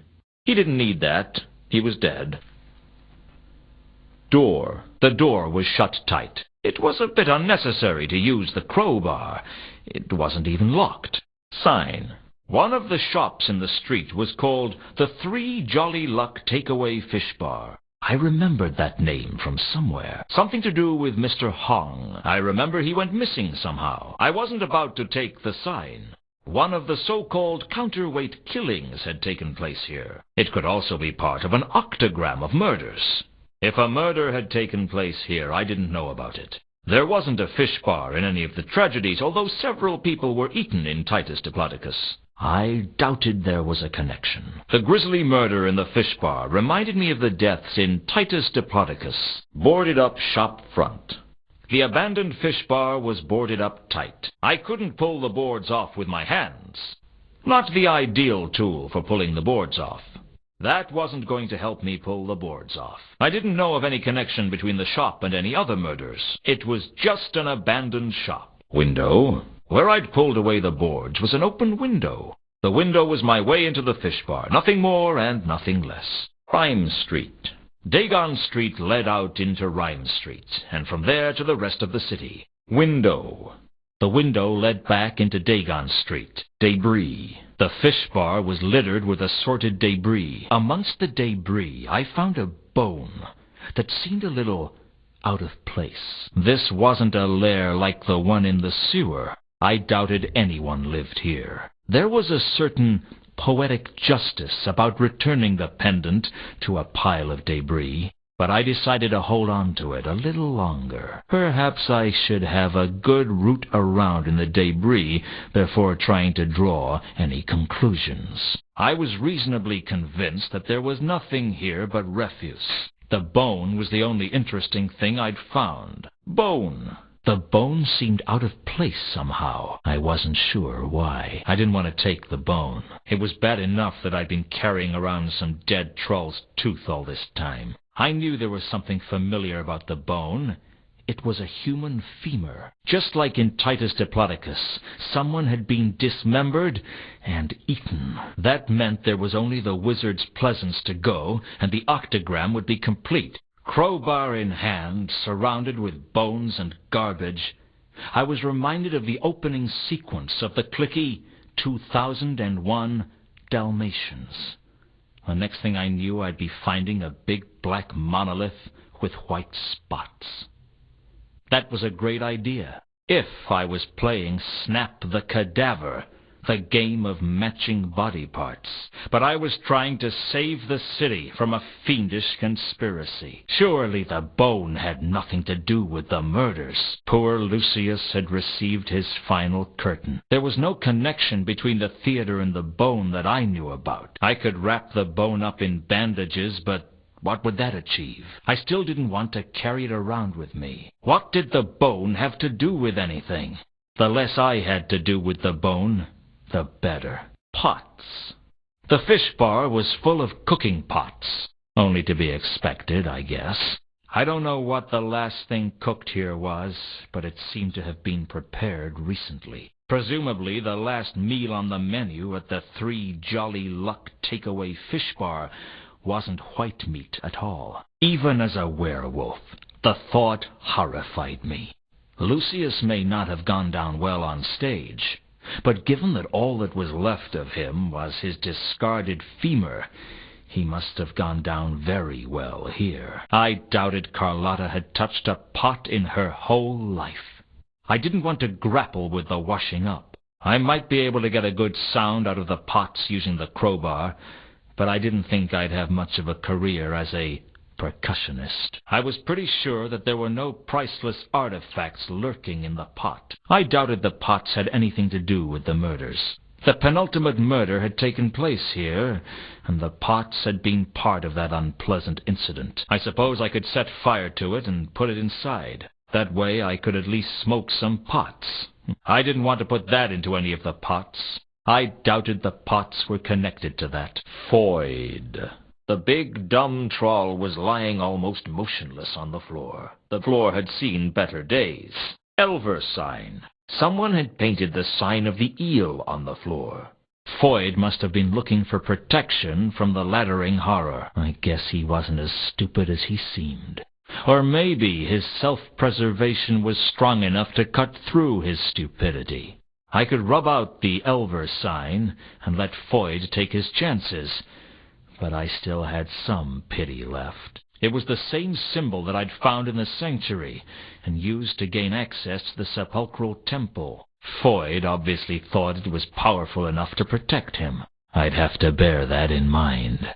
It was clear that Foyd thought the sign had the power to protect him from Nylonathotep. Had Foyd drawn the sign himself? Or had he some accomplice to draw it for him? I'd probably never know. Gelid probably knew how to draw an Elver sign, but that didn't seem important. All in all, I decided not to interfere with the painted symbol. Exit. The door led back out onto Dagon Street. I wasn't desperate enough to try smashing the pendant open by slamming a door on it. There had to be another way to get it open. I knew how to open the pendant now. I didn't need to slam it in a door. Flyer.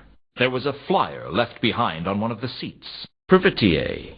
The pompous windbag on the stage was Privitier. He went beyond being a ham.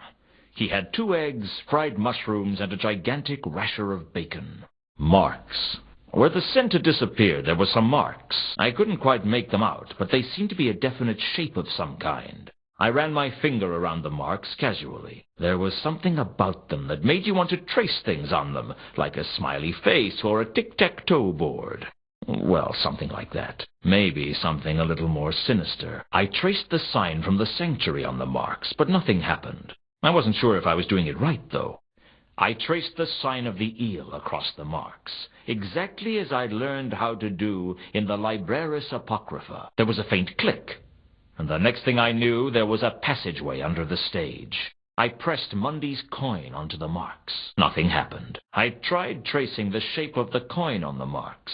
Still nothing. I was beginning to wonder if the coin had been worth carrying around for all this time. I sprayed some perfume onto the marks. Nothing happened. I traced an octagram on the marks. But nothing happened. I had a feeling it was the right idea, but the wrong shape. Perhaps if I knew of a symbol associated with Nylonathotep, I could trace it on the marks. Perhaps I was just getting sidetracked. I didn't want to disturb the marks. They might be important. I was trying not to read too much into the marks. Secret passage. When I'd traced the symbol on the marks, I'd found a way into an underground temple. Even a secret exit is just an exit when all is said and done. Exit. The exit took me out of the theater. I wasn't desperate enough to try smashing the pendant open by slamming a door on it. Had to be another way to get it open. I knew how to open the pendant now. I didn't need to slam it in a door. Coom. The terrified cultist was obviously in pain and finding it hard to walk. He wasn't going anywhere. Well, he wasn't going anywhere fast, anyway. Altar. The centerpiece to this disturbing chamber was a stone altar, engraved with a map of the Circle C. It looked centuries old, the kind of altar that could tell a few tales if it could talk. I was glad it couldn't. The map of the Circle C seemed to be the only interesting feature of the altar. I already knew where each of the murders had taken place in the city. I didn't need a map of the Circle C for that. I knew that Nylonathotep had been summoned by an octagram of murders around the Circle C, but I didn't know where those murders had taken place. Using the map, I worked out where each of the 8 great tragedies had taken place. They made an octagram around the edge, just like the counterweight killings did in ankh-morpork. I could match each of the tragedies to one of the murders, and the positions corresponded precisely. I knew that someone was going to get dragged to death from the Wizard's Pleasance, and that some unlucky fellow was going to get eaten in Dagon Street. I had a feeling I knew what had bothered me about the bone in the fish bar now. It was a human femur. That meant there was only one murder to go, and that it would take place at the Wizard's Pleasance. I wouldn't mind bending Carlotta over the altar, but I couldn't afford to get distracted. I used to fantasize about taking Ilsa to the altar. Can you believe that? Not this altar, of course, but never mind. There was no obvious sign of the altar hiding a priceless artifact. The sign of the eel didn't appear anywhere on the altar. I had a suspicion that the altar had something to do with Nylonathotep. I suspected the sepulchral temple was dedicated to the laddering horror. I still didn't know what Nylonathotep was. It wasn't an altar to Errata, I was pretty sure of that.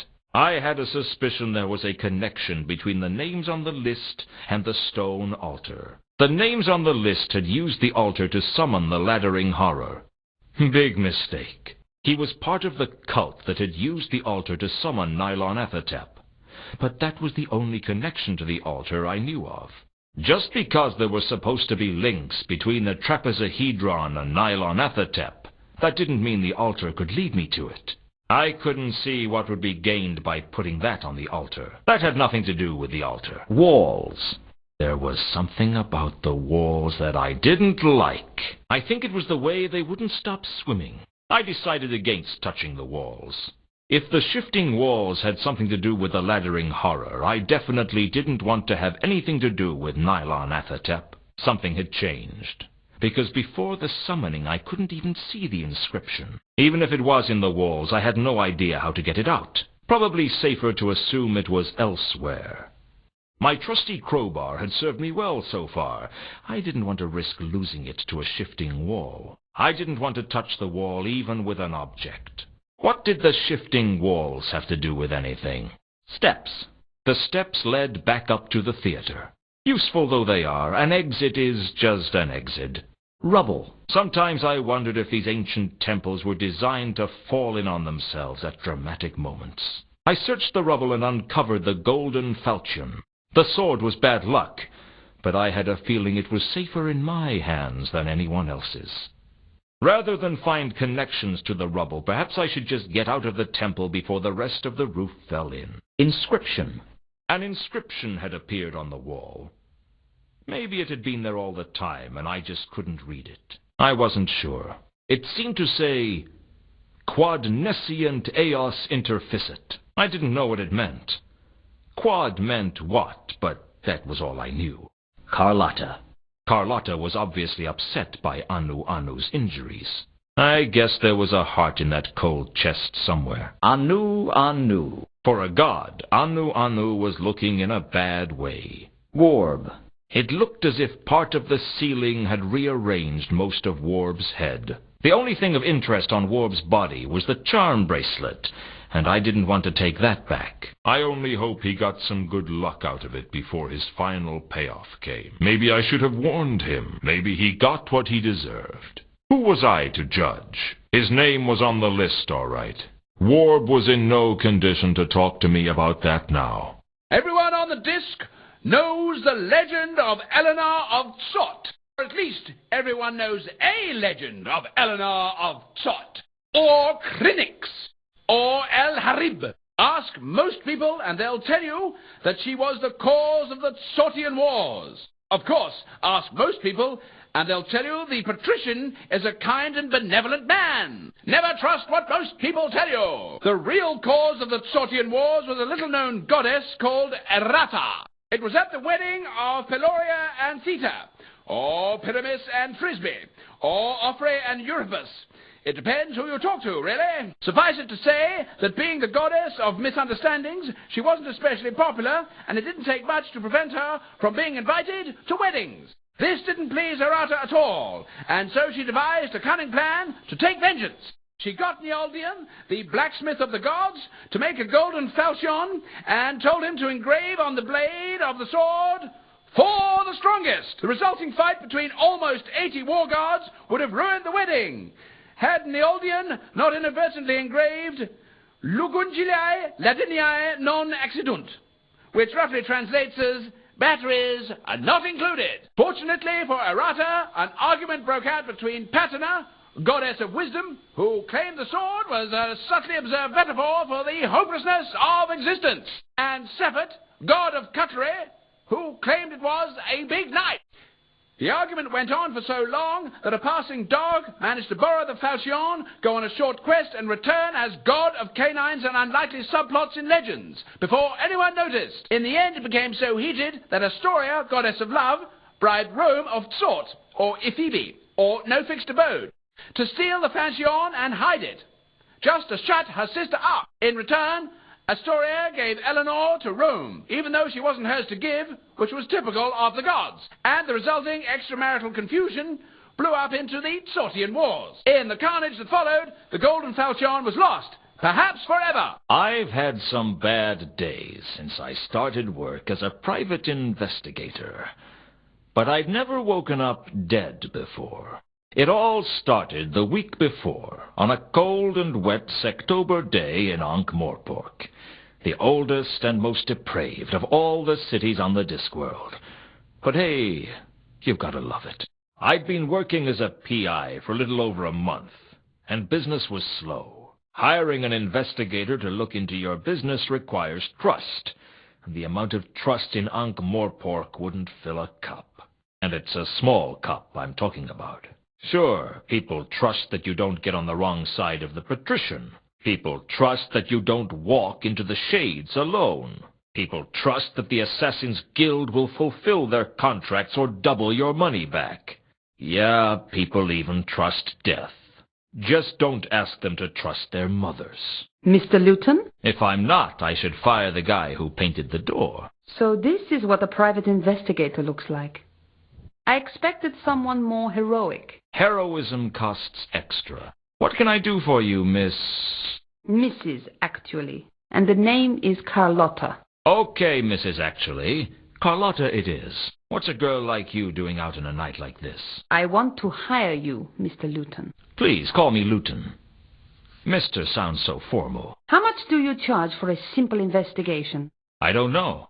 I've never had a simple investigation. A tricky one is 20 a day. I'll give you 200 in advance, plus expenses.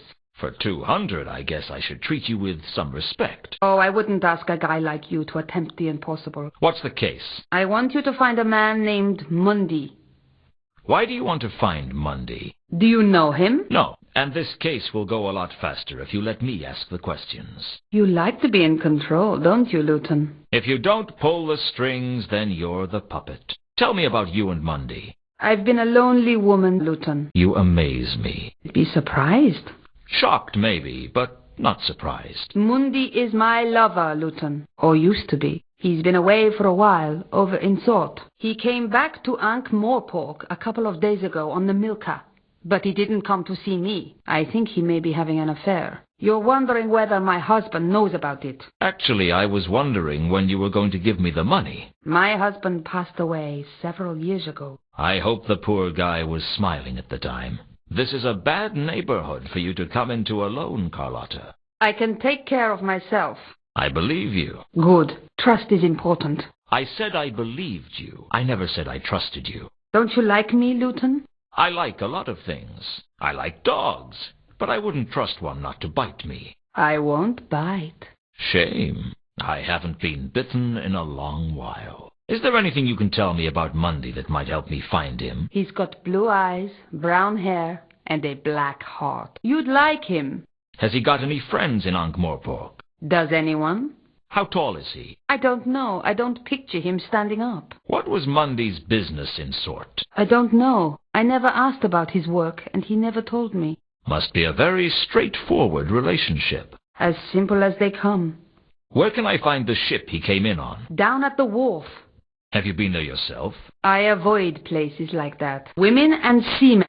Forget I asked. I was desperate for the money she'd promised, but I didn't think she'd appreciate me waving my purse under her nose like a beggar. Women don't like men to beg. At least not for money. I'd better get started on your case. Where can I contact you? I'll be in touch. Be seeing you, Luton. I hoped I would see her again, because she still hadn't paid me. Still, it wasn't every day that a beautiful woman offered me a case. Frankly, it wasn't often that anybody offered me a case. And 200 would certainly help pay the rent, if I had anything left over from my bar bill. On an ordinary night, I'd sit around waiting for business. But this night, business was coming to me, and bringing trouble with it. Business I didn't mind, but trouble was an unwelcome guest. And like all unwelcome guests, it was hard to ask it to leave. And by the third day, it was generally wearing your shirts and leaving its stuff in your bathroom. Hello, Mr. Luton. I've been expecting you. I should hope so. This is my office. How'd you get in?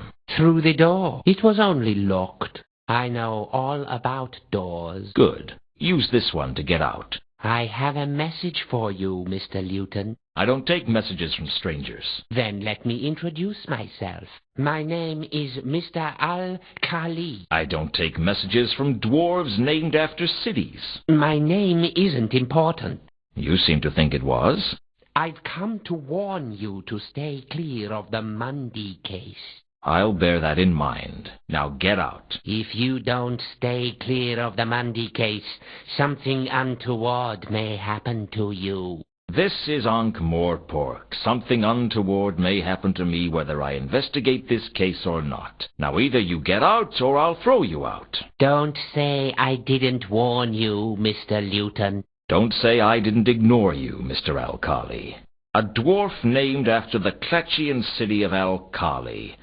And a threat. This case was getting more interesting by the minute. All we needed was a troll and a member of the undead, and we could open an ethnic comedy on Broadway. Somehow, I wasn't surprised to find Al-Khali waiting for me in my office. In my head was a list of suspects for killing Mundy, and Al-Khali had gone straight in at number 1.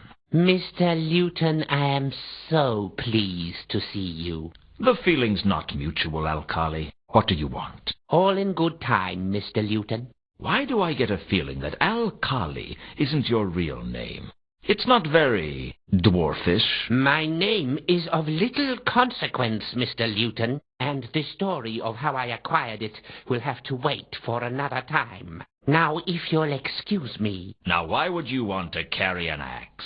To hack at people, Mr. Luton. An axe is the weapon of choice for a dwarf. You should know that. Why kill me now? What's the point? I'm not planning to kill you, Mr. Luton. I merely need the axe as a deterrent should you wish to try something foolish. I don't try foolish things. Sometimes they just happen. Then I suggest you don't let them happen now. When you've finished searching me, I know a nice restaurant we can go to. So, you have been a busy man, Mr. Luton. I think you'd better come with me. Is there an alternative? That would depend on how attached you are to your arms and legs, and how much you want them to remain attached to you. When I returned to my office for the first time since my murder, a man was already there. I knew he was a man because Corporal Nobbs was the only person in ankh-morpork who has to carry a letter to confirm his species. He's the kind of man you get itchy from just talking to. There must be something here. Hello, Nobby. Luton, you're alive? I was just cleaning out your desk. Yes, of everything of value. Didn't they bury you? Rumors of my death have been slightly exaggerated. Meaning? Meaning I'm not dead, I just got buried. Yeah, don't tell me the details. Suit yourself. Nice crowbar you're using to jimmy open my drawers. Yeah, I sort of borrowed it from the evidence room. That's okay. I sort of borrowed it from a cart. Oh, I searched Reagan's body. There were 2 tiny bite marks on it. Really? I guess it was more suspicious than you thought. Well, I ought to go. Looks like you don't need your things collecting. How goes the case? The counterweight killings? Oh, still not much progress. They wouldn't let me investigate it if they thought there would be. How many murders do you guys think there are?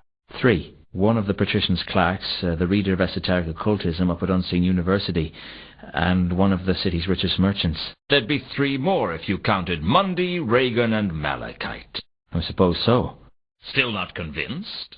Well, Vimes isn't convinced. Even though I've been cleared, I have to get back to the yard. Nobby didn't seem very comfortable around me. I didn't know if it was because of my return from the grave or because I'd caught him trying to steal everything of value that wasn't tied down. The only thing I was sure of was that my next step was to look into the counterweight killings. I had a feeling I wasn't going to like what I found. I was sitting at my desk thinking over the case when there was a knock at the door. I understand you've been a busy boy, Luton. It's a busy life when you're a private investigator. Plus you get to see interesting foreign places and learn a trade. There was a commotion at the palace last night. Perhaps you know about it?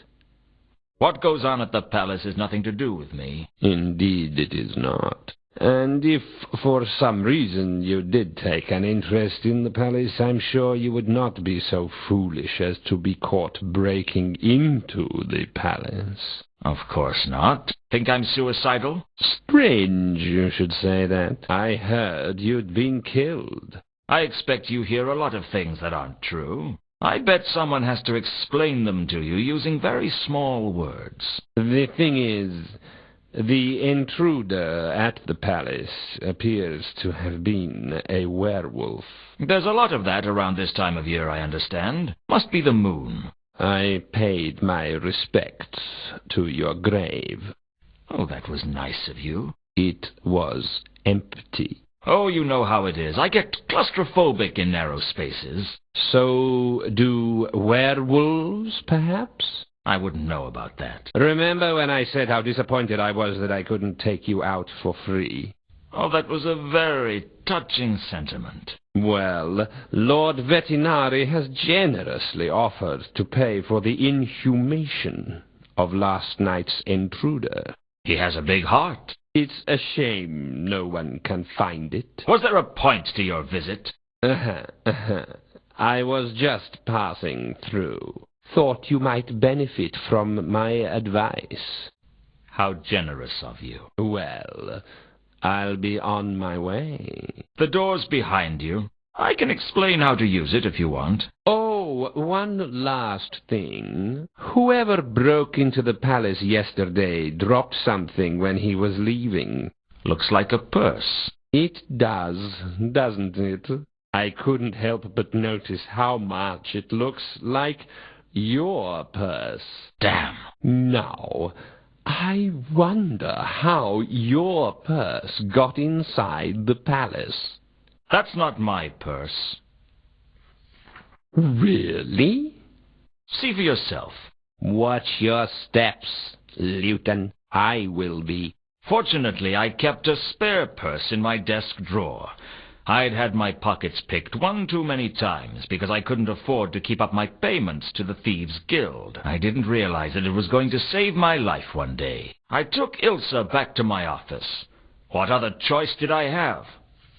I wrapped her in a blanket, because I thought that's what you were supposed to do in this sort of situation, and I told her everything I knew. So Satrap was looking for Tukonka's jewel. That jewel is known as the Radiant Trapezohedron, and I think it can save the city, but I have a nasty suspicion that we need this sword as well. The Radiant Trapezohedron. Yes, it never occurred to me that they would be the same. The descriptions of the trapezohedron are vague at best. Satrap must have been trying to immanentize the Garunan Eschaton. Can you try that again without sneezing? The Garunan Eschaton is one of the many myths concerning the end of the Discworld. It's very obscure. What's it about? It tells how some of the entities from the dungeon dimensions have been trapped around the Discworld. Some in the lost city of Leshp, some in the heart of the Garuna Trench, some in places men don't even have names for. When the Eschaton occurs, they are supposed to be released from their captivity and destroy everything they can get their tentacles on. The usual thing. Well, Nylanethotep is loose. Maybe this is it. Maybe this is the end of everything. Maybe it's a good time to borrow lots of money. Luton, I heard you'd been killed. I saw your grave. I heal quickly. I left a letter by your graveside. I know. I saw it. I wrote it when I had to leave you all those years ago, but I never had the courage to send it to you. I didn't know how to tell you that I was married. To two conquerors. Yes, he needs me, Luton. He always did. And in a strange way, I need him too. He gave my life meaning. I had nothing before I met him. None of that matters anymore. You never told me how you felt. What's to tell? I was born when you kissed me, and I died when you left me. I lived a few weeks while you loved me. Of course, I also died when I got stabbed in the back, but you know, that wasn't nearly as painful. I'm sorry. I bet you never thought of me as a man who could fall in love. I never thought about you at all. I couldn't, if I had.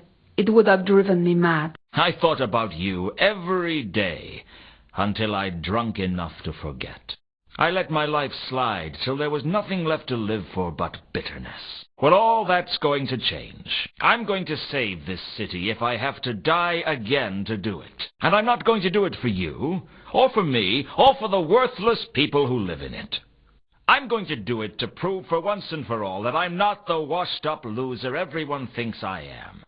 And if it turns out that I am, then everything will get destroyed and no one will know about it. So hey, from where I stand, there's no downside. What are you going to do? First of all, we have to find Horst. How? I have no idea. Any thoughts as to how we can find Horst? I don't know what to suggest. I'm back. What happened? Horst is dead and Carlotta's been arrested. She let something slip when they took her away. I think I need to take the falchion up to this portal that's hovering above the city. I can't see any portal.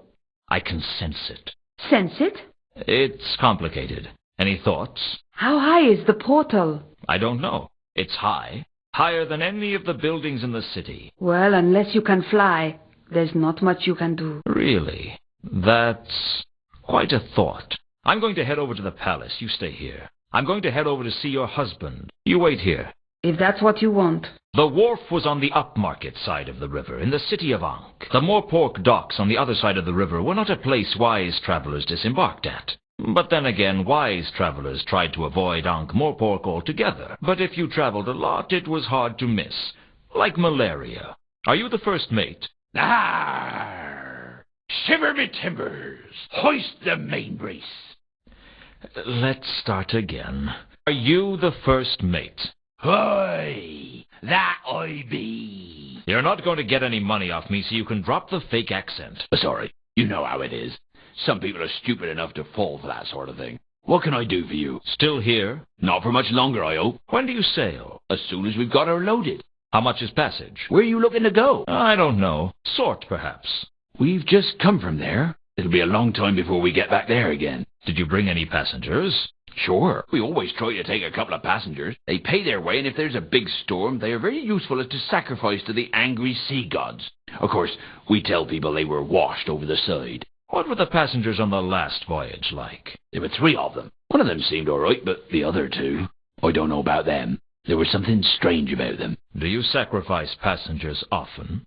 No, the captain doesn't like it. He says it's bad for business. I said that we were advertising ourselves as offering an exciting tour of the Circle C, but he pointed out that most people would expect the tour to be above the water. If I'd had my way, we'd have thrown some people off the last voyage. Bad omens? The whole crew had a bad feeling of dread from the moment we set off. Looking at the state of the ship, that doesn't come as a surprise. What was strange about these passengers? I don't know. One of them seemed kind of foreign. I mean, more foreign than most. Was there a man named Mundy on the last voyage? It's funny you should ask that. You're the second person today to have an interest in Mundy. Who was the first? A dwarf. He didn't give his name. I don't think he was from round here, though. What about Mundy? What was he like? I don't pry into the passenger's business, but for a man who came on board pretty happy, he seemed pretty unsettled when he left. Not that I blame him. Something was definitely amiss on this last voyage. Do you know where he is now? Mundy? No. Like I said, I don't pry in the passenger's business. Unless you actually look through their luggage after they've been washed over the side. Hey, what are you inferring? I'm not inferring anything. I'm implying that you might have had a look at their luggage at one point.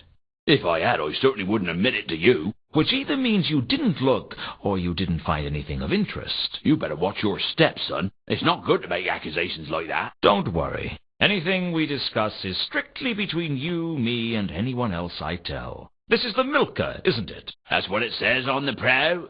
It's impossible to read anything written on that hull. Just because you can't read it doesn't mean it isn't there. Reality is subjective, after all. Don't get all existential with me. It was more ontological than existential. That's a really bad habit you've got there. What? Oh, sorry. I picked up a bad case of philosophy in Ephoebe a couple of years ago, and I haven't been able to get rid of it since. Just can't seem to shake it off. Normal as anything one minute. Next moment, I'm wondering if anything can truly be said to exist. A bit of a drawback when you're supposed to be navigating. Okay. Assuming the existence of an objective shared universe, is this the Milka? Yes. Can I have a look on board? No. That better not be some kind of philosophical objection. No one gets on board without Captain Jenkins' permission. Where is the captain? I don't know. But you could try the Cafe Ankh. He usually goes there when he's in ankh-morpork, if it exists, of course. I gave the description of Al-Khali to the first mate, and he recognized it. Yeah, that's the dwarf who was asking about Mundy before. Strange little fellow. A word of advice. Don't use phrases like strange little fellow when you're talking about dwarves. Especially not drunken dwarves, or dwarves like Al-Khali who seem to think they're invulnerable. I showed Reagan's picture to the first mate, and he recognized it. Yes, I think that was the dwarf who pulled up in a carriage shortly after we docked. I think he collected some of the cargo, too. Do you remember which way he went? He drove away upwards at high speed. I wouldn't be surprised if he'd caused an accident somewhere down the line. Can you tell me anything about the carriage the dwarf was driving? I'm sorry, I can't remember. My memory isn't very good. I need things to jog it. Would a crowbar work? That's not what I meant. When I gave Ilsa and Two Conkers' description to the first mate, his eyes lit up. That sounds like the two strangers from the last voyage. You're not with the watch, are you? Not anymore. Why do you ask? You just seem to have a good idea of what's going on. And you thought that meant I was in the watch? Ha! You don't know the ankh-morpork watch very well, do you? Well, safe voyage, if that's possible. Sorry, I wouldn't know anything about that. Doesn't ring any bells, I'm afraid. I decided it wasn't a good idea to give away the fact that I'd stolen aboard his ship. No use asking me about that, shipmate. I didn't much like being jammed into a crate and loaded onto the ship, but I could think of worse fates. Like being jammed into a crate full of rats and loaded onto the ship. What's your name then, little fellow? I thought I told you never to play that song again. Oh, sorry, Mr. Luton. It's just I wasn't expecting you to call by tonight, and... You weren't expecting me? It's only been 8 years, Samael. I guess my memory ain't what it used to be. I don't know why Samael put up with my temper. He could have broken every bone in my body if he'd wanted to, but that's what made him special, I guess.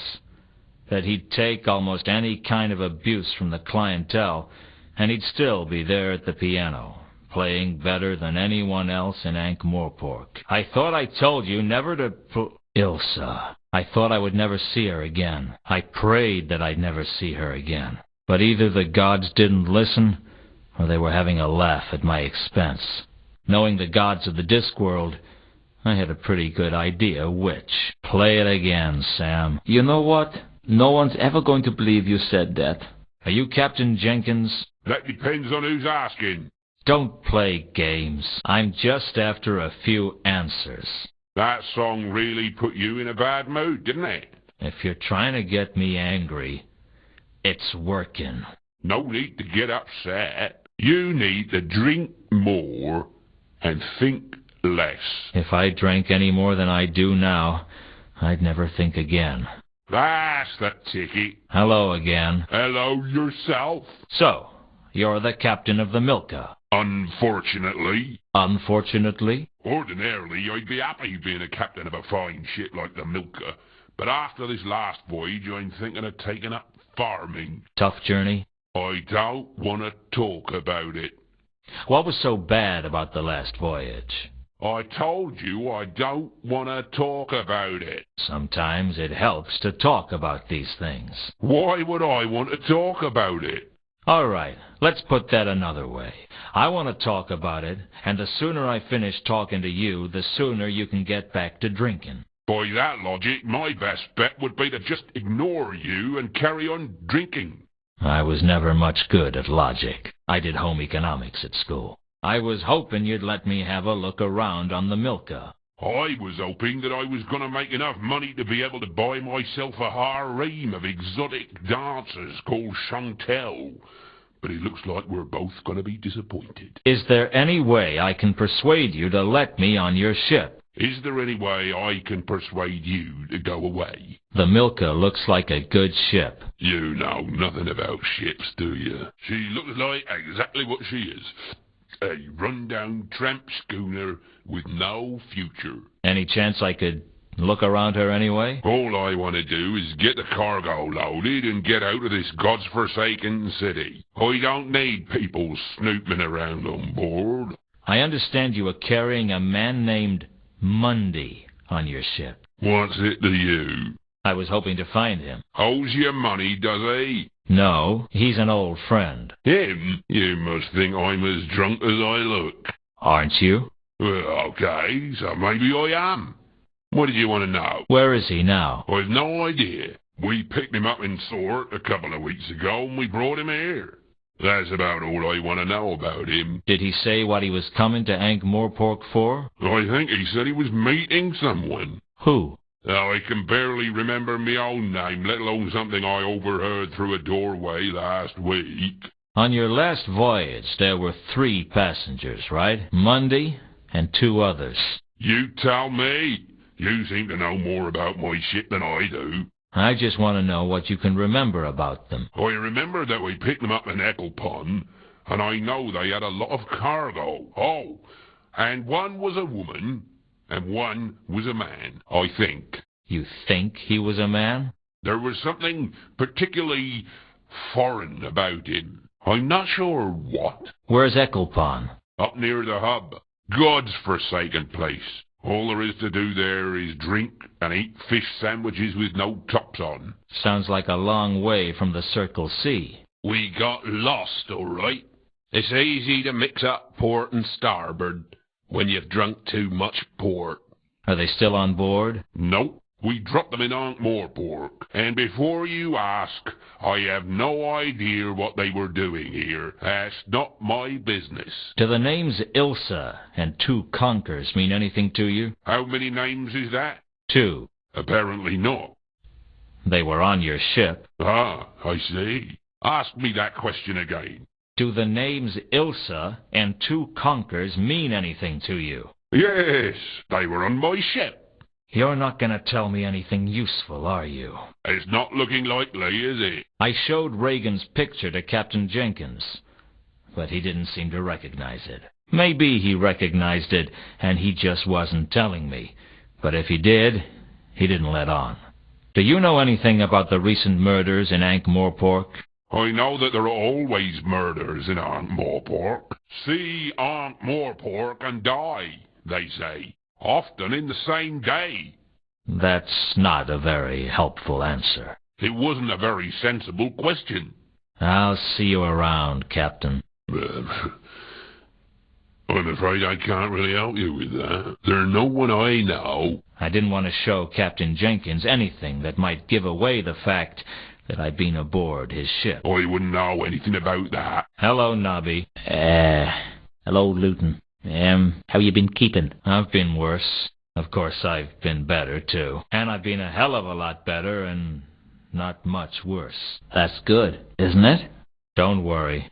If Commander Vimes sees us together, I'll tell him I made you talk to me. It's not that I don't like you, Luton. I mean, we was friends and all. But it's just, well... It's just he'd bite your head off if he saw you talking to me. He'd go spare. Hello, Luton. How's it going, Nobby? Mustn't grumble, I suppose.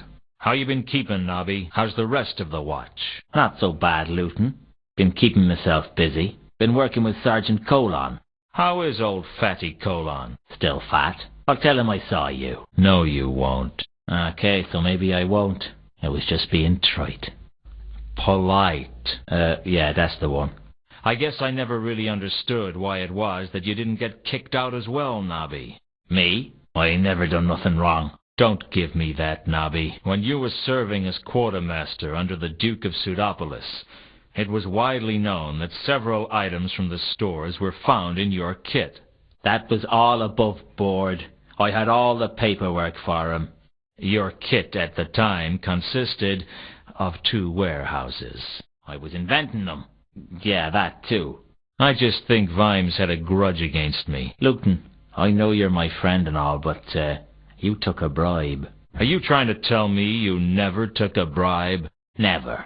The ham from Harga's House of Ribs? Evidence. The pocket clock from the Suicide in the Shades? I wanted something to remember him by. The money in the petty cash box? Mislaid by someone. Misappropriated by you. I never misanthropated anything. I just want to understand why it was that you could get away with all your petty theft, and I couldn't get away with one act of weakness. Well, you see, Just say it, Nobby. I'm not going to hold it against you. Well, I reckon Mr. Vimes thinks that a bit of petty theft ain't something to get excited about. I ain't admitting anything, mark you. Nothing's ever been proved. Got compared to some of the stuff that goes on in this city. But someone who's taken a bribe, well, that's like allowing the rich to avoid justice. That wasn't why I did it. I know. But you know Vimes. Yeah, I know Vimes all right. What's Vimes up to these days? He got married. Married? He was only ever married to his job. Straight up. He married into nobility. Old Stoneface in the nobility. That'd drive him crazy. Well, he's talking nobility himself now. What? They made him commander of the watch. And we got a great new premises down on Pseudopolis Yard. They're full of paintings and vases and all sorts. Full? Well, maybe not as full as when we moved in, but pretty full. I'll have to call round sometime. Yeah, that'd be good. We got a lot more members in the watch these days. And we got a new dartboard. Life in the fast lane, huh? Do you seriously think it's a good idea for me to call around? I mean, Vimes isn't going to like it. Whatever you may think about him, he's loyal to his job. I can't say he'll welcome you with open arms, but he won't stop you. Do you know anything about some passengers that came into town by ship a few days ago? That's not much to go on. You're a corporal in the watch.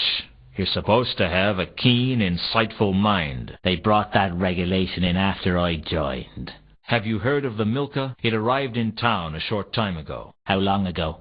3 days. That's strange.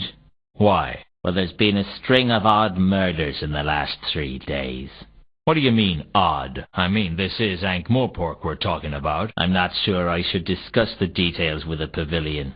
A civilian, Nobby. How much have you had to drink? I'm as sober as the day I was born.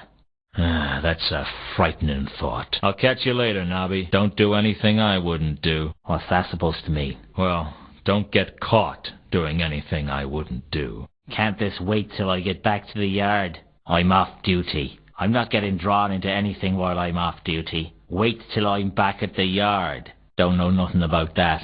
Hello, Ilsa. How long's it been? Too long. That's funny. I was thinking that it wasn't long enough. Aren't you pleased to see me? Sure. Like a jellyfish praying for the tide to come in. What's that supposed to mean? If I always knew what I meant, I'd be a genius. Back then, you always knew what to say. I still know what to say. I just choose not to. You're getting a big kick out of making me feel cheap, aren't you? Well, maybe I had it coming. Hey, don't take my side. You'll take all the fun out of it. You came back. I'm not staying. I spent years rehearsing what I'd say if I saw you again, what I'd ask you. I tried to imagine what you'd say. But now I'm here. You can't think of anything to say? Now you're here, and I just want to slap you. Just once. Across the cheek. What will that prove? That I still haven't forgiven you. You're not making this easy, Luton. Did you think I would? Did you think I'd just come bouncing up to you like a trained puppy? Maybe I'd wag my tail and wait for you to throw me a stick. Well, I'm never going to be another woman's dog for as long as I live. That's cruel. Not as cruel as the day you left me. What made you ask for that song? I was feeling sentimental. It's good to know that you still remember me. How could I forget? I don't know. But you managed to leave. I figured you'd probably manage to forget as well. Never. I tried to forget you. I tried to forget the day you left. I tried to forget the good times. I tried to drown your memory in cheap whiskey. And did you forget? I don't remember. I still remember you. That's what the song means to me. It's everything that's good about our time together. You got lucky, Ilsa. You got all the good memories, and I got all the bad. It didn't have to be like that. It's always like that. I suppose you have some explanation for what you did. Some pat excuse that'll make everything all right. There's no excuse for what I did. At least we agree on one thing. Why do you hate me so much? Because I had everything when I had you. And when you left, you took everything with you. It's easy to hate someone who took it all away from you. It hurts to hear you talk like this. Good. So, you came in on the Milka, did you? Yes. Alone? No, I came with a companion. It figures. What? Women like you are never alone. I've been alone. You know nothing about loneliness. You know nothing about what it's like to not know why you've been abandoned. You don't know what it's like to watch your career slip away because the one thing you care about has been taken from you. You don't know what it's like to spend years going into restaurants and asking for a table for one. You don't eat in restaurants. Okay, but if I did, that's what I'd ask for. Why did you ask about the Milka? You came aboard in Ecclepon, right? With a man. Yes, his name's Two Conkers. How did you know? It's my job to know. You're being paid to find out where people board ships? No, I'm a private investigator. Have you met a man named Mundy? Yes, there was a man named Mundy on the ship we came in on. He kept himself to himself mostly. What can you tell me about him? He seemed nervous. Anything else? I remember him going down to the cargo hold at one point. He looked really shifty. As if he was hiding something. Is that it? That's all I can think of. I figured I'd better make sure Ilsa was on the Milka before asking her about the label. Can you read this? Yes, it says Pier 5. What language? Agatean. I thought that people weren't allowed to leave the Agatean Empire. Oh, things have freed up these days. How do you know an obscure language like that? I'd be careful who you tell about Two Conkers, Ilsa. Why? People can be funny about foreigners, and there's always been rumors about the Empire. They say they use powerful magic there. The last time one of them arrived here, the city got burned down. Two Conkers isn't going to burn the city down. You know that, and I know that. But the average man on the street doesn't know that. They see the unknown as a threat. Why? Two conkers is harmless. No one's that stupid. Let me let you in on a little-known secret. You know how stupid the average person is? I think so, yes. Well, statistically, half of them are even dumber than that. Tell me one thing, Ilsa. Are you involved in these murders? What? The murders. They started when you arrived in town. I can't believe that you would think such a thing. That's terrible. I mean, I know I've done some bad things, but I've never killed anyone in all my life. Just checking. I found this on the Milka. Does it mean anything to you? A piece of cardboard with a number on it? I think it might have something to do with Monday. If you've constructed murder and a giant conspiracy out of that, I'm going to be very impressed. Not yet, but I'm working on it. Don't go far. I might want to shout at you again. I'm sorry, Luton. Not sorry enough. I'm sorry, Luton. I don't know anything about that. Ilsa had told me she was traveling with a man named Two Conkers. For now, that was all I needed to know. I've not met them. Sorry. I'm sorry. I really can't help. Taking a break, Samael? Oh, yes. It's not easy working the piano all night. Well, I'm sure you deserve it. Thank you, Mr. Luton. You don't have to call me Mr. Samael. We're old friends. Sure thing, Mr. Luton. Old friends. I reckon I've earned a right to call you Mr. As long as that's what you want, Samael. Mr. Luton. How's business, Samael? It's pretty good, Mr. Luton. How are things with you? Not so good. I think I'm so deep in trouble that I haven't even realized it yet. You haven't had much luck, have you, Mr. Luton? Not since the Hotel Pseudopolis. That was when... Oh, I see. That's okay, Samael. I don't mind talking to you about it. You're like family. Have you seen Ilsa recently? You weren't expecting her to be here, were you? No, I wasn't. I've not seen her for a while. Last time she was here, she was with a foreign gentleman. I think he might have been from the Agathian Empire. Yeah, that'd be Two Conkers, I guess. How come you know about the Agathian Empire? That's not common knowledge, is it? Worked the piano for enough years and you hear just about everything. Any idea where they might be now? I don't know, Mr. Luton. But I think they might be in trouble. You could be right. Apparently, some of the cargo on the Milka was delivered here. That's right. The Milka always brings us a supply of Ephebian wine. Where is it now? Most of it is still in the wine cellar. We sell some of it on. Who to? Lots of different people. I have a box of receipts in the cellar if you're interested. Sure. I'll give you the key. Any thoughts about this key? Looks like a locker key, Mr. Luton. Something like that. Why would anyone keep an empty envelope safe? I've no idea. Sorry, Mr. Luton. That's okay, Samael. I don't really understand it myself. Thanks for talking, Samael. My pleasure, Mr. Luton.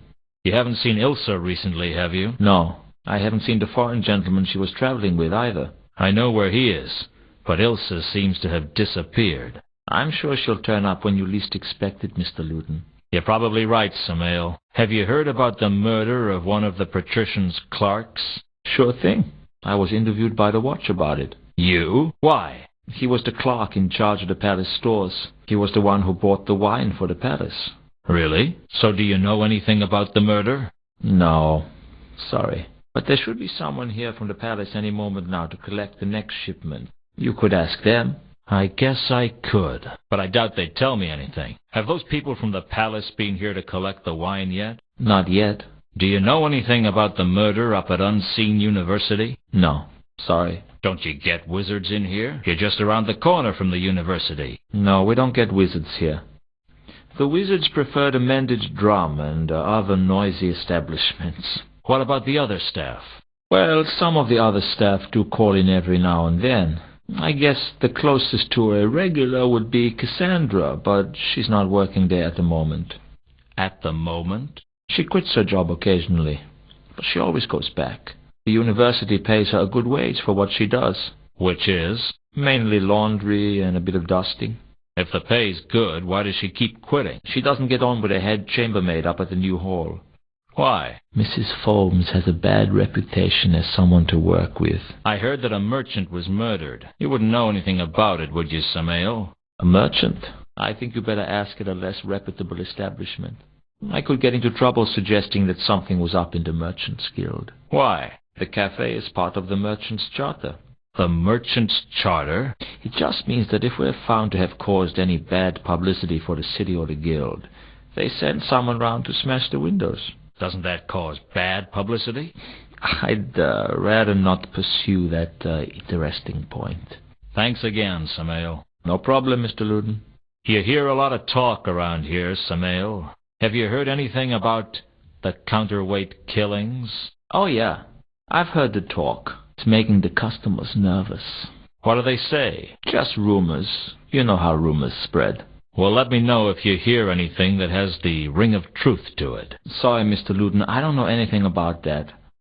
Sorry, Mr. Luden, I don't know them. I didn't want to bother Samael with the details of the murders. I wouldn't know anything about that, Mr. Luden.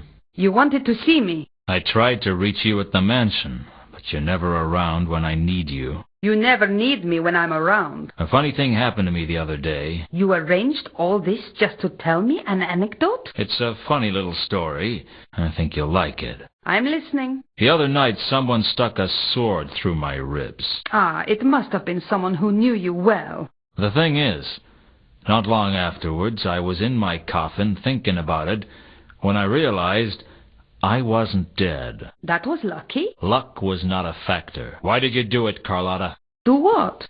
Make me a werewolf. If I hadn't, you'd be dead. Would you prefer that? That's not the point, and you know it. You did something to me that was going to change who I was for the rest of my life, and you didn't even tell me. I didn't think you'd understand. Besides, it wasn't as if I planned it. Are you telling me you turned me into a werewolf by accident? How long have you been a werewolf now? Not long. Have you felt what it's like? That force that pulls on you, that draws your attention to every jugular, pulsing with life? The irrepressible call of fresh blood?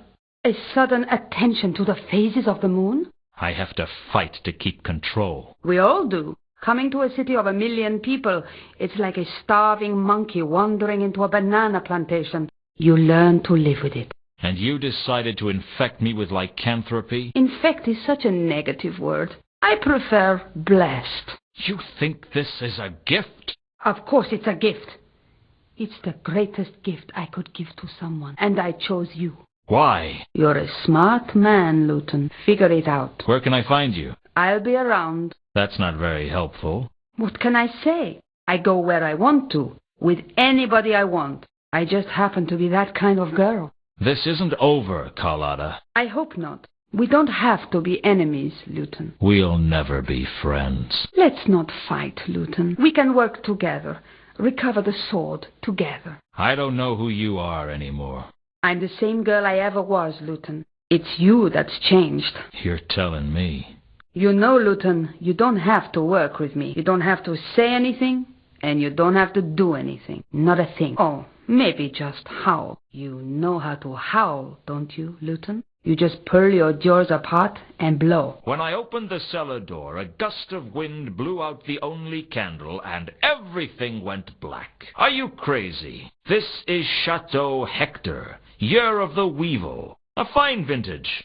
If you're going to try and concuss someone, you could at least use a domestic wine. Oh, it was the first thing that came to hand. You could have thought to use a white. It doesn't stain so badly. What happened to you after the casino? We got away, thanks to you. It was nothing. It wasn't nothing. You saved our lives, Luton. Lulu, is that you? What's up with him?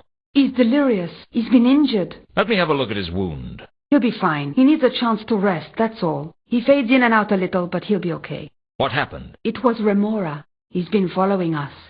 He won't quit. He's an assassin. That's not much comfort. Well, at least you know if an assassin kills you, you're not going to be killed by some thug. They're very efficient at it. Practice makes perfect, you might say. I was going to be an assassin once. What happened? The usual. Forces outside my control. It is you, from Casino. You save our life. We to be in your debt. I guess you to be just that. We need your help, Luton. Haven't I done enough for you? I know it's a lot to ask after what happened. Women. It's never enough for you, is it? Please, you have to find us somewhere safe to hide. Why? Why should I do that for you? Why should I do anything for you? Not for what happened, Luton. For what we had. once. We had a dream. Trouble is, I woke up and I could still remember it. I'm back. How's Two Conkers? A little better, I think. Does he know about us? Two Conkers? No, I never told him. Why not? He's my husband. You're married? I always was, even when I met you. Why didn't you tell me? It's not as simple as that. I met Two Conkers in Ikalpon. He was on a secret dig for the Sun Emperor, and we fell in love. I thought the Agateans weren't supposed to know about the outside world. That's true, but the outside world isn't supposed to know about the Agatean Empire either. Trouble is, centuries ago, their empire spread beyond the counterweight continent, and there's archaeological evidence for the strange and charmed Quack dynasties all along the Turnwise Ocean coast. The Sun Emperor sent Two Conkers out to cover up the evidence. This doesn't explain why you didn't tell me you were married when we met. Two Conkers went back to the Agatean Empire, and I stayed behind. He wasn't sure I'd be safe there as an outsider. I didn't think I'd ever see him again. He might as well have died. I almost died too, until I met you. Great. I was your number 2 husband. You don't understand, Luton. I didn't love Two Conkers. I mean, I was infatuated with him, and he needed me. I was nothing before I met him. He gave me a purpose. He gave me a life. Oh, that's good. Because he took mine. At least his accounts will balance. He came back, didn't he? That's why you left me. Yes. I got a letter from him saying that the government had been overthrown, and the Empire was a new world. I wanted to tell you, but I didn't think you'd understand. At least you got that right. So, you're Mrs. Ilsa Conkers. No, I kept my maiden name. Our marriage was supposed to be a secret. So you've been traveling with Two Conkers for quite a while now. Yes, we've been making our way around the Circle Sea. There have been several digs. And everything you find goes back to the Agatean Empire. No, not now. There's no point. Most of it comes here to ankh-morpork. We give it to the Guild of Archaeologists, Antiquarians, and Tomb Evacuators. They have quite a collection of artifacts. That's it? You spend your life digging up junk that no one ever sees? We're looking for something. Something Two Conkers wants to take back to the Agatean Empire. What is it? A jewel. Jewel. Find jewel, yes? Tell me about this jewel. Gold-plated jewel. Very old. I thought the Agatean Empire had plenty of gold. Special artifact. Gold to be making it come from Agatean Empire. Stolen by one of your gods. Great fortune to Empire if it can be returned to us. How will you know if you found it? Gold-plated jewel not common. It means forever ready. You don't even know if this jewel actually exists, do you? We've just come from a dig in Sorta. It's a village near the ruins of the ancient city of Sort. We found inscriptions there of many artifacts, including this jewel. It exists, all right. We just haven't been able to find it. If all these inscriptions were in Sorta, what are you doing here in ankh-morpork? That's just it. The inscriptions claim that the jewel is here in ankh-morpork.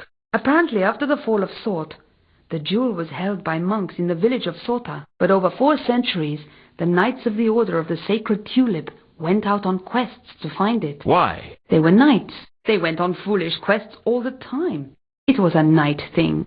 I think all the different orders competed to outdo each other in foolishness. I heard the Knights of the Fairly Pink Triangle spent 2 centuries looking for a better name. And you think one of the knights found it? Apparently. The inscription said he took it to ankh-morpork, there to guard it forever. Forever? You know these ancient inscriptions. They have a tendency to exaggerate everything. It probably meant nearly forever.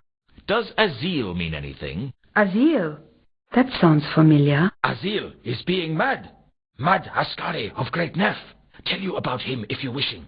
No, that's all right.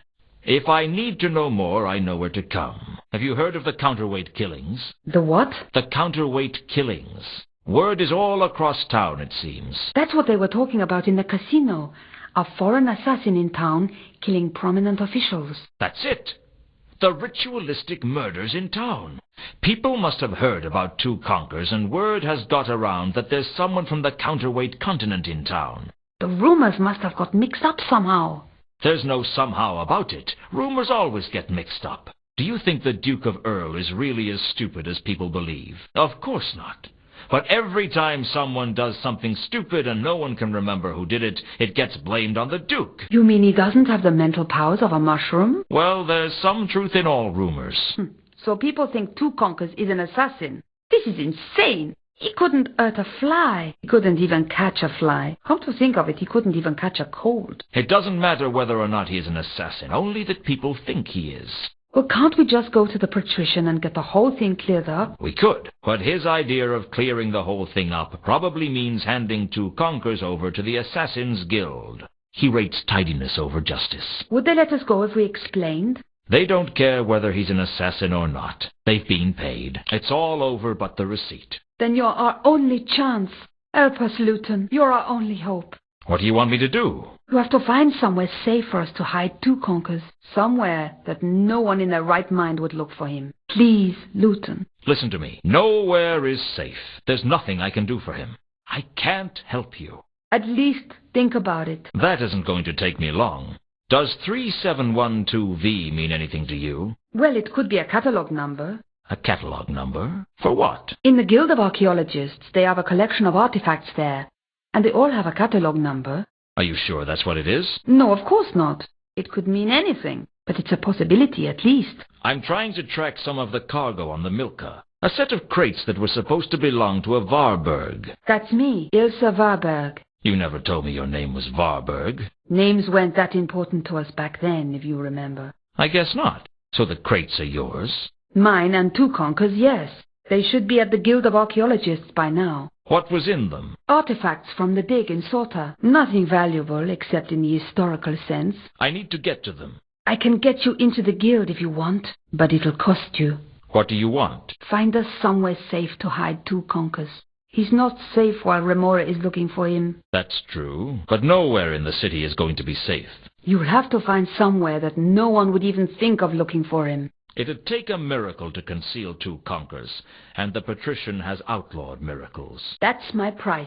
If you hide Two Conkers, I'll sign you into the guild. You'll never get in there without me. I'll do what I can. That's all I can do. That's all I ask. If I find somewhere to hide him, you'll take me to the crates? I'll get you into the guild, but you're on your own after that. That's my offer. Take it or leave it. I'll take it. Do you know a troll named Jasper Horst? Horst? I've heard of him. He's a treasure hunter, isn't he? So it seems. I heard that one of his employees was in Sorta when we were. I don't know what they were doing, though. You two must know about a lot of ancient artifacts. Of course. Why do you ask? Ever heard of a golden sword? Golden sword? You have to be being more precise. Must be 50 golden sword artifacts in Agathian Empire alone. But then they do have a lot of gold. That's why they call it the Orient. Does this coin mean anything? My word! That looks just like 2305. What? Number 2305. One of the artifacts we dug up in Sorta. It's an early Sortian coin, I think. Your having one would seem to confirm that. What makes you say that? Well, we only found one, so we thought it might be a seal with some symbolic or cultural significance. But if there's more than one, then it's probably just a coin. Is it valuable? Not really. Any idea where this key might fit? Looks like it might fit some kind of deposit box. Have you seen any around? I'm sure I've seen one recently, but I can't think where. Does this charm bracelet mean anything to you? No, sorry. It's wood. Most wooden artifacts don't survive being dug up, so we don't really pay much attention to them. I still haven't found anywhere to hide Two Conkers, I'm sorry. You'll keep looking? I don't have much choice, do I? I didn't think they had anything more to tell me about the jewel. And if I couldn't find somewhere smart to hide the little foreign guy, he was going to end up deader than 6 buckets of fish bait. I'll be back. We're not going anywhere. I don't think we can help you with that. Sorry, but they're not anyone we know. I didn't see any point in asking Ilse and Two Conkers about themselves. Sheesh, they probably wouldn't know anything. Sorry, Luton. We don't know anything about that. I've done it. I've found somewhere to hide him. Where? Where no one would even think about looking. Somewhere that only the patrician and I know exists, I reckon. The patrician and you? What if the patrician finds Two Conkers there? 2 conkers should be able to hide without too much difficulty. Besides, I have a feeling that if Lord Veterinary meets 2 conkers, he'll have a different take on this situation. He doesn't like to see useful people get killed. Besides, I am sure this is the only place in ankh-morpork that he'll be safe from Remora. Is it okay to move him? He should be okay. To be feeling much better in thankings. Sure he's not still delirious? Sometimes I wonder. Let's go. I had a bad feeling from the moment the crate was lowered into the hold. I think it might have been seasickness. I'd managed to remain hidden on the ship, but I knew my luck couldn't last forever, because I'd stopped being lucky around age 12. The first mate looked less than happy, but I don't think he saw who I was as I dived in elegantly onto the ankh. I guess that was why I dived onto the river Ankh, because if I'd spent some time thinking about it, I'd have taken my chances with whoever was coming. Fortunately, the crust of the ankh was soft that night, and I escaped both injury and discovery, although I needed 2 baths just to feel dirty.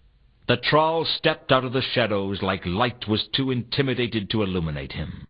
He seemed like the quiet sort, but you got the feeling that if you stepped out of line, you'd get your teeth kicked down your throat. For that matter, he could kick your throat down your chest and your chest through your legs. But I was hoping it wouldn't come to that, because none of my clothes would fit. Find Therma. Sorry, friend, I don't understand. Find Therma. You want me to find Therma? Is that it? Well, what is it? A person? A thing? Look, if we're going to carry out a conversation, it'd help for you to talk. Find Therma. Okay, find Therma. What's your name, friend? There was something about a troll that big that made you want to call him friend. Malachite. Find Therma. You've got to find her. I wasn't about to argue with a troll that could twist my head off and use it as a cocktail onion. Okay, friend, what can you tell me about her? Any suggestions of where I should start looking? Used to sing at the Octarine Parrot. Find Therma. Got to find Therma. Hey, where are you going? How can I contact you? Find Therma. That was all he said. I guess he wasn't very bright. But then there's things under damp logs that are brighter than most trolls. I'd heard of the Octarine Parrot. It made other dives sound appealing. What a place. I could feel the rats in the walls. Hell, I could see the rats in the walls. In fact, some of them had come out of the walls and were sitting at the tables. Can I help you? You could sell me a drink. What's your poison? I prefer whiskey, straight with a whiskey chaser. You didn't come here to drink, did you? Well, I didn't come here for the sparkling conversation. Most of the customers go squeak, squeak. I'm back. So I can see. This seems like a nice place. No, it doesn't. It seems like what it is. A wretched hive of scum and villainy. It's tough to get to the top in that field. Are you being funny? Apparently not. You look a little nervous. I can't shake the feeling that sooner or later someone is going to get their arm cut off. Have you always owned the Parrot? No. It used to be a troll bar. I took over the place after the riots. Did you keep any of the staff? Sure. I kept anyone who wanted to stay, and wasn't too badly injured by the riots. But there's something about a group of rioting trolls that makes people reluctant to walk back into a place. Or indeed unable. Did you keep any singers on the staff? Only Sapphire. Tell me about Sapphire. Why don't you just talk to her yourself? Just don't bother her while she's working, all right? It's not often I see a half-elf bartender. Be honest. It's not often you see a half-elf. Okay, you got me. What's the deal? I don't like to talk about it. I thought elves were supposed to be irrepressibly likable, so that they can get away with whatever acts of cruelty they want, like cats. Well, I'm not an elf, all right? That's the problem, isn't it? Everyone can see that you've got elf blood in you, but you've got none of the advantages. All you get is people's prejudice. I don't like your manner. I'm not selling it. Do you know someone named Therma? She used to sing here. That'd be before my time. Sapphire might know. She knew all the troll singers from back before I took over the Parrot. I gave Mencken Mundy's description and asked if he'd seen him. He told me that he hadn't. Maybe I could trust him. A half-elf doesn't need to make any more enemies. Do you know anything about the recent murders? Only what you're about to tell me. You're not very helpful, are you? Just because I don't want to help you doesn't mean I'm not helpful generically. Say, I do like your hard-boiled dialogue. How long do you boil it? About 12 minutes from when the water begins to bubble. Heard of a troll singer named Madame Lodestone?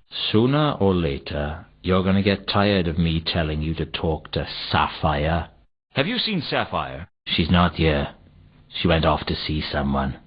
Who? Who do I look like? A keeper? Does this mean anything to you? A tiny piece of cardboard? It means you got far too much time on your hands. Do you know what this is? Looks like a matchbook to me. It says Whalebone Lane on the back. Duh, you've really got the hang of this reading business, haven't you? And you'd be, what, no more than 35? Do you know what this is? It's a matchbook. Any reason it might have the address of the parrot written on the back? None that has anything to do with me. I knew he was hiding something. The question was, how could I get it out of him? I'm against unnecessary violence. Besides, these skinny types can be tougher than they look. So you don't know Mundy? I've already told you that I don't. And this matchbook means nothing to you. Do you practice to become this irritating? Well, I'm confused. You see, this is Mundy's handwriting on the matchbook, and this is your address he wrote. Shall I tell you what I think? I don't think I have that much choice. I think Mundy is here, but he told you not to tell anyone that he's here. You're just making it up as you go along. Well, I could always go and fetch the watch. I heard they were looking for Mundy too, and if he's not here, you wouldn't have to worry about being charged with hiding a known fugitive. They can get so impatient. Mundy's not a fugitive. How would you know? You little... All right, you win. He's upstairs. But don't tell him I told you. I wouldn't dream of ruining your reputation in high society.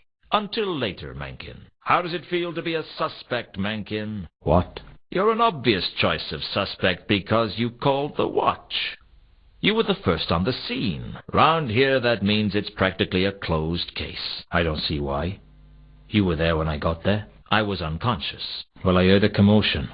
That's what made me check it out in the first place. Maybe Mundy managed to knock you out before he died, while he was tied and blind. Perhaps he said a particularly offensive word, and I fainted. Well, I happen to know that the watch consider you a suspect. Well, don't forget that I know something that they don't, that you're a liar and you can't be trusted. Just because you can't trust me doesn't mean no one can trust me. Come to persecute me some more, Luton? A man's got to have a hobby. So how do you think having a murder in one of your rooms is going to affect business? Pull in the goth crowd, do you think? Shut up, Luton. I don't feel like engaging in small talk. Not with you, anyway. I need to speak with Sapphire. Try and imagine how much I care. Look, is she here or not? She's in her dressing room. So why did you kill Mundy? What? I didn't lay a finger on him. You gotta be crazy. Do you have any idea how bad all this is for business? Why would I cause all this? I'd have to be crazy. Vimes told me that you're a suspect. Yeah, of course I'm a suspect. I'm half elf. We're always a suspect. No one trusts us. I've been thinking hard about Mundy's death, and there's something that doesn't add up. Oh, enthrall me with your erudite wisdom, great one. When Mundy was killed, he was hanging from the ceiling, but when the watch turned up, he was on the ground. Maybe the killer cut him down when he was dead. I don't think so. I think that message was written by Mundy, and I don't think the killer saw him write it. Which means someone must have cut him down. I went through Menken's story with him again. It still didn't add up.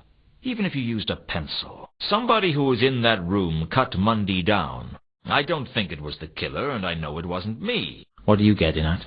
You cut him down, didn't you? Why should I tell you? All right, yeah, so I cut him down. Happy now? Why? Not everything has a reason, Luton. But people can usually find reasons for what they do. Well, draw your own conclusions. I was missing something, but I couldn't see what. You cut down Mundy's corpse, right? I already told you that I did. You cut down Mundy so you could search him, didn't you? What are you suggesting? Nothing worse than the truth.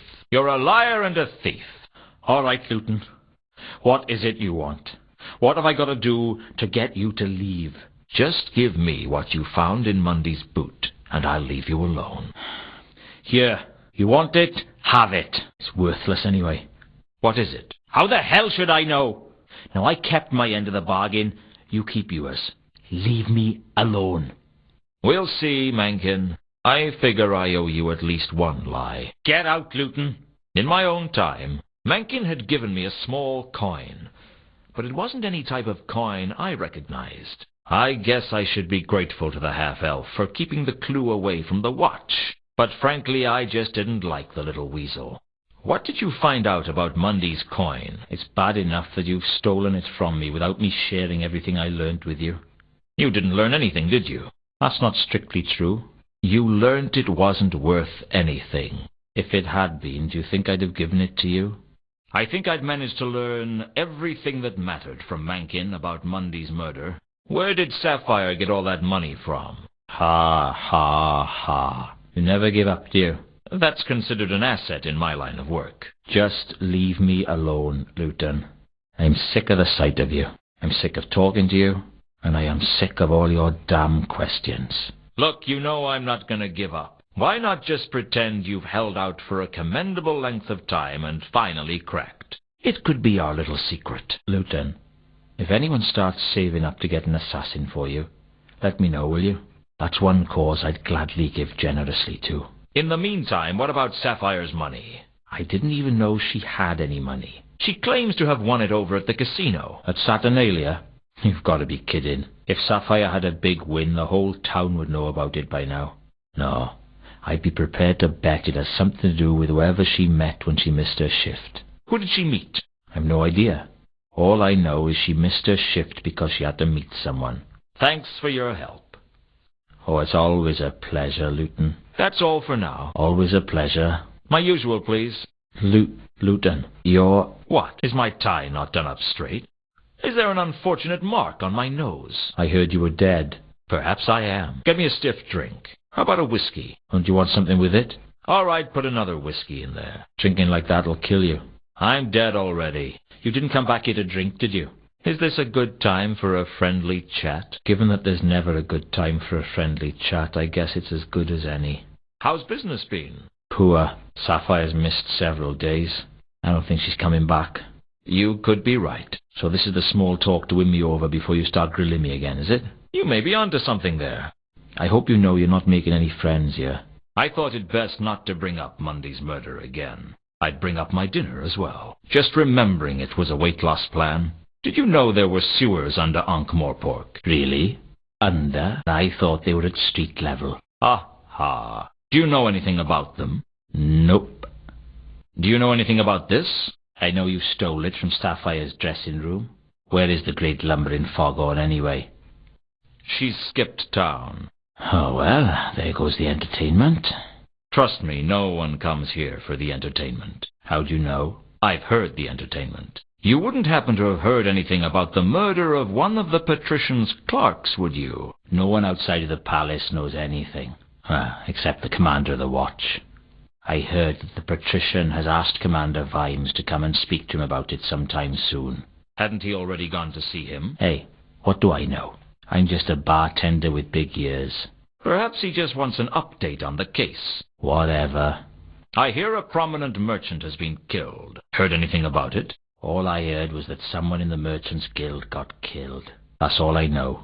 Apparently one of the wizards up at Unseen University got themselves killed. That's right.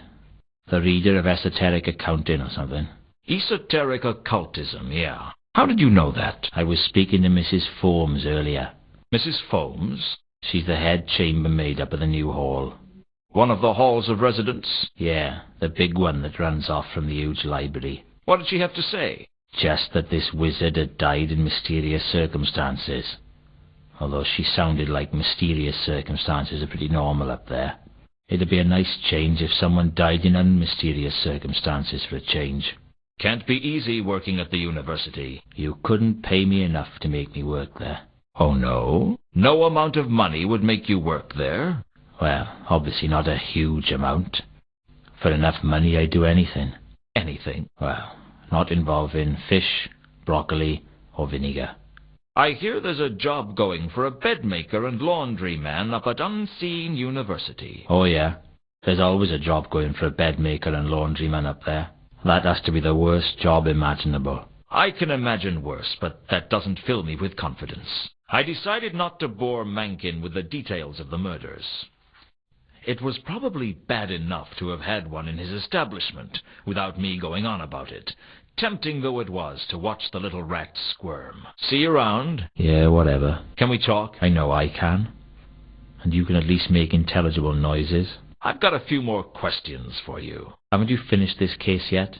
Not yet. Well, I'll see you later. Do you know of a troll who goes by the name of Malachite? Tall, terse, and dense, in both senses of the word. Might have been one of the customers from when this used to be a troll bar, but I wouldn't know him if he was. Have you heard of the counterweight killings? You mean, have I heard that there's an unstoppable assassin from the counterweight continent in ankh-morpork, and he's slaying everyone and everything that gets in his way? If you like. Haven't heard a thing. Do you know anything about Reagan's murder? No. Don't even know who he is. What have you heard about Malachite's murder? Nothing. Come on. You know there's no point lying to me. I heard you done it, all right? Happy now? Do these mean anything to you? Bandages? They seem to have plaster caked into them. No, I don't know anything about that. Yes, you do. You are the most useless liar I've ever met. It's nothing to do with me. That's a matter for the watch. The watch? They're only bandages. That's all I'm saying on the matter. I don't want no trouble. And they are trouble. If you asked fewer questions, maybe you'd get more answers. I read that somewhere. I know a lot of people. That doesn't mean I want to talk about them with you. Leave me alone, Luton. This is species harassment. You ask too many questions to be healthy in this town. Can we talk? Certainly look that way. Move mouth, waggle tongue. Yeah, it all working. My name's Luton. Sapphire. I need a drink. What do you say? I say I need a drink. How do you like it? A glass safe getting it on the floor. I could already tell that Sapphire was a troll who could look after herself. I knew I'd have to watch my step around her. It was quite a long way round her, too, and not the pretty way. Good to see you again, Sapphire. Feelings neutral, I'm sure. How's your drink? As good as it's going to get here. You been a singer here long? Long enough. Long enough for what? Long enough to want to be singing somewhere else. Tell me about yourself. Why did you become a singer? Aren't many jobs for a troll like me, and at least this one honest. Is honesty important to you? As much as anything else. I'm guessing nothing much matters to you right now, Sapphire. You catch on quick, Luton. What do you know about the barman? Mankin? Not much. Know that him a bigger loser than me. How come? He owns this place. At least Sapphire leave if Sapphire wants to. Why don't you leave? Where would I go? No place on disc for a troll like me. Spend our whole lives waiting for break. Just one chance to come our way that can seize in both hands tightly. But it never come. Or if it do, we don't recognize it. So we go back to grind of job we hate. And just keep on ticking each day, one step closer to end. Do you do children's parties?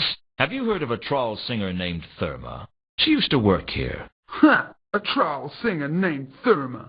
What's so funny? Nothing. Sure, Sapphire know her. Know where I could find her? Try morgue. She dead. Her house on Tallow Street collapsed while back now. We trolls may be tough, but we're not indestructible. Rumors say she was practicing her moves and knocked out load-bearing beam. Brought whole place down on top of her. That's why Sapphire never practiced. That's the only reason? That, and I don't wanna. Know where she's buried? Sapphire don't know, but think they buried her under stage name Madame Lodestone. Madame Lodestone? Sure, on account of how attractive she was. I don't suppose you'd know a big troll called Malachite. Sure, he troll a few words, 'cause he don't know that many. Do you know where I could find him? Sapphire not seen him in years, but you try Rodin's workshop. He used to hang out there. What's the connection between Malachite and Therma? How would Sapphire know? Ask him yourself. Oh, but one piece of advice. Don't tell Malachite that Therma dead. Why not? You wouldn't want to be bearer of bad news to troll like that. He's not above killing the messenger, then. He's not above eating the messenger, honey. I didn't think trolls could digest human flesh. Right. It make them ill. That make you feel better? I gave Sapphire Mundy's description in the hope that she'd seen him around. Don't ring no bells, honey, but that don't mean much. We get lots of humans through here, and they all look same to me. Word is there's been a lot of strange murders recently. Wouldn't surprise me. Why not? There are a lot of strange people in this city. So Therma performed here under the name Madame Lodestone. Who are you? The narrator? I told you that already. Ask too many questions and a girl loses interest. Sapphire know a lot of people, but don't know everyone, mister. Sapphire is a thing. Don't know everything. I'd gone to a lot of trouble to find Mundy, and now the goal was in reach. It seemed like an anticlimax. I couldn't quite see what Mundy was doing when I entered his room, and seconds later I couldn't see anything at all. The last thing I saw as I passed out of consciousness was the floor rushing up to meet me. By the time I came around, the watch had arrived. I must have been unconscious for hours, maybe days. I thought no one could feel as bad as I did, until I saw Mundy. His feet were bound and his eyes had been gouged out. Either he'd died of massive blood loss, or he'd spilt an awful lot of red wine. It wasn't going to be a good day, I decided. Going somewhere, Luton? You don't leave until we've finished with you. You know where my office is. If you want an interview, you can find me there. I consider you to be the prime suspect in this investigation. You've got to be kidding. I've never been more serious. Never? What do you want with me? I was unconscious throughout the whole incident. We only have your word for that. You could have killed Mundy and then knocked yourself unconscious. With what? Your wedding. You were pretty serious then. What? Yes, Nobby. Now shut up. Will you explain what you think I did? You came in, mutilated Mundy, and then knocked yourself unconscious. Is that all? There's your promotion, too. You were really serious then. Nobby, you've made your point, thank you. Shut up. How did I knock myself unconscious? I don't know yet. But you're not a complete fool, Luton. You'd have found a way. Do you have any evidence against me, or is this just part of your ongoing campaign of victimization? Just, you're always kind of serious. You were present at the time of the murder. Your rope was used in the murder. My rope? The murderer steals from me, and suddenly I'm guilty of murder? It's not a bad thing. I mean, you're the commander of the watch, and that's a serious job. Then there's the victim's message. Azil? How does that incriminate me? It ends in L-E. He could have been trying to write Luton. He could have died before he could finish. He could have been trying to write lemon. And what is Azzy supposed to mean? I was only trying to help. For all we know, Azzy might mean it was in Mundy's own language. For all we know, Azil might mean, help, someone has gouged my eyes out. You're just guessing. There must be other suspects. The landlord says no one went upstairs after you. It could be the landlord for all you know. Mankin, he's not the type. Anyway, he reported the incident to us. Listen, you've got nothing on me, and unless you're going to arrest me, I'm going to leave. I'm keeping an eye on you, Luton. Consider yourself a suspect for all the counterweight killings. If you're in any way involved, I'll find out. Don't leave town, Luton. He's really got it in for me, hasn't he? He's not a bad person, Luton. He's just a bit, psychotic? Obsessed? Judgmental? I was going to say overworked, but I've changed my mind. What's this about counterweight killings? Well, and this is in the strictest confidence. I won't tell anyone who doesn't talk to me. The murders have all been a bit, well, odd, redualistic. What? They are involved with a revival of philosophical principles concerning the division of reality into two independent forces, mind and matter? No. Redualistic. Like what cults do. Reduals. Ritualistic. I see. Like someone was trying to make a point. Yeah. One of the patrician's clerks was killed the other day. Very suspicious. Why the counterweight killings? I'd better not discuss that. Gotta go. See you later, Luton. A lot later will do. It's really impolite to walk into a room without knocking. But who knows what you miss out on when you take the time to knock. Sapphire had a pile of money in her room, and I was glad I hadn't given her an opportunity to hide it. Luton, you startled me. Didn't Mother tell you not to walk into rooms unannounced? Mother told me to walk into rooms with a crossbow. She was a sensible woman. What you want? That's quite a lot of money you've got. What? Oh, yeah. Money, yeah. Where'd you get it, Sapphire? Oh, that. Well, see, I won it. Won it? Yes, at casino. Which one? Saturnalia. Sapphire go there often. Really? Is it a good casino? Oh, yeah. Good as casino get. You should go, Luton. Maybe I will. I've got some more questions for you, Sapphire. Sapphire busy. Leave her alone. So, how have things been? Things way they always been. Slow, dull. But you've kept yourself amused, haven't you? Don't know what you mean. So, you won this money at the races? No, not at races. At casino. Oh, yeah, that's right. At the casino. How does it feel to be working underneath where Mundy was horrifically murdered? People die, honey. It happens. Do you know anything about Mundy's death? Sapphire know that you prime suspect. Word travels fast, doesn't it? Small town, Luton. It's not so small. Anyway, gossip spreads faster the more people there are to hear it. It's funny that way. You heard of the counterweight killings? Yeah? What do you know about them? Sapphire know they called counterweight killings. Sapphire know people killed. That all Sapphire know. I need some help getting something out of the river. You want my help? You look like a strong troll. Why not ask Malachite? He both strong and stupid. At a time like this, you need stupid. You lied to me, Sapphire. Strung me along with that Madame Lodestone story. What? No. Sapphire told truth. The trawl in Madame Lodestone's grave wasn't Therma. How you tell? Malachite told me. You trust him? He's too stupid to lie, and you're too smart not to. Sapphire not smart. Big dumb troll, like all the other trolls.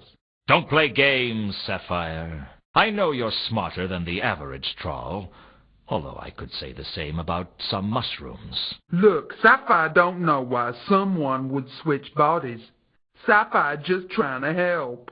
She was lying to me. I could feel it. She was obviously hiding something, but it was apparent I needed to know more if I was going to worm it out of her. Do you know a troll called Jasper Horst? Horst? You not involved with Horst, are you, Luton? You in trouble if you are. You know him, then? No. Sapphire not know Horst, and Sapphire keep it that way. Thanks for telling me where to find Malachite. Can't a girl help out friends? Am I your friend? We see, honey. We see. Everyone needs friends. I know about your problems. Problems? The debts. The huge losses. You're struggling just to keep your head above water. I bet you've had to make all kinds of nasty compromises just to keep yourself going. What you talking about? Who been saying such things about me? Does it matter? It mattered to Sapphire. All right. I heard it from Whirl, and he should know. Huh, Whirl. He don't know everything goes on at Saturnalia. I hear you had a mysterious meeting not too long ago. Not long after, you turn up with a lot of money. Sounds like an awfully big coincidence to me. Stop harassing Sapphire. Already told Luton. Won the money at Saturnalia. Right. So, you won a lot of money at the casino. Yes, already told you. Big win. You won big at the casino, but no one at the casino seems to remember you winning. They lie. Sapphire won big. And this mysterious meeting as well. You say that had nothing to do with the money. Forget about meeting. Meeting not important. Not important, eh? I think it is. I say you met with someone and they gave you the money. Someone who had something to hide. Someone who'd pay good money to keep it quiet. Who was it, Sapphire? No one. It wasn't no one who paid you, Sapphire. It was someone who was interested in me, wasn't it? Someone who didn't want me digging around after Therma. Why? What's so important that someone would pay you to cover up for them? Who is it? No one. You'd better tell me, because I'm going to find out one way or another. And if you don't tell me, when I find out who it is, I'll tell them you told me where to find them. No, she'll kill me. Who? Who'd kill you? Therma. It was Therma. I've been blackmailing Therma. She not want to be found. Therma is still alive? Yeah? Good. Arrange a meeting with her for me. What? You heard me. Face it, Sapphire, your little scam is broken. If you want me to keep quiet about your little windfall, you're going to have to fix a meeting with Therma for me. Therma won't do it. Well, you'd better make her do it, because otherwise I'm going to go straight to the Guild of Thieves, Burglars, and Allied Trades to tell them about you. They don't take kindly to unlicensed blackmail. You do that to me? Look into my eyes and tell me if I'm bluffing. All right. Give me some time. I'll leave message at your office when it arranged. I look forward to it. It's a pleasure doing business with you, Sapphire. You're a cold one, Luton. Not as cold as you, I reckon. I decided to leave Sapphire alone after that. I'd got what I wanted. I'll be back. That's what they all say. You ask too many questions. You must think I know whole town. Wouldn't know anything about that. You wouldn't happen to be Roden, would you? Ah, I know that one. It's on the tip of my tongue. Take your time. Yes. Yes, I think I am Rodan. How can I be sure? Beats me. I had a note from my mother the day they did philosophy at school. You must conceive form in depth. Why? Do you know, I don't remember. It figures. What do you make of this? I stared at the statue he was working on. Face to face with art, we shuffle our feet and apologize. We say, I don't know much about art, but I know what I like. Well, most people do. I can't even say I know what I like. But that's not the point. The point is that if knowing what you like is good enough for shoes and drinks and women, what's wrong with applying the same rule to art? I guess people don't like to look stupid. Personally, I think art's for guys who couldn't do basic maths. Do you like it? Well, I don't know much about art. Sometimes I could be such a coward. Hello again. Do I know you? Here we go again. You're back. Back? Had I, gone somewhere? Here we go again. Don't try and remember who I am. We haven't got time. I have to ask some questions. Okay. I'm looking for someone named Foyd. Do you know them? Foyd. Foyd. No, I don't remember that name. He's a troll. No. Definitely haven't seen any trolls. Yes, you have. Malachite was staying here. Oh. Yes. Well, no trolls apart from Malachite. Rodan was hiding something. But what? You dropped these over by Malachite's spot. Oh, did I? Thank you. What are they? They're bandages. Only the funny thing is, they're covered in plaster. Really? I suppose you were making some kind of modification to one of your statues. Yes, that's right.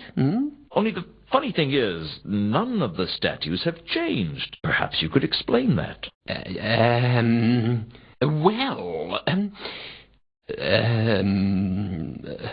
Shall I tell you what I think? I think you're operating as an illegal plaster surgeon for trolls on the lam. Half-inch on the nose here, a bit extra on the chin. Even their own mother wouldn't know them, eh? But I never do anything illegal, honestly. Don't worry, I'm not going to turn you over to the watch. I just want some information. Information? Yeah. I know that you're not the best person to come to for information, given your memory. Yes, that's what makes me a good plaster surgeon. I can never remember who my patients are. Do you work here? Not usually. No.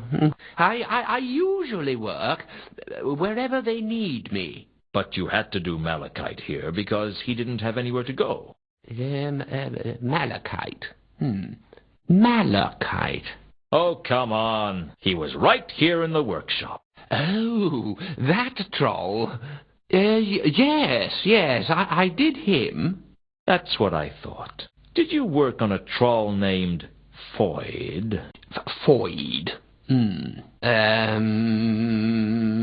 All right, I can't give you a description. All trolls look the same to me.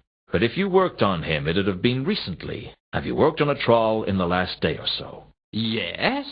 I worked on someone down by the river recently. A street name would be nice. I'm really hopeless with names. How do you find people's houses? I'm really good at taking directions. Well, where was this troll that you worked on? You walk to the river Ankh, turn right, and then take the 3rd street on the right. It's opposite an abandoned shop. An abandoned shop? Thanks. I think I can find that. I guess it's going to be pretty pointless for me to give you a list of names and ask if you recognize any of them. Sorry? I'm really not good with names. So you're a sculptor, then? Yes. Yes, I'm reasonably sure I am. Something like that, anyway. Why do I get the feeling that you aren't going to be much good at small talk? Do you know a troll named Malachite? Malachite? Malachite. It sounds familiar. In your own time? I think he works for me. Or he did work for me. No, I think he must still work for me. Look, there he is over there. You wouldn't happen to know anything about the recent murders, would you? Oh, murders? Yes.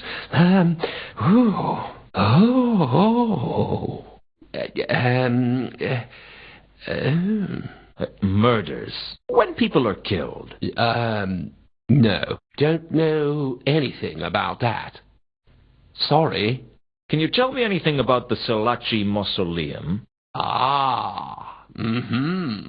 The mausoleum. The place where the Selachi family bury their dead. The site of burial. The center of internment. The dominant plane, clearly indicated, form directed towards you, all life surging from a center, expanding from within outwards. Can you tell me anything about the mausoleum? No, sorry. Have you heard of a troll named Madame Lodestone? Madame Lodestone, the fount of all relief. Relief to be observed and not outlined. Relief tours determination. That's the main thing. To hope, tremble, to be drunk. It's a man's life in the imperial artists.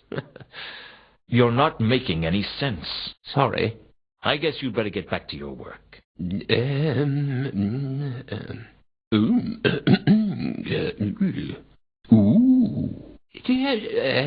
That's familiar.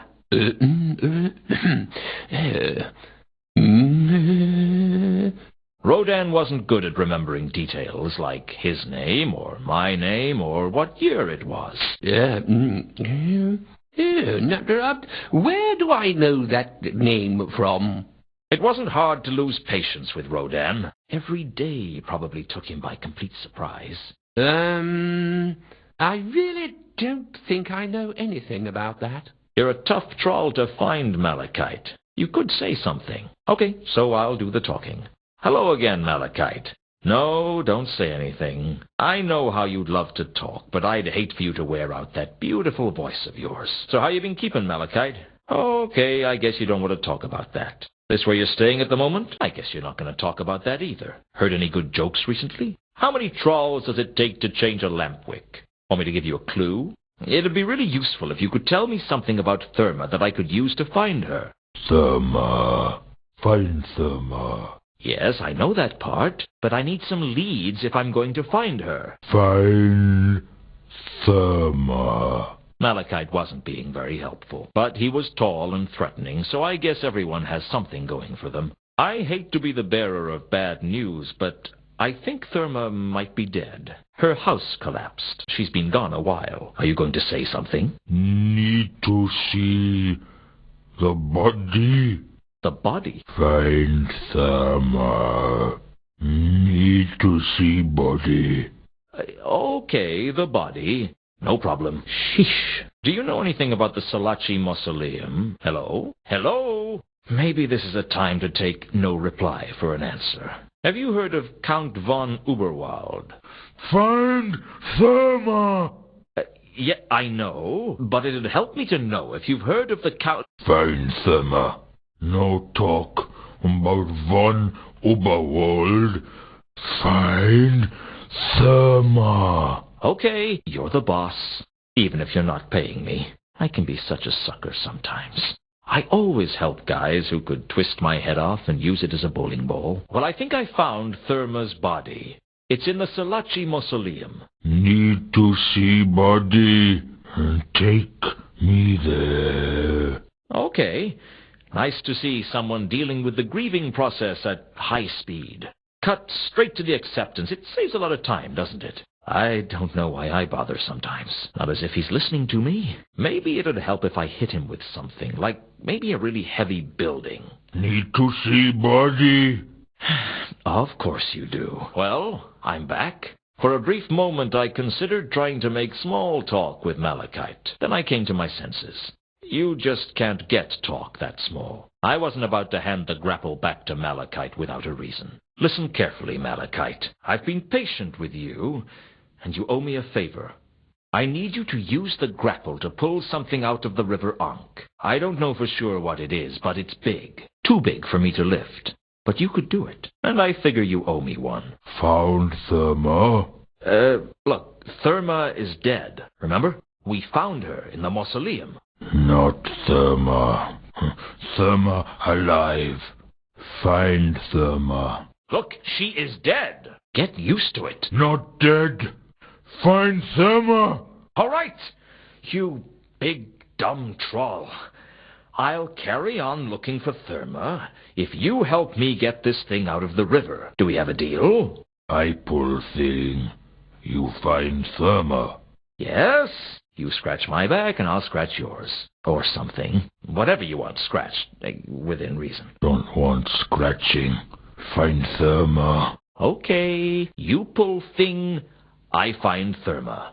Got it? Need grapple. That may be the first intelligent thing you've said to me. Here's the grapple. Needs rope. You're not as dumb as you seem. But then who could be? Ready now? You lead. With pleasure. You look different somehow. No different. Whatever you say. It's not been easy, but I've arranged a meeting with Therma. Take me there. Take me to Therma. In a moment. First, there's a couple of things we need to discuss. Take me to Therma. Take me now.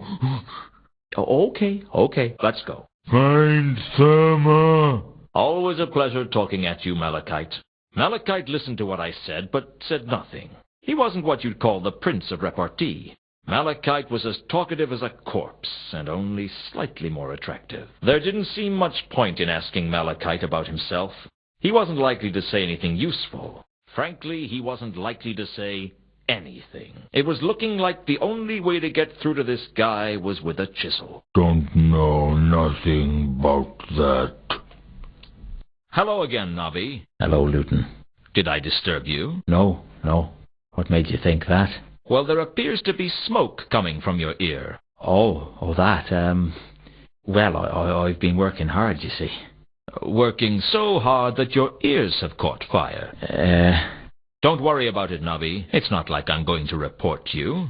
I have been working, see? Oh, sure. I never doubted it for a second. Hello again. Hello. How's work treating you then? Not so bad, Luton. I've been busy, though. Rushed off my feet. Yeah, I can tell. Any word on these murders? Nothing yet.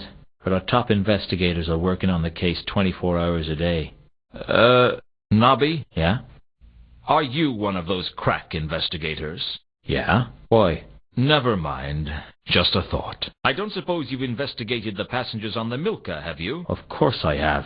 Sorry, but you're not the most, diligent of investigators. I work as hard as any man of my rank. You're the only man of your rank. There's 3 dwarfs, 2 troll, a woman and a zombie with the same rank as you, but you're the only human male. I know you're human because you carry a bit of paper to prove it, signed by the midwife.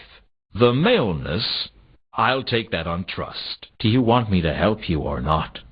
What have you got? Well, I interviewed one of the passengers. What did you learn? That's official watch business. You didn't learn anything, did you? Not as such, no. Any chance I could interview this passenger? I don't see why not. She's down in the Cafe Ankh now. Well, that's something, I guess. Have you learned anything about the Milka? Yeah, not as such, no. You go to great lengths to conceal how little work you do, don't you? Hey, have you heard of a singer called Therma? Never heard of her. Have you ever heard of a troll by the name of Madame Lodestone? Madame Lodestone? Oh, there's a name I've not heard in quite a while. You know her, then? Well, no, but I've heard of her. She died in some sort of construction mishap. A mishap, Nobby. Whatever. Anyway, if memory serves, they put her body in the Salachi Mausoleum. I don't know how she ended up in such an exclusive establishment, but that's how I heard it. That doesn't sound very likely. You did ask. Catch you later, Nobby. Like measles, maybe. Or athlete's foot. Doesn't look like I'm too welcome around here. Of course, I haven't been welcome here since I got kicked off the force, but at least then they just thought I was corrupt. Now they think I'm a murderer. Nah, Luton, you've got it all wrong. They don't think you're a murderer. They think, that my personal hygiene is appalling? No. That I have the Clatchian plague? No. Face it, they think I'm a murderer.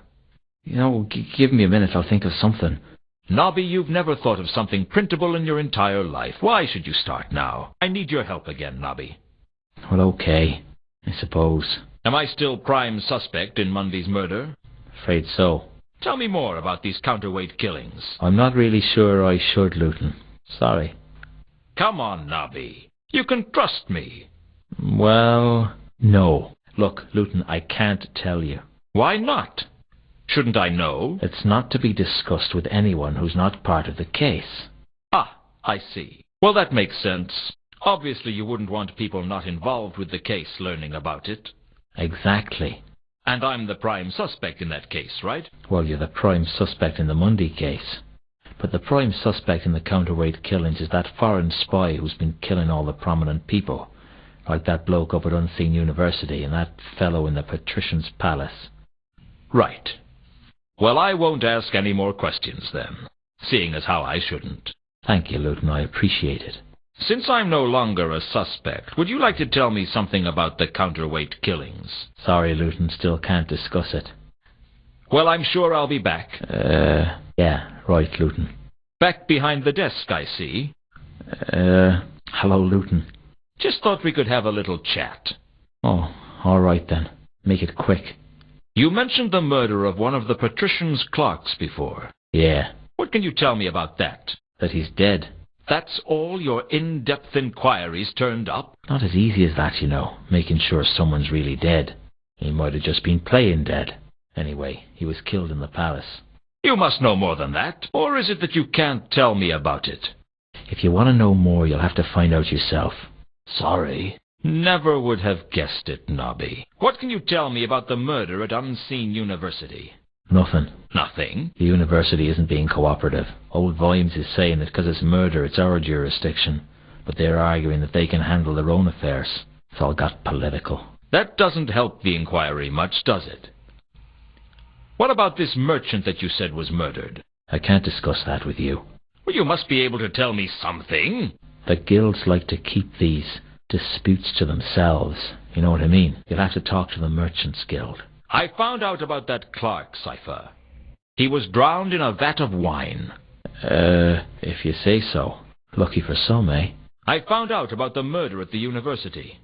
Really? His name was Matham, and they found him poisoned in the Widdershin's wing. Tell Vimes. Mr. Vimes? Believe it or not, I want to get to the bottom of this case as much as he does. I don't think anyone could want to get to the bottom of a case more than Mr. Vimes.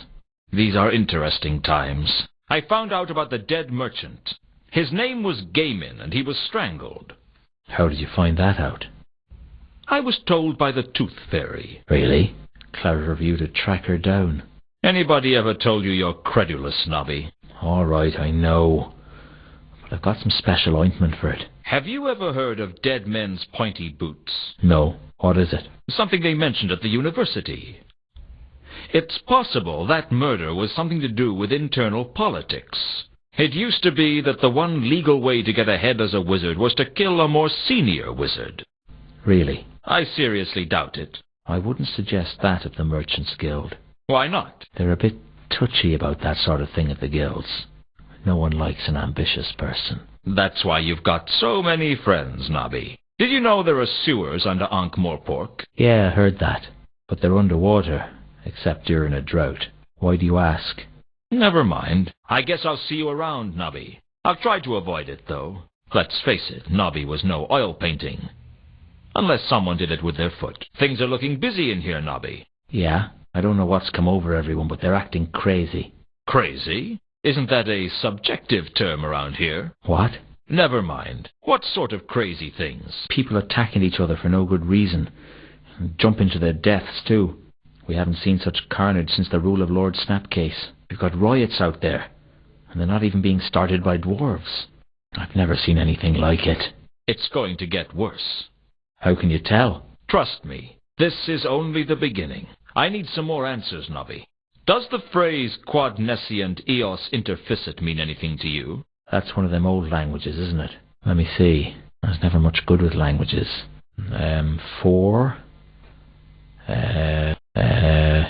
Forget it. Have a nice day. You're not going to believe this, but I have to tell you anyway. There's a cult at work in the city, and if we don't stop them, they're going to destroy the city at the very least, and probably a lot more beside. Frankly, I don't know who else to turn to, and I thought I might be able to get you on my side. You're right. That I can get you on my side? Nah, that I'm not going to believe it. I'm sorry, Luton. Coming back from the grave is one thing. I mean, we all know that it happens all the time, don't we? But cults plotting to destroy the city. Nah, sorry. You're just pulling my leg. We'd know about it. And now you do. I've just told you. Really? Got any evidence? Do you know what this is? Looks like some kind of amulet. If you gave it to me to look after, I might be able to find something out about it. If I gave it to you, I'd never see it again. This amulet belongs to members of the cult of Nylon Athatep. They're trying to destroy the whole of creation. You've got to help me. Are you feeling okay, Luton? Sometimes being killed can affect people in a funny way.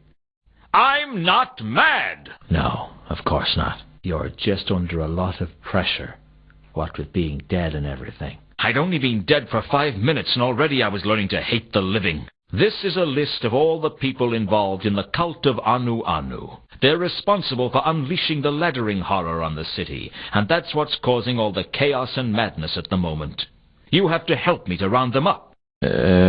Okay. I'll bear that in mind. You're not taking me at all seriously, are you? No, really.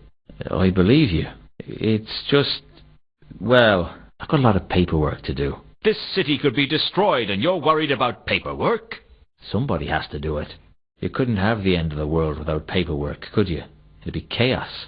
I'm trying to find a troll named Foyd. Any idea where he is? Sorry, never heard of him. There's a troll named Foyd in a room opposite the Three Jolly Luck Fish Bar on Dagon Street. I suggest you go pick him up. What's he done? For starters, he's used an illegal plaster surgeon, and for the main course he's part of a cult which has murdered 8 people with the intent of summoning a grotesque horror from beyond space and time. I'm not sure if that last bit is actually illegal or not, as such, but I'll look into it. Well, do it soon, because he's leaving town as soon as he's recovered from the surgery. I'm looking for a man named Gelid. He's a porter at Unseen University. Any thoughts? Well, this is just a long shot, but try up at Unseen University. That's not very helpful. I need to get into the Unseen University, and I want you to help me do it. How? Can't you get me some kind of warrant or something? No, absolutely not. Vimes would go spare if he knew I'd given a search warrant to you. A search warrant? Yeah, it's a piece of parchment from the patrician allowing us to search a premises. Or is that a premise? Well, I need one. I can't do it, Luton. It's more than my job's worth. The survival of the city might depend on it. You'd say anything just to get your own way. All right, if that's the way it's going to be. How did you get into my office the other day, Nobby? The door was open. No, it wasn't. I always lock my door. In that neighborhood, my coffee maker wouldn't last 10 minutes if I didn't. Well, I found my way in. Let's just leave it at that, eh? How would Vimes feel if he learned that you'd been breaking and entering onto private property just to fill your own pockets? You're not going to tell him, are you, Luton? He'll go spare. Well, you scratch my back and I'll scratch yours. What would I want my back scratched for? I mean, I'll ignore your transgression if you get me a warrant to let me into the university. I don't know about this, Luton. I think... Act now. You can think about it later. Okay. Wait here. Well, if I couldn't count on him as a friend, I could always count on him as a coward. Here. Take it. Don't get out before somebody sees you. Consider me gone. I'm looking for a trapezohedron. It's an artifact of great power. A trapezo what? Is that something they have at circuses? A trapezohedron. It's a geometric shape. Oh, yes, those geometrics. Yes, he's always coming up with new ideas. Ha! What is it this time? A screw that makes water flow upwards? A bath that apples drop into? Forget it, Nobby. For you, vocabulary is just a word that's hard to spell, isn't it? Thanks for the search warrant. Just don't drop me in it, okay? If anyone asks, you found it in the street. I don't suppose you know a troll named Malachite. Not Mount Malachite. Describe him. Big, tall, stupid, not very talkative. That's the one. He went down for theft years ago. I seem to remember he had an accomplice. An accomplice? Yeah. He denied it, but we all thought he was working with someone. I don't reckon he was the brains of the outfit. What happened? He escaped. Not that long ago either. As far as I know, he's on the lam. Why? You've seen him? No. Just interested. Do you know a dwarf by the name of Al-Khali? Never heard of him. How did you know he was male, then? You can't trick me. Everyone knows dwarves don't use the female pronoun. Okay. Mind you, I've always wondered what a female pronoun was. One of nature's wonderful mysteries, Nobby. Is it normally kept covered, or what? I'm going to leave it to your rather uninventive imagination, Nobby. I'm looking for a dwarf named Reagan. He's been missing. Missing? What kind of missing? Missing for a few hours? Missing person? Missing in the shades? Help me out here, will you? Missing person, I guess. How long's he been missing? 3 days. 3 days? You've got to be kidding. That barely counts as a hangover in ankh-morpork, let alone a missing person case. How long would he have to be missing, then? I'd say at least 3 weeks. 3 weeks? Of course, it'd depend on who he was. If the patrician went missing for 3 hours, it'd warrant an investigation. Justice for some, eh? Did anyone report a speeding carriage 3 days ago? Funny you should ask that. Sergeant Colon was almost run down by a carriage 3 days ago. He's been going on about it ever since. Says we ought to have speed limits for carriages. How would you tell what speed a carriage was going? Well, a watchman's instincts are never wrong. You could always go for a more preventative approach. Like what? Or you could ban carriages altogether. Yeah, that'd work. Hey, you could go one step further. You could ban people from ankh-morpork, and then there'd be no crime at all. Well, there'd still be the trolls and the dwarfs, and the gargoyles, and the gnomes, and the undead and the golems. Of course, the golems don't make much crime, and the gargoyles' only crime is Adacide, and it's not like we're short of pigeons. But the trolls and the dwarfs, well, I mean, they make as much crime as any of the humans, maybe even more. It's no fun when it's this easy. Like shooting fish at a barrel. Eh? Never mind. About this carriage the other night. Where did Colon see it? I think he said it was headed for the Magdalen Bridge. It wasn't much of a lead, but at least it was something. Usually you could only get a lead out of Nobby with a scalpel. I take it I'm still the prime suspect for Mundy's murder. Afraid so, Luton. I take it you realize that Mundy was hung upside down from the rafters. Well, yes, of course. Yes, hung upside down. Yeah. I can't believe that the person doing the most work on this case is also the prime suspect. Have you heard of a troll called Horst, Nobby? Oh yeah, he's a treasure hunter, he is. How come you've heard of him? Well, Vimes always asks us to keep an eye on him when he's in town. Is he a lawbreaker then? Well, he's careful never to get caught doing anything against the law. Bit like you then. Yeah, a bit like... No! Now you hang on a minute. I am completely law-abiding. Yes.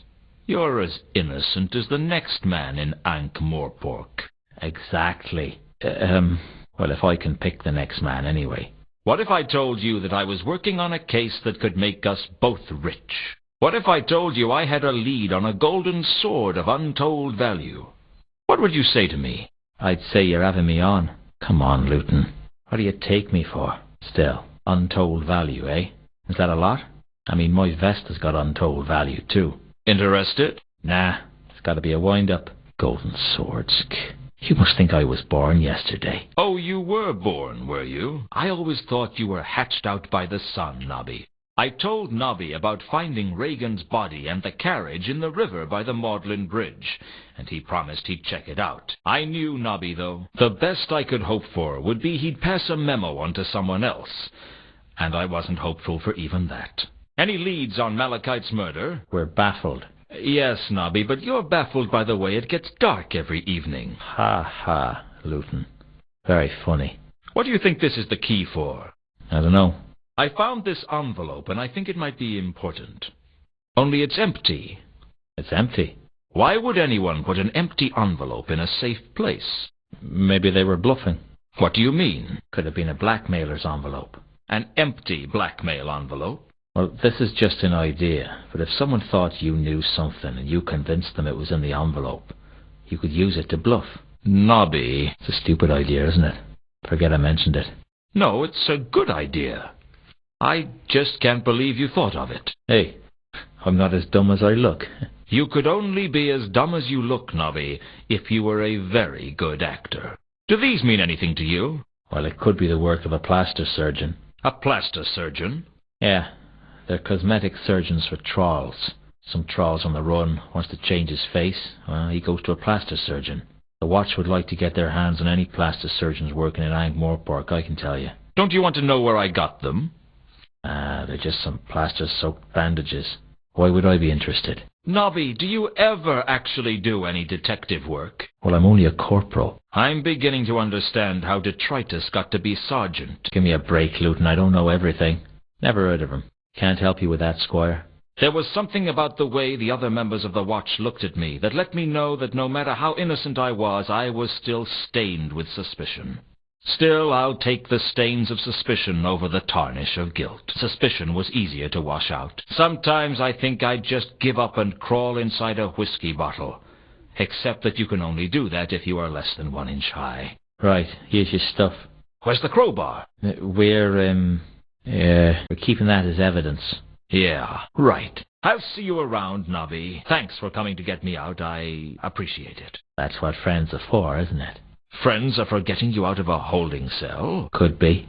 I ain't got that many. You won't get any argument from me. See you later. I had this feeling that I was caught in the middle of something big, but I still hadn't a clue what it was.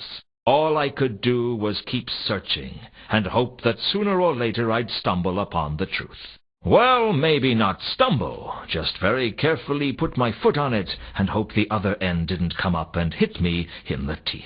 I called around at Pseudopolis Yard, which caused a bit of a stir. Seems news of my death had spread. I asked for Nobby, and someone told me he was out. I decided to head back to my office and take stock of the situation. They took me to Pseudopolis Yard to be interrogated. They had a salamander lamp shining in my eyes, so I couldn't see what was going on, but I could hear Nobby and a troll talking in the darkness. It was probably Detritus, the first troll to join the watch. Detritus was the troll many people in ankh-morpork thought of when they heard the word troll, bringing back as it does vague memories of sudden concussion and extreme pain. Sometimes you'd hear 2 short planks being described as thick as detritus. Your ideal street cop, in fact.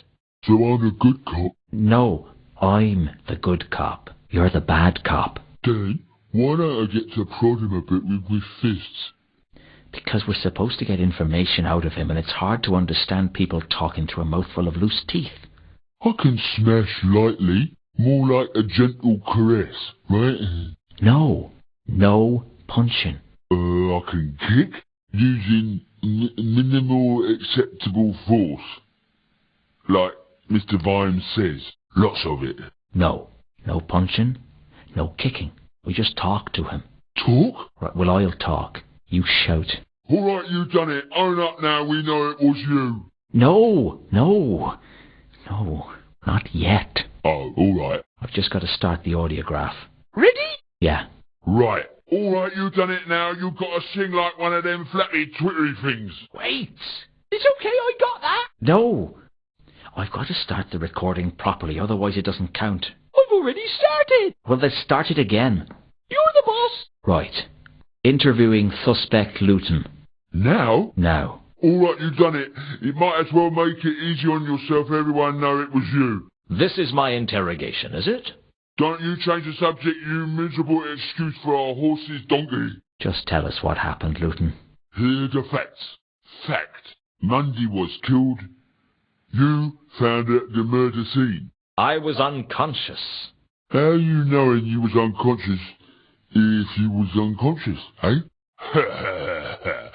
Foiled you with logic. Now you listen to me good, and then we see who wears the long 2-legged garments.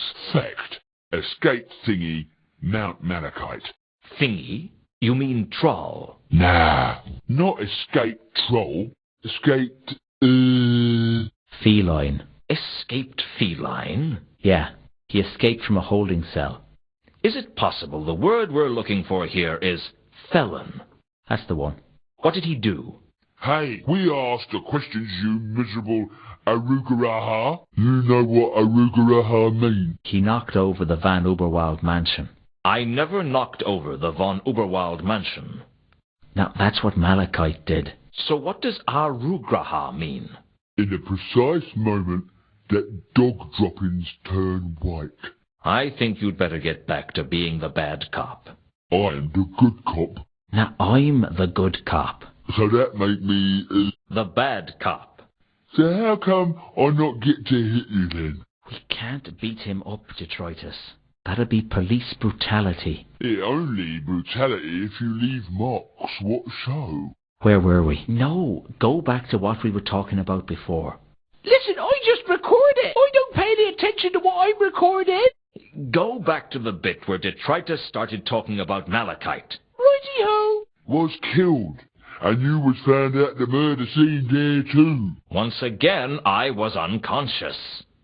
Oh, how convenient for you. 2 murders and 2 unconsciousnesses. What about the murder weapon, eh? What about the crowbar? Tell us where you got the crowbar, and I'll give you a smoke. One of your dog ends? No, thanks. I'll get you coffee. Maybe some cherry cake. New suit. You get to choose the colour. I think you're taking this good cop role too seriously. Thank you. Now my turn. You want to fall down the steps to the cell, without leaving your chair, it's fine by me. I'm not guilty, and I refuse to feed your suspicions and paranoia by consenting to this charade. I thought charades were a game, like chase my neighbour up the passage. No, you need a pack of cards for chase my neighbour up the passage. Not where I come from. We're trying to do you a favour. We could give you to the Lawyers Guild. You don't want that, Luton. They'd eat you alive. You don't have anywhere near enough money to be innocent. Haven't you got better things to do than harass me? We harass you 'cause you is guilty. We knows you done it. Look, I had a meeting with a troll named Therma on the rooftops of Salis and Fedra. I'd arranged it on Malachite's behalf, and when we got there I must have been knocked unconscious by the killer. I know it sounds improbable, but that's how it happened.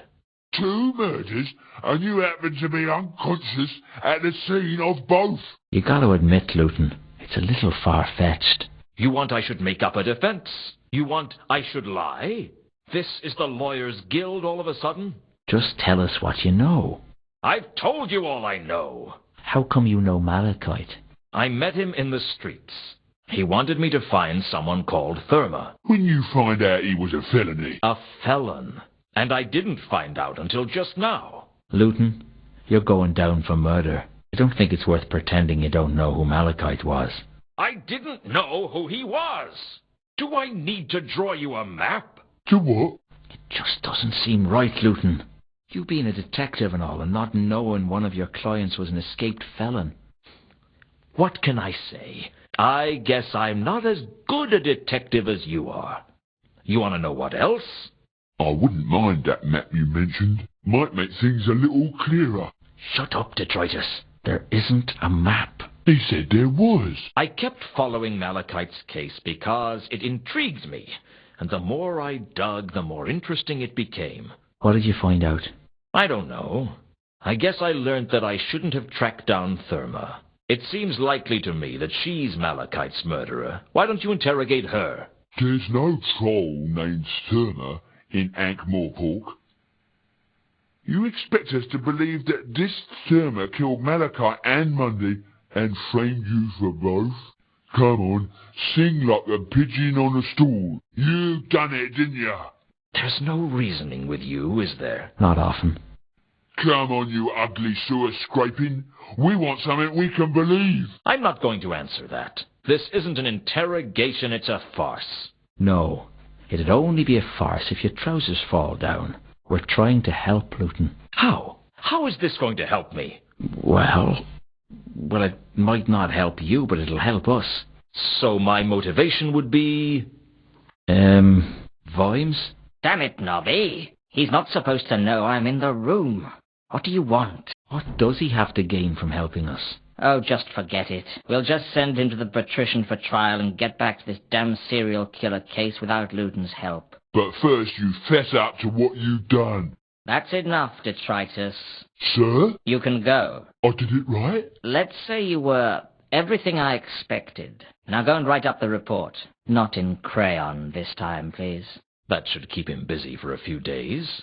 He may be slow, but he's not an untrustworthy killer like you. Why the personal interest in this case, Vimes? I'm sure you've got more important things to do now you're commander of the watch. My reasons are my own. You're not interested in my guilt or innocence. You're just out to nail me. Frankly, Luton, I've got all the evidence of your guilt I need, and if I get my way, they'll lock you up and melt down the key for scrap iron. You're a bad cop, and I don't have any time for you. If you're so convinced of my guilt, why the interrogation? Nobby has this deranged idea that there might be some extenuating circumstances that we ought to find out about. It'd make everything a lot easier if you'd confess, Luton. I'm sure you had a good reason to do what you did. Let us help you. Cigarette? Holiday for 2 in Quirms, sea-facing room, we pay the minibar bill. I'm not guilty, and I'm not confessing to a crime I didn't commit. Listen to me, Luton. We're conducting this interrogation because I believe in upholding the law. There is no law in ankh-morpork. True enough, but there's my law, and there's the patrician's law. Which would you rather face? What's the difference? The Lord Veterinary considers it a happy state of affairs if the punishment can involve the actual perpetrator, but sees it as by no means essential. I consider it to be absolutely essential. But you've already decided that I'm guilty. That doesn't mean I've proved it. And if I prove my innocence? That's not going to happen. Then what's the point of this farce? Smoke? No. The thing is, Luton, we just want to find out what happened. Do one decent thing in your life, Luton. Help us close this case. Why should I? So we can close this sorry little act and concentrate on the threat to the city. The threat? The counterweight killings. Doesn't it make more sense that both Mundy and Malachite were killed by this so-called counterweight killer? That's what you'd like us to believe, isn't it? You make the murders look like the counterweight killings and hope to get away with it. That's it, isn't it? You're not interested in me. You want to catch the counterweight killer. You're just a low-life killer, Luton. My job is to protect citizens from people like you. What? You don't even like them much. You think they're all criminals. Maybe. But murder leaves the place too messy. Look, Luton, we don't think you're involved with the counterweight killings. But we have to know which ones are which if we're going to stop him from killing again. This is your chance to be a hero. To help us to catch a foreign assassin. A hero? There's nothing I can do to save myself. Why should I care about the rest of the city? You were a good man once, Luton. This could be your one shot at redemption. I was never that good a shot. You ought to know, Luton, that you're a suspect in the counterweight killings. That crowbar of yours was palace property, which means you had access to at least one of the murder sites. You're getting desperate, aren't you? We're wasting our time with you. Will you explain to me why you're so confident that Mundy and Malachite weren't killed by whoever was responsible for the rest of the counterweight killings? Everyone else has been sort of important. Mundy and the Troll were nobodies. Quiet, Nobby. You're crazy. You think you found a pattern and you're forcing everything else to fit it. We're doing our job. What about Reagan? The dead dwarf?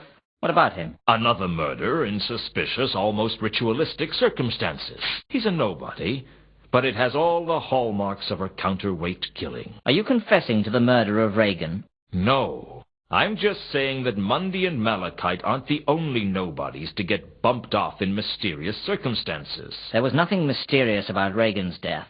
People don't just drive carriages off a bridge for no reason. He was driving recklessly across the city. It's probably just a suicide. Maybe he was just drunk. What about the bite marks? Bite marks? There weren't any bite marks. I looked. Reagan was murdered. I'm sure of it. You've got bigger problems than that right now, Luton. I suggest you concentrate on them. Surely you have other suspects.